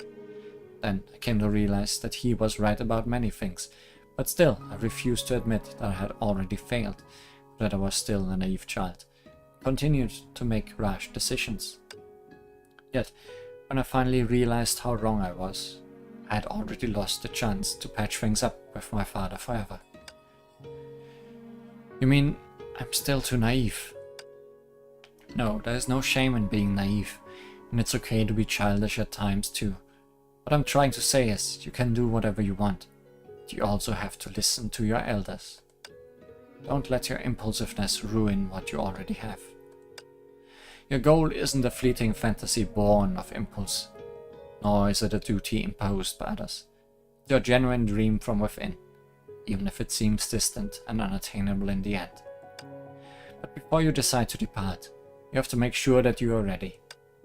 I see that now. Father, I'll go home with you, but I hope that when I'm ready, you won't stop me from going to the outside world. I thought it through. I want to be an agricultural scientist and solve the food problems in our village. For this purpose, I'll start by acquiring some basic knowledge and ensure I can stand on my own 2 feet. After that, I'll venture outside to seek wisdom from those who are more knowledgeable. Good. Honestly, if you told me that you had a specific plan in mind, then I wouldn't have stopped you. The old man pulled out a backpack from behind him. It contained the boy's clothing, food supplies, and assorted tools. Father, you packed this for me. Yes, I thought that this day might come. You've cleared all the tests, and this is the first time you've fought so hard on something. But I guess you still have some ways to go. Father, I was too impulsive. Water-chin, please give way. I believe he will make the right decision at the right time and build his own independent life. Now you want me to give way? Fine, whatever. I was thinking about moving anyway. In that case, will we meet yet another you in the future? Why are you such a pain? Just shut it. I don't want to see you again. Hey, that's my line. I told you, they really are like. If that's all, we should get going. Thank you for your hospitality. No, I should be thanking you for getting this trouble off my chest. Bye, come back anytime.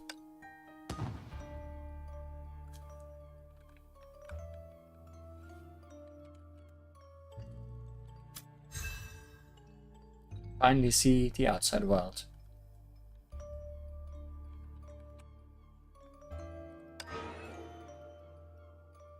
Girl by the road has some troubles. She needs a shovel for something.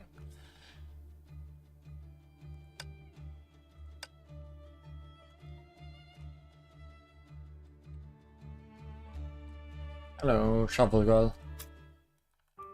The girl was pacing back and forth by the roadside. As we approached, she locked in on our backpacks, her gaze shifting from one to another. She seemed to have taken an interest in the shovel in my backpack. Then, as if oblivious to anyone else's presence, she complained loudly. Oh dear, I wish I had a shovel. How troubling. Oh, shovel, shovel, wherefore art thou? If only there's someone who had lent me a shovel right now, I'd be so, so grateful. Hey, if you want something, save your acting and just tell it to us straight. Oh, you guys got one. That's great. I knew you were nice people. My sister has been out hunting for days. I want to dig up some bamboo shoots and pray to the mountain god for her safe return. But I don't have a shovel, so there's no way I can dig out those deeply rooted plants. Here, happy digging. Ronnie took out the shovel from my backpack and handed it to the girl, yet she instinctively flinched away. Oh, I'm sorry, but anything heavier than a pair of chopsticks is just too much for my delicate arms. Could you please help me dig out the bamboo shoots? I've heard that line somewhere before. In some alternative sphere, I feel.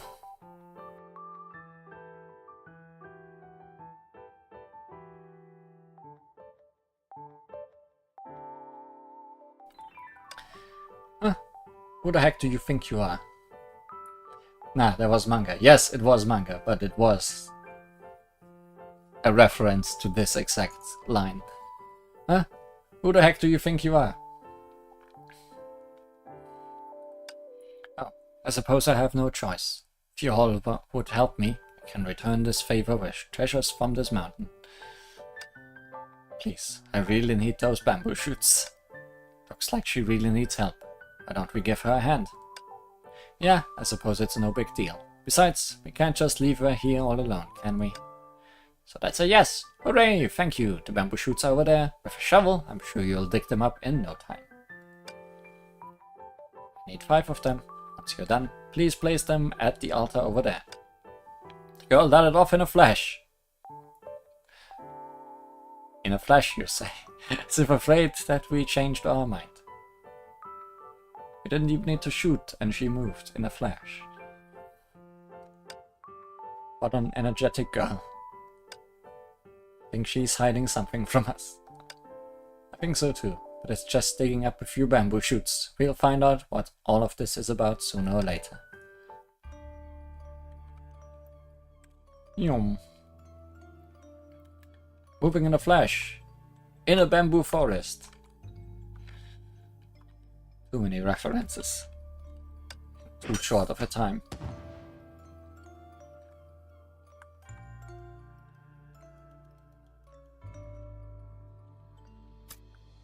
Awesome.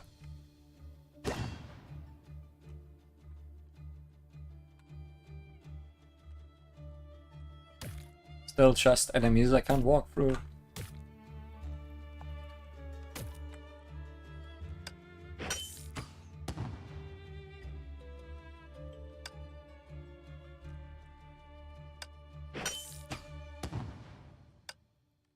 I got a bamboo shoot. Dig through the obstacle.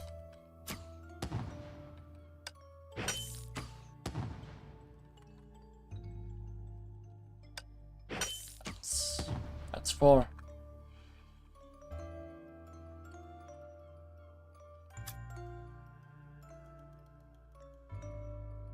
Let's pray. Who are we praying to? I have a feeling we are praying to something bad. That's not how you dig, but hey. That's how we dig. Altar, let's see. That should be it.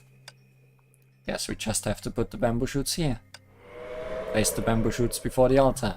Instant it hit the ground, I heard a howl. Wait, this doesn't feel right.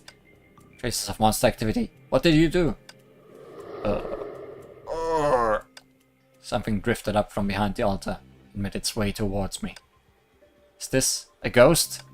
How did this happen? I wouldn't move a step forward if I were you. Captain, be careful. Looks like it's going into a frenzy. Go away. I'm gonna show you what a real magic girl can do. Ghost! Those who die with regrets wander here forever.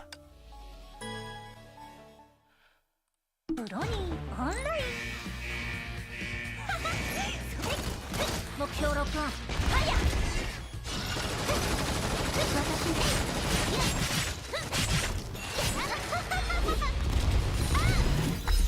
私に逃げられないよトルネード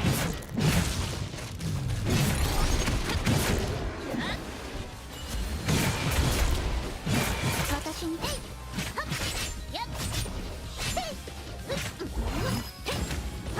I feel like we are fighting on all kinds of maps today. ちゃんと見てて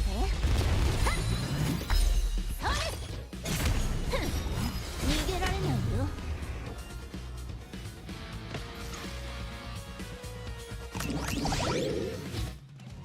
これは運じゃない実力だよ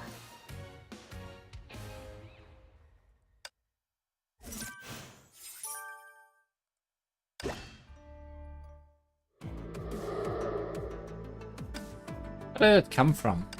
Wait, wait, wait. Please don't hurt her. Out of nowhere, the girl popped out, stretched her arms wide, and stood between the ghost and us. That's a monster, stand aside. Ah! The girl shook her head vehemently. Her voice trembled with a mixture of fear and defiance. You're trying to attack the monster? Do you have any idea how dangerous that is? No, it's not like that. Please wait. Sirin, hold on. Sirin, at least let her explain. Yeah, let's give this girl a chance. I don't think she means us any harm. Remember now, this is my sister. Huh? Please don't hurt her, please, I beg of you. Wait, this monster is your sister. She wasn't always a monster, but she turned into this because of me. It was all my fault. What in the world happened? Explain yourself clearly. I always dreamt of seeing the outside world. Because of that, my sister and I ran away from our It's all connected. These are the two girls that escaped from the village. But the outside world was more dangerous than we could imagine. We ran into a horrible monster and my sister, while trying to protect me, she was killed. It was all my fault. That was why I begged and prayed to the divine statue not to take my sister away. She did come back, but she had turned into a monster, could only roam this patch of land. You poor girl. Sorry, I guess I was a little too hasty before. No, I'm the one who caused all this. In my willfulness, I lied to myself, selectively forgot many things, and even fooled myself into thinking that my sister had gone out hunting. That's how things turned out this way. Only I hadn't insisted on leaving the village, my sister wouldn't have died.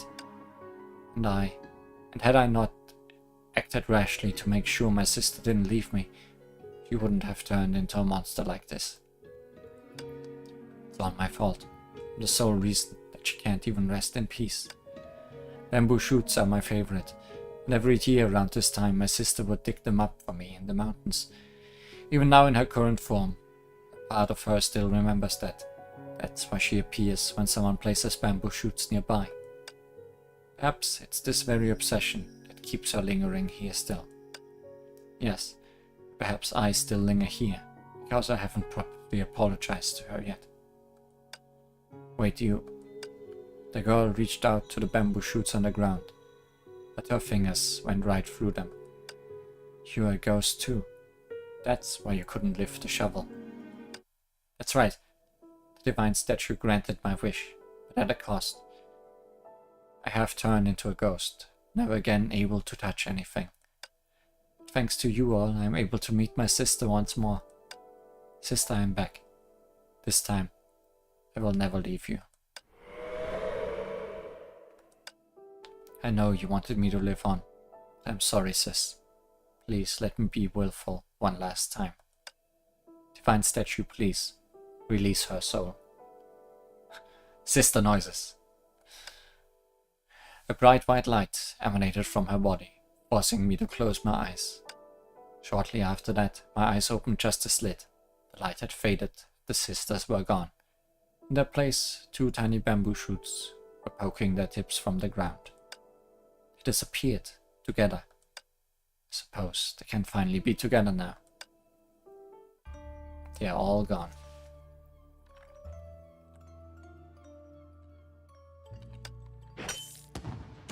Treasure! The Dark Knight, a storybook buried deep in the earth.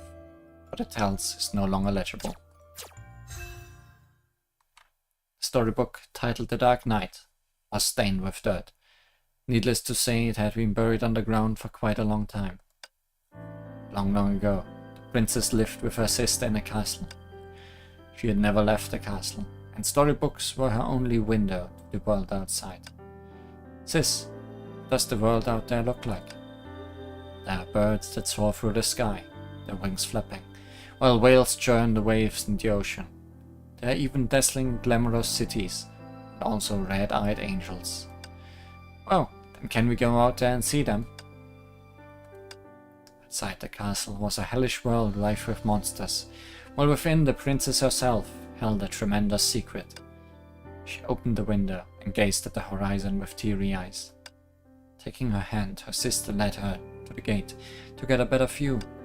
The dirt had irreparably stained the next few pages of the storybook, leaving only the middle pages readable.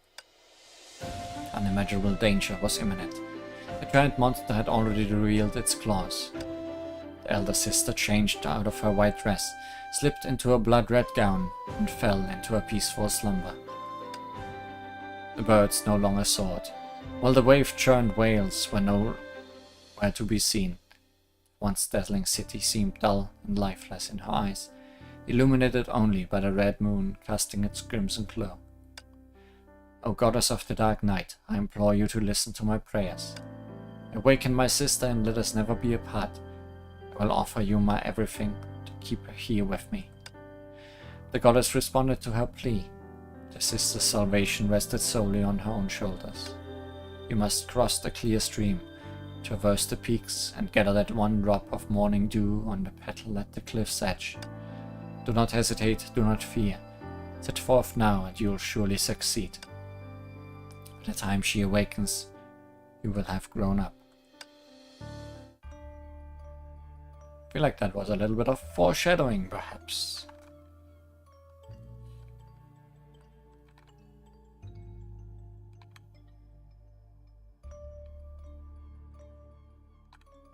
Oh, we are up here. Over there is where the cannonballs were.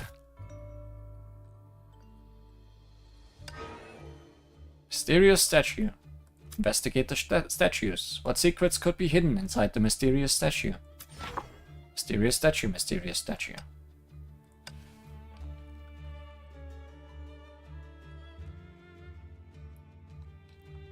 Break rock.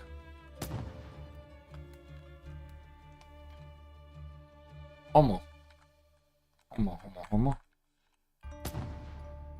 Solve 3 of Homo's land puzzles to obtain treasure. The door below is open. Wow, that textbook stayed long enough for me to read it.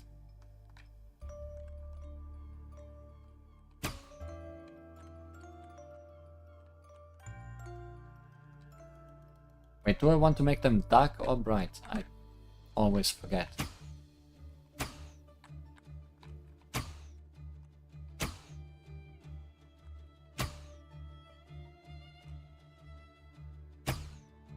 I should track the correct thingy. Solve the riddle and claim the treasure.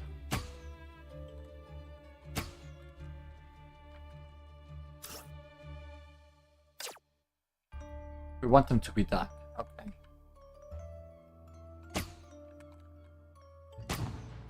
That's easier.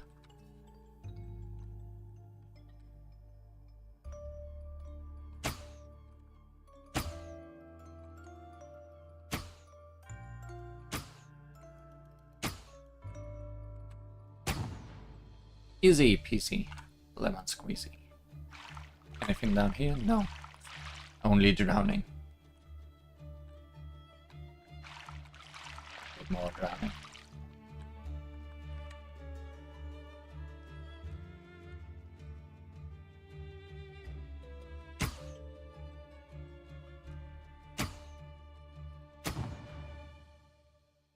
Am I just good at these, or are they just that easy?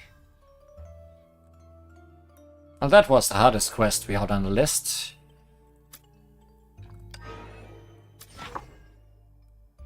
Now the man on the beach. This is the shortest place to get to him.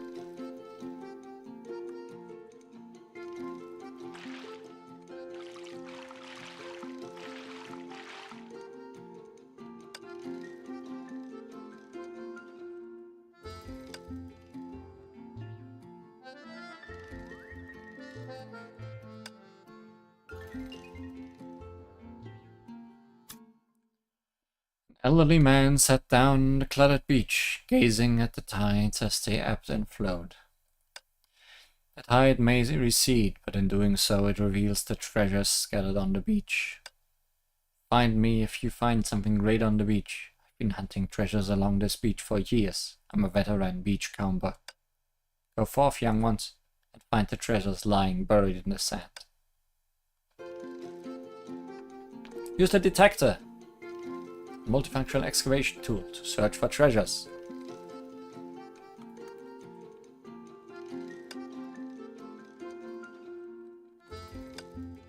I have detected. A starfish! A common starfish.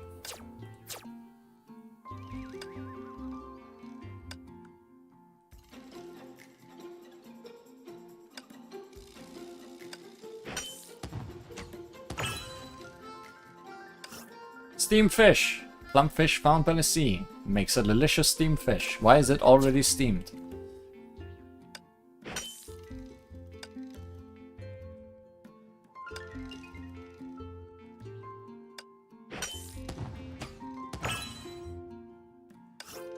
Floating bottle.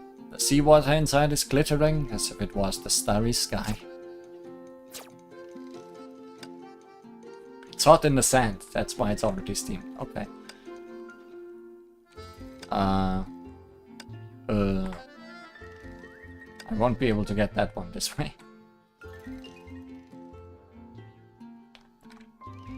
That's not one of the beach treasures.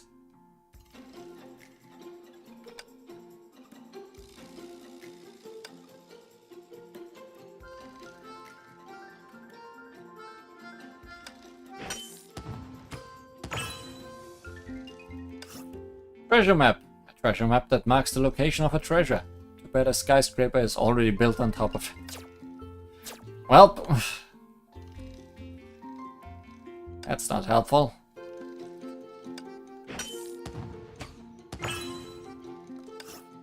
Antique book. A mysterious antique book that smells revoltingly foul from a distance. Better not open it.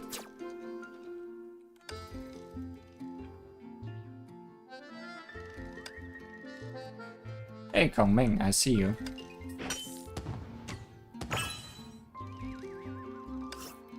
Jade seal. Smooth jade surface. Exquisite carving. Weighty feel. This is undoubtedly a fake seal from an antique store. Maybe there's a steamed fish in the book too. Possible. What do you have to say? After the dust had settled, Kong Ming, after being confined for such a long time, finally found solace on board Hyperion, which was resting by the shore. Out of concern for her condition, I went to her room. As I arrived at the doorway, a pungent smoke, both bitter and harsh, wafted out from Kong Ming's room, evoking memories of times gone by. She waved the fan in her hand with the same unhurried rhythm. Yet, unlike before, her gaze no longer seemed to be that harsh. Captain. Kong Ming, I hope I'm not disturbing your rest. I let out a few awkward chuckles, trying to divert her attention. Seizing the moment, I brought out the surprise I had prepared beforehand. A steamed fish I found in the desert. On the beach. However, it was clear that I couldn't hide anything from her discerning eyes. Look at you, all grins and giggles. What are you keeping from me? Well, I stepped aside and revealed my gift to her. It was a clumsily made lantern, adorned with two awkward wings on its side, resembling a chubby bird. This is... Well, in Sapphire, I came across shops selling thin paper and resin, so I brought some. Later, on the outskirts of the castle, I gathered bamboo and crafted into a bamboo thread. I planned to make the flower lantern with you, but then I decided on a whim to make it a surprise, so I did it myself. That's why you were fidgeting at the doorway for that long? Yes, it is too big to bring in without you noticing. Silly. We've covered it all around with thin paper. How can you possibly light it up? Ah, I just wanted to make it sturdier and forgot all about that. She sighed, pulled a pair of scissors out from nowhere. With great care, she snipped the thin paper at the bottom of the flower lantern and meticulously trimmed its edges, giving it a neat finish. Then she took a small red candle from the nearby desk and placed it on top of the lantern's bamboo threads.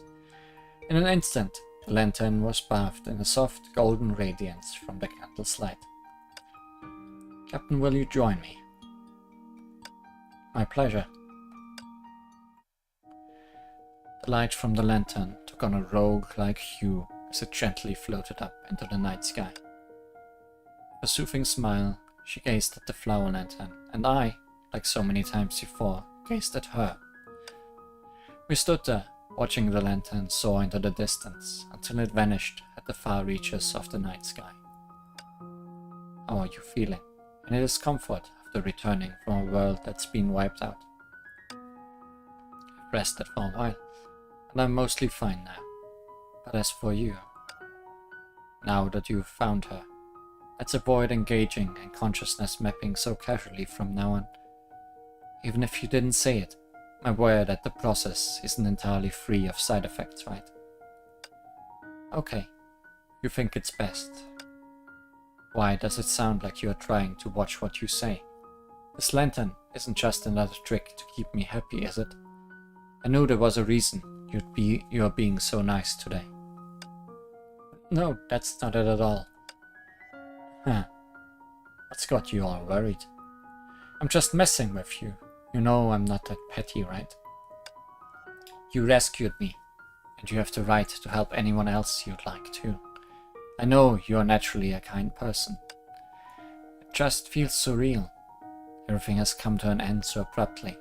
All those things I never had time for. I want to catch up on each and every one of them. Right. There are a lot of things I'd love to do with you also. Right, from now on, there's no need to rush. We have plenty of time to set out on all sorts of journeys together. Right, but we can worry about all that later. Right now, what we need to think about is how to deal with Delta and that ninja. They seem like they are on our side. Sure, as long as they feel the same way. Are there rooms available on Hyperion? There should be. Kazumi, Cullen and Himeko can stay in the 3 neighboring guest rooms next to Rita's. It's quieter there, I think they'll like it. For Delta, she can stay in the bedroom across from Ronnie and Syrin's. They might get along well. They have, so far. As for Luna, she can sleep on the roof. She can stay in the room next to mine, where I can look out for her and what you are doing together. Room next to yours? After all, she isn't human. She's done all those things that harmed the Teresas. Even for your sake, I can't fully trust her. The last 10 millennia may have altered her appearance and physique, and maybe even her perspective.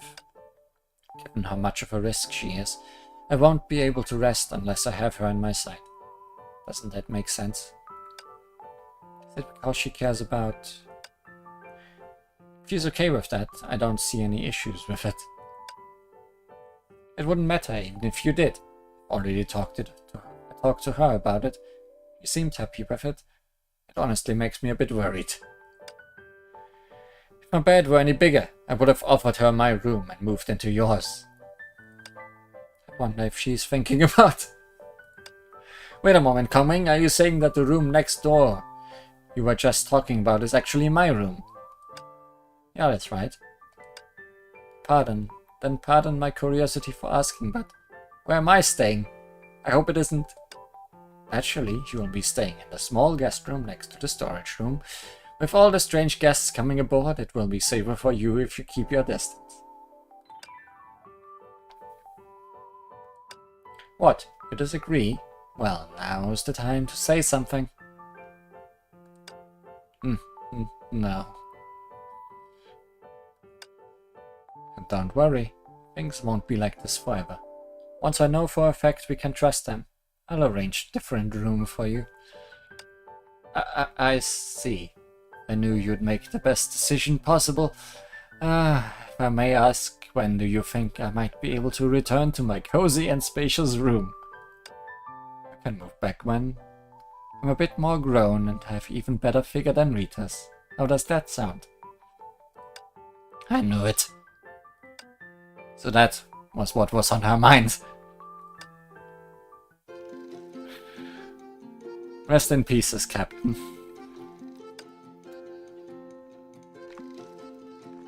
Your sacrifice will not be forgotten.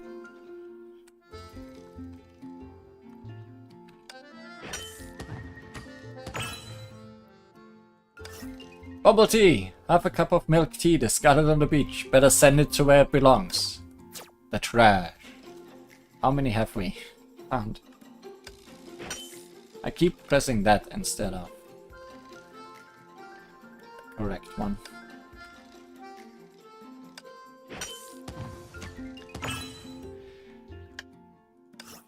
Hilt! Even if its blade snaps, the child who picks it up would be tempted to imitate the esoteric arts it novels with.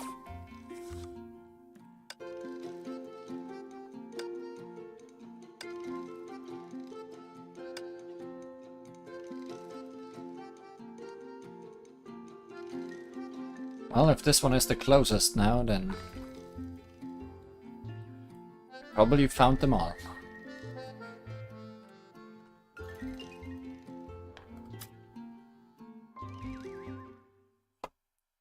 These shimmering glows are like fallen stars that plummeted into the sea.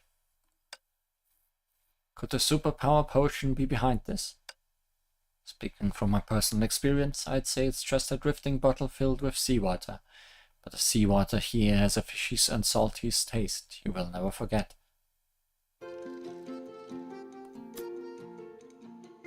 Steamed fish!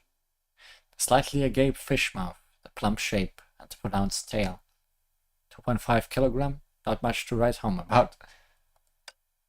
I'll ask for your opinion. From my experience, you can cook a delicious steamed fish with this. Wait here, I'll show you how it's done. Dreamy starfish. The orange-red skin, the beautiful spines, the perfect 30 degrees at each angle. What's so great about this starfish? They are fairly common, but you can dry them out and use them as a decoration, or sell them for some money. At any rate, it's better than nothing. Treasure map! Not bad. Congrats, you found a long-lost treasure map. Where should we start? Let me see. It says that the treasure is located under the tallest building in Sapphire. The book! This ancient script reeks. Don't open it. I already read it beforehand. It appears to be a sailor's logbook. From what I see, if you read just any ancient script from the sea, you might wind up in bed for a couple of days. But I'm glad that you are fine. Piece of jade. The flawless surface, the exquisite carving, and the substantial weight. It looks like... Is it an ancient jade stamp? I've been combing the beach for years. I ain't never run across no jade stamp. This might be a counterfeit from a thrift shop someone tossed over here. I've got plenty of them. The plump pearls, the half-drank tea, and the delicate straw. Is there a trash bin around here where we can toss it? Bah, you run into this kind of trash all the time on the beach. Leave it to me. The hilt. A vintage handle, wrapped in black straps. This is... Seems like history is repeating itself, and I find myself a knight-errant once again. This appears to be a handle of a toy knife. A child might pretend to wield its broken blade like a sword. These are a good haul. All 8 of these items are quite intriguing. They are not particularly special. I found all these over a span of years. They are my life's work. I believe that these items carry important memories. They have been lost. You want to see the most precious thing I've ever found? Took out a small box and opened it, revealing a seashell inside. Intricate patterns adorned the shell. The slightly muted hues belied its age. This was something I found the first time I went to the beach as a kid. Even now I can't suppress the glee I have when I look at it. I've long wondered why it is that I derive such pleasure from beachcombing. I won't necessarily pick up anything good or have a good day, but because I've always stayed true to myself, always been doing the one thing I love most of all. The journey or the destination, which is more important? Is it a betrayal to your own feelings if you don't yield anything good out of it? Before we arrived at the destination, who's to judge whether this is good or bad? Look, for each item you picked, some other places have started to shine. The old man gathered all the scavenged items and placed them in his sack. The tide receded to reveal the soft, silky sand.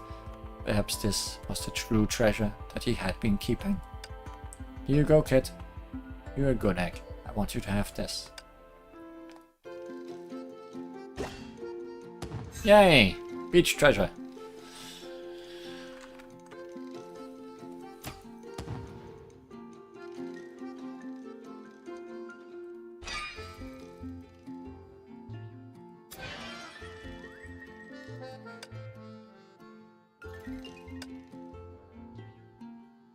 Lost in Castle, West Courtyard. Castle, West Courtyard.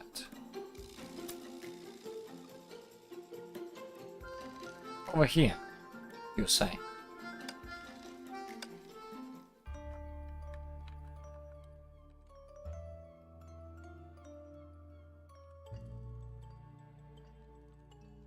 I see it. Don't have the key.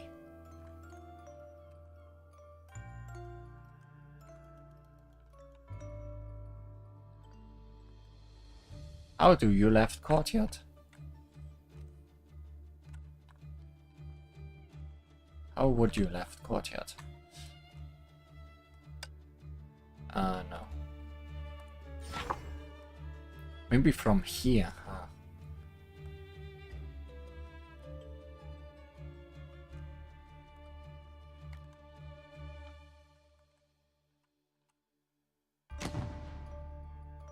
I don't want to deal with this.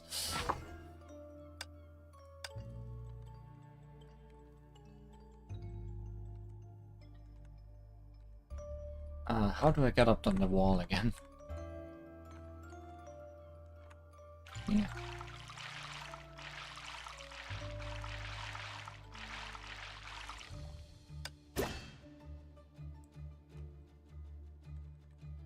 You are green now too.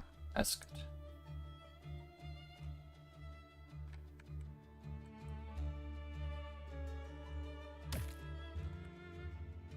Can't do anything with Mary.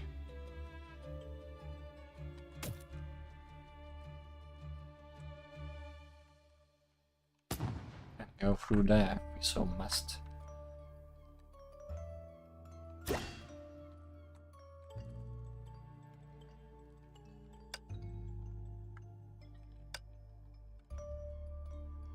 Wrong. Unless I can push it on the...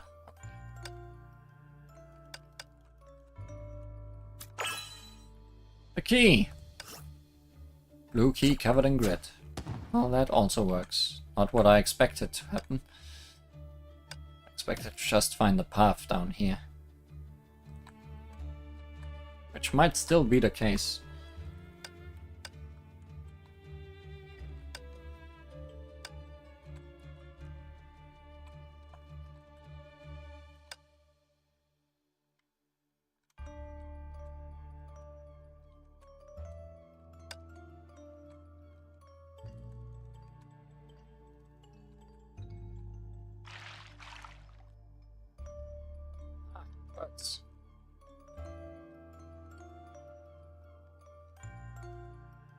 There is a puzzle around.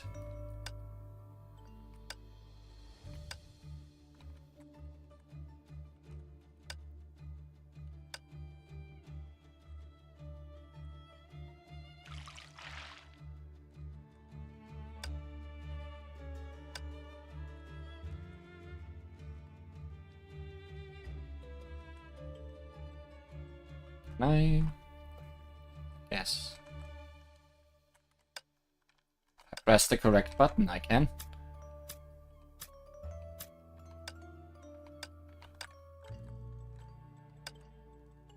Press the correct button, I can.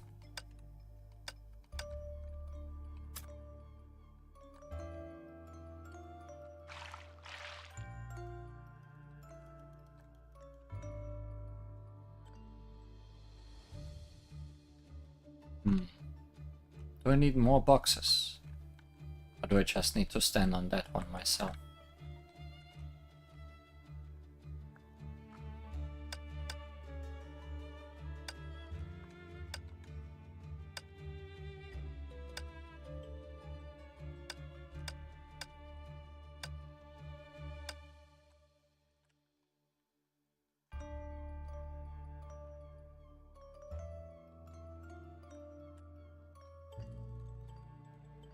See, there's a problem here, in that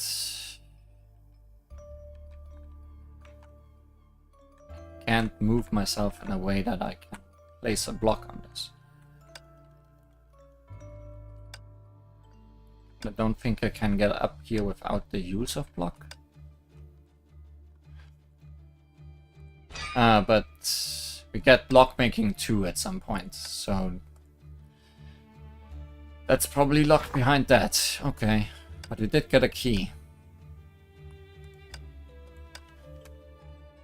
So let's hope the key is what we need for the memory.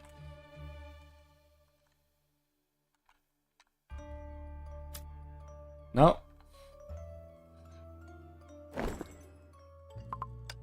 Blue key. Blue key covered in grit.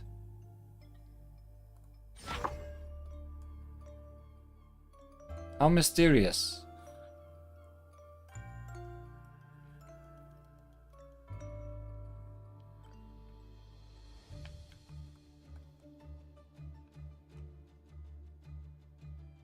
I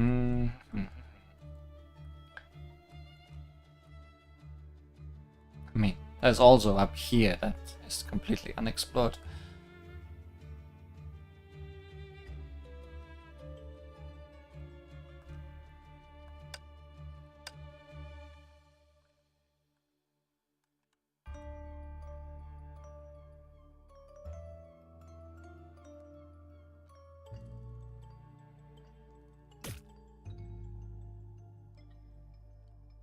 I won't get hung up on trying to figure things out too much. This might be blue key territory.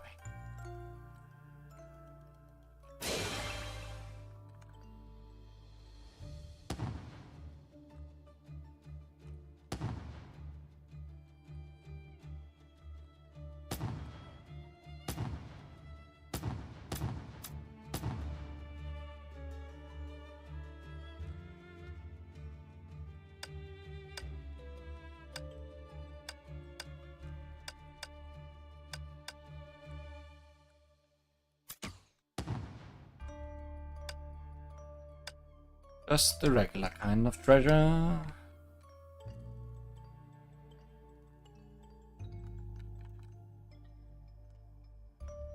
So, does this work with 1 block or no? This needs 2 blocks as well.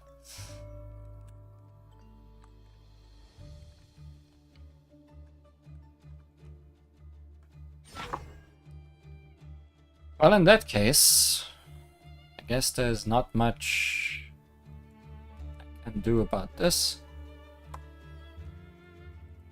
There's obviously digging spots around and stuff like that. But we did all the quests. At least all the ones that exist right now. And we will be coming back to this game pretty soon, probably. Because the next main story chapter is already out. Although I won't necessarily rush getting to it. Yay, got an emblem.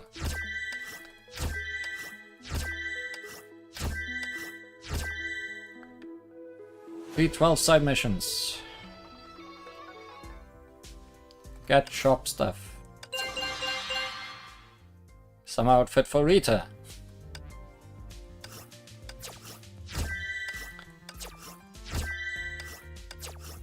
Anyways, what I wanted to say is, if something interesting turns out to still unlock in this event,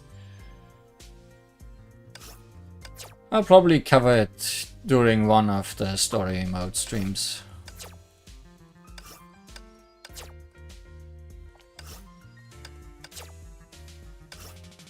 Instead of looking around now.